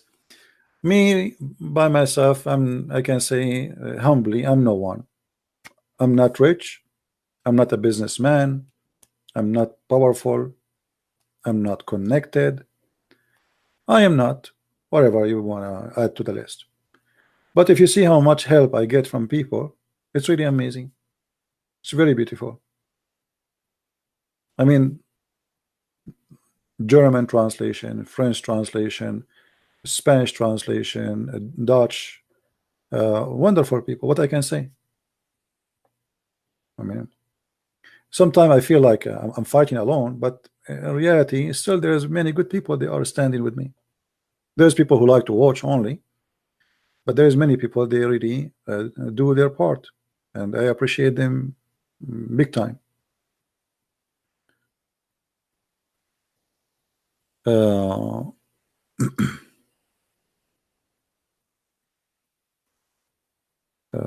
You know, always the Lord, he sent people in front of me, and they have a good heart. For some reason, I don't know how it works. You see, like, there's people, they contact me, they say, I want to translate your book. I ignore them. I don't know why. You know, if I don't feel like, as of the Lord saying to me, this person, say yes, I don't do it. And until now, I have never been disappointed with any of them. They are very wonderful people. They spend hours, like the person who did the Dutch book, spend hours with me talking, explaining. I mean, it's a lot of work. So God is good, you know, and all those who do the translation, either the translation for my books or translation for my videos, they are wonderful people. And you know, look, everybody do what he can. Some people, they send donation, we appreciate them. Some people, they download the video. You are still doing good work. I cannot really complain. The only thing I can complain about is the cold outside. I want to move out of here. I cannot take it no more. I hope by the next year I will be able to move out of this Alaska. I mean, it's a freezing, man. It's not even freezing. It is, I don't know what to say. Unbelievable. Global warming. Now I believe in a global warming. God is good, my friend, and I am very grateful for every one of you, male and female, wonderful people. I know a lot of people, they hate me because of what I do, but I hate no one. I get angry, I shout sometimes because, you know, I mean, you're repeating, fighting the same fight for eternity. I mean, years after years after years, and still there's somebody will call you, and I mean, they lie openly. So sometimes you lose your patience. Sometimes even I lose my patience with Christians. Like there's many wonderful Christians, they say to me, God bless you, Christian Prince, etc. We love you. I don't answer them because I cannot really answer everybody. I mean, if you open my Skype, it's scary. I don't know how many. If I show you, it's in the blue messages. I don't know from who. Some it is good, some they are, you know, saying to me, we love you, etc. Some they are saying we invite you to our house as wonderful people, and some saying, you know, we hate you, etc. Muslim. So in the same time I feel guilty, like I cannot answer a person is saying to you, I would like to invite to my house. I cannot answer him because if I open a conversation, we have to talk, and if I do that with everybody, you can imagine I will spend my life just answering people. Actually, I closed my Facebook email because it became so much. Making videos, working on my books, answering emails, it's endless. And sometimes emails are, you know, are like silly, they're not even important.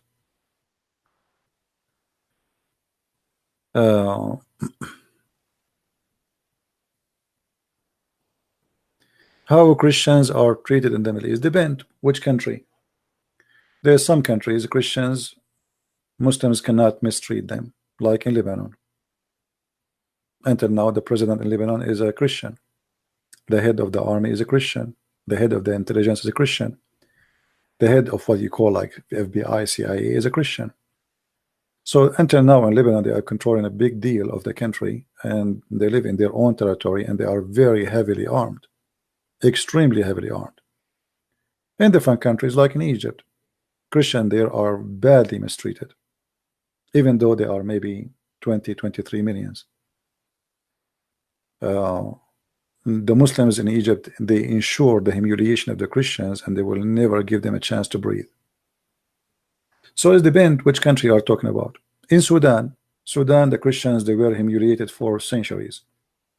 Finally,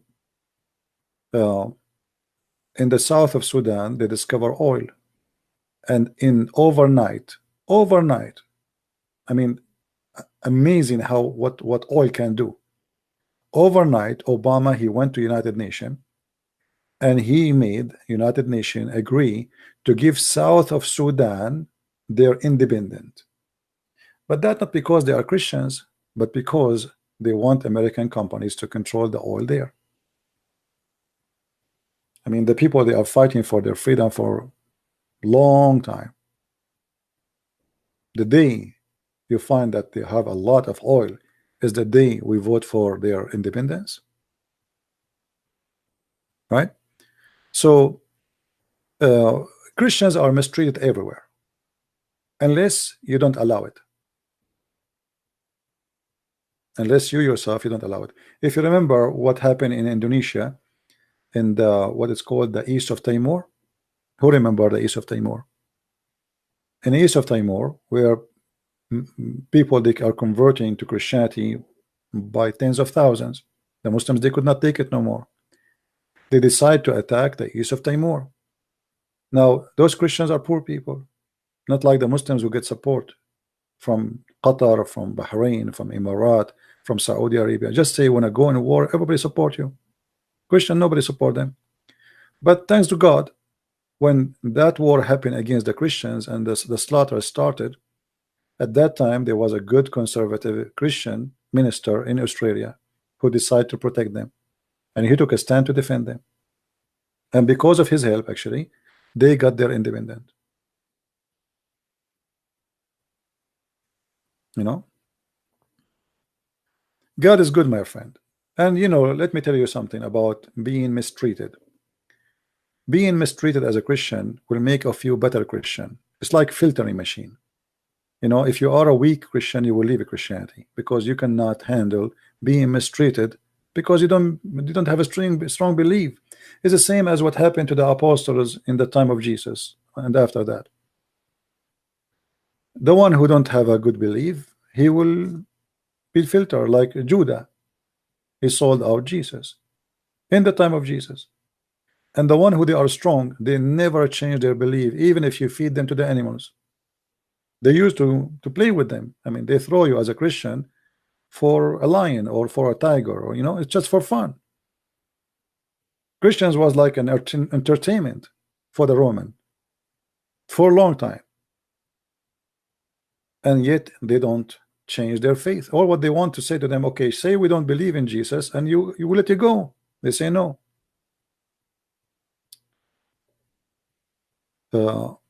Even the Quran, by the way, confirmed that the Christians are solidly in their belief. The Quran, as an example, mention a story of a guy, his name is Dhun Nawas. Maybe we don't talk about that much, but according to the story,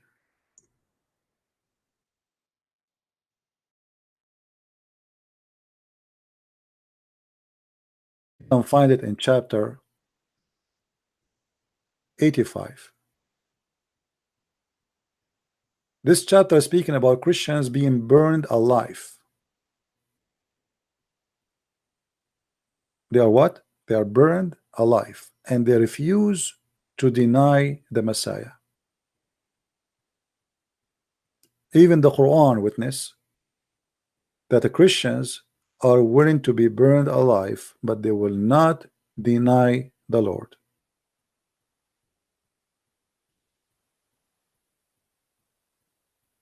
So if a Muslim will say it's not true, then he have to go against his Quran.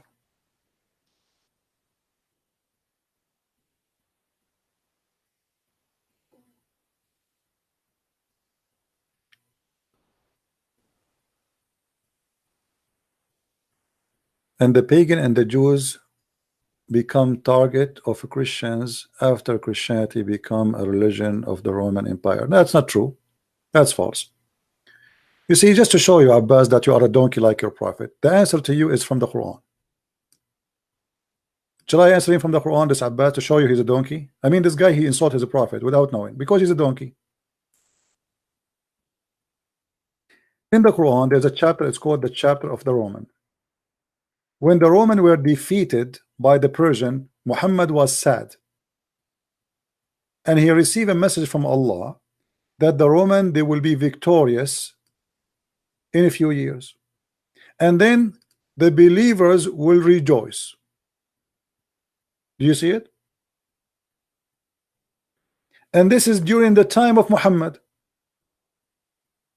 So how you donkey saying that the Roman, they became an empire and now they are killing, as you said, and yet your God Allah, he's saying he will be rejoiced when the Roman, they are victorious.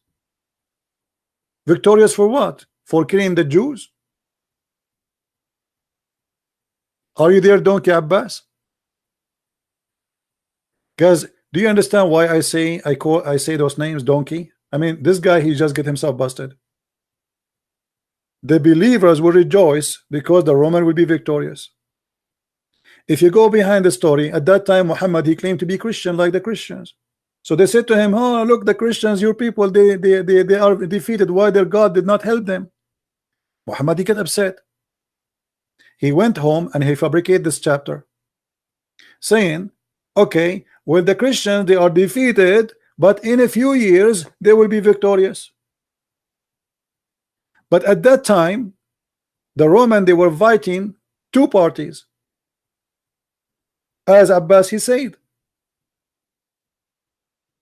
the Jews and the Persian. Why the Jews?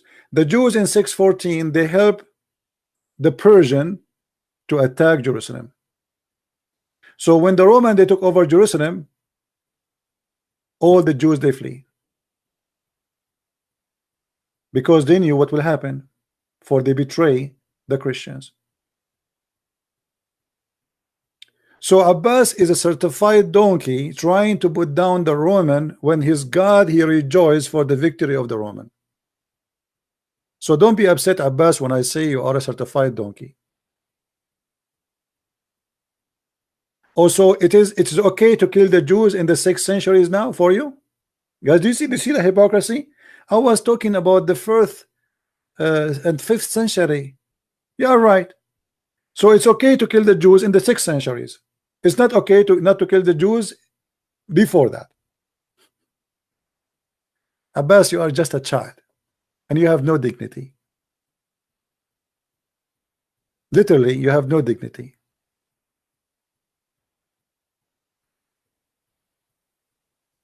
Yeah, I run away from you for sure. And you know what? Just to show you how much I'm running away from you, don't ever even post something in my text. You are a certified donkey and you are an insult to your prophet. Get lost. After all the barbecue we did to this donkey, he says you are running away from me. True story. You just insulted your prophet, saying that the Christians, they are criminals, they were attacking the pagan and the Jews. And you just said that this was okay in the 4th and the 5th century. Oh, sorry, you are saying you are talking about the 4th and the 5th century, as if it doesn't matter. Does it matter if it's a 4th century or 5th century or 6th century? Coward. And the Christian, they did not go after the Jews because they are Jews, but because they betray them and they helped the Persian to enter Jerusalem. The same what happened in Spain. In Spain, the Jews, they betrayed the Christians again, and they helped the Muslims to occupy Spain. So when the Spanish, they took back the land, all the Jews, they ran away. They ran away with their friends, the Muslims. They are doing business. The same exactly they did with the Persian. And I'm not here speaking about the Jews against the Jews. I'm speaking history. This is history. This is not about a person. And today, we as a Christian still, we support Israel to be a state of the Jews. And we believe strongly Israel, in a few years from now, maybe 50, maybe 100, is going to turn to be Christian, Messianic Christian country. You like it, you don't. Christianity is #1. This is why there's many Jews are very angry from Christians, because the Jews always, they lose to side the Christianity. Let us make it in a different way. Christianity is sucking the growth of the population of the Jews.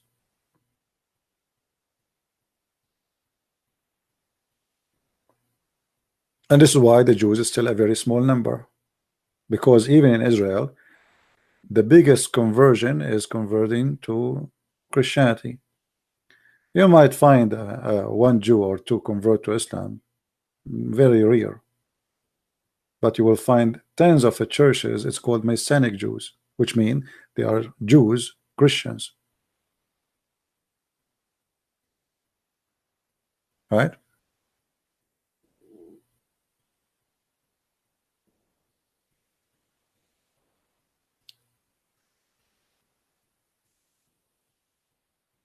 And here, by the way, you will see in this verse in front of us, the chapter of the Roman, Muhammad here, he made a false prophecy, because in Arabic it says fi bid'i sinin, which means between 3 to 9, and the victory was not really complete until many years after.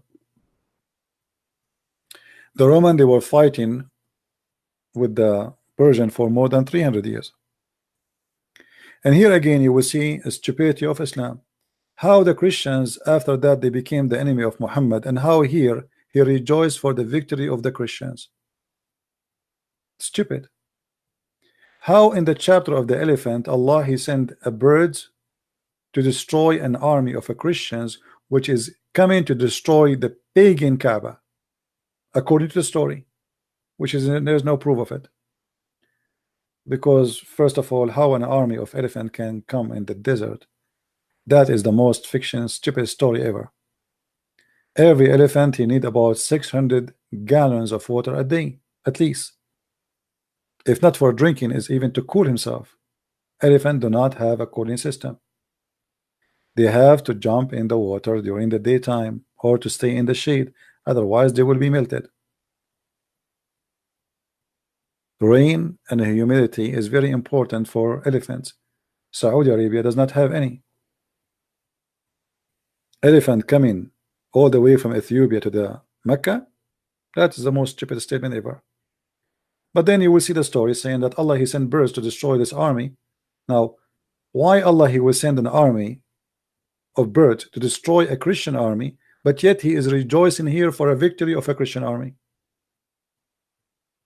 Same time, why Allah he sent an army of birds in the chapter of the elephant to fight against this Christian army as is claimed, but yet Allah he did not send his birds to fight against Al-Qurmuti, who he came, or Al-Hajjaj. Al-Qurmuti, who he came and he destroyed the Kaaba and he took the black stone for more than 21 years at least, according to Muslims. And then when he returned it, he returned it pieces. Actually, he returned like three tiny rocks, very small, eight of them.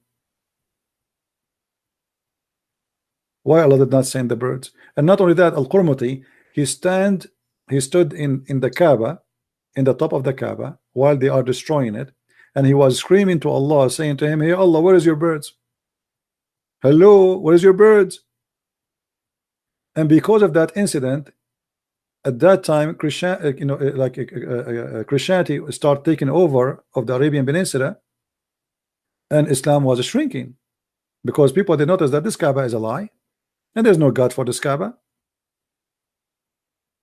The grandfather of Muhammad, he says, "Walil Kaaba Rabbun yahmiha," for this Kaaba have a Lord to protect it. But yet the Muslims in Saudi Arabia, they are buying F-16, AWACS, Rafale, MiG, and now they are trying to purchase from the Russian S-400. If you have the birds to protect it, why you want those?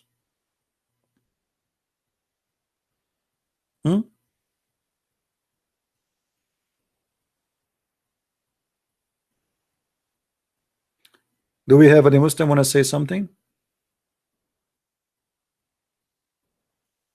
All right. Well, I want to say thank you guys for being here. May the Lord bless you all. And I hope I will be able to go on air maybe tonight again. I don't know if I can do it. I will. If not, maybe tomorrow. God is willing. And I hope we are learning and we are educating ourselves. And if you are insulted by what we say, I don't care. I say it as it is.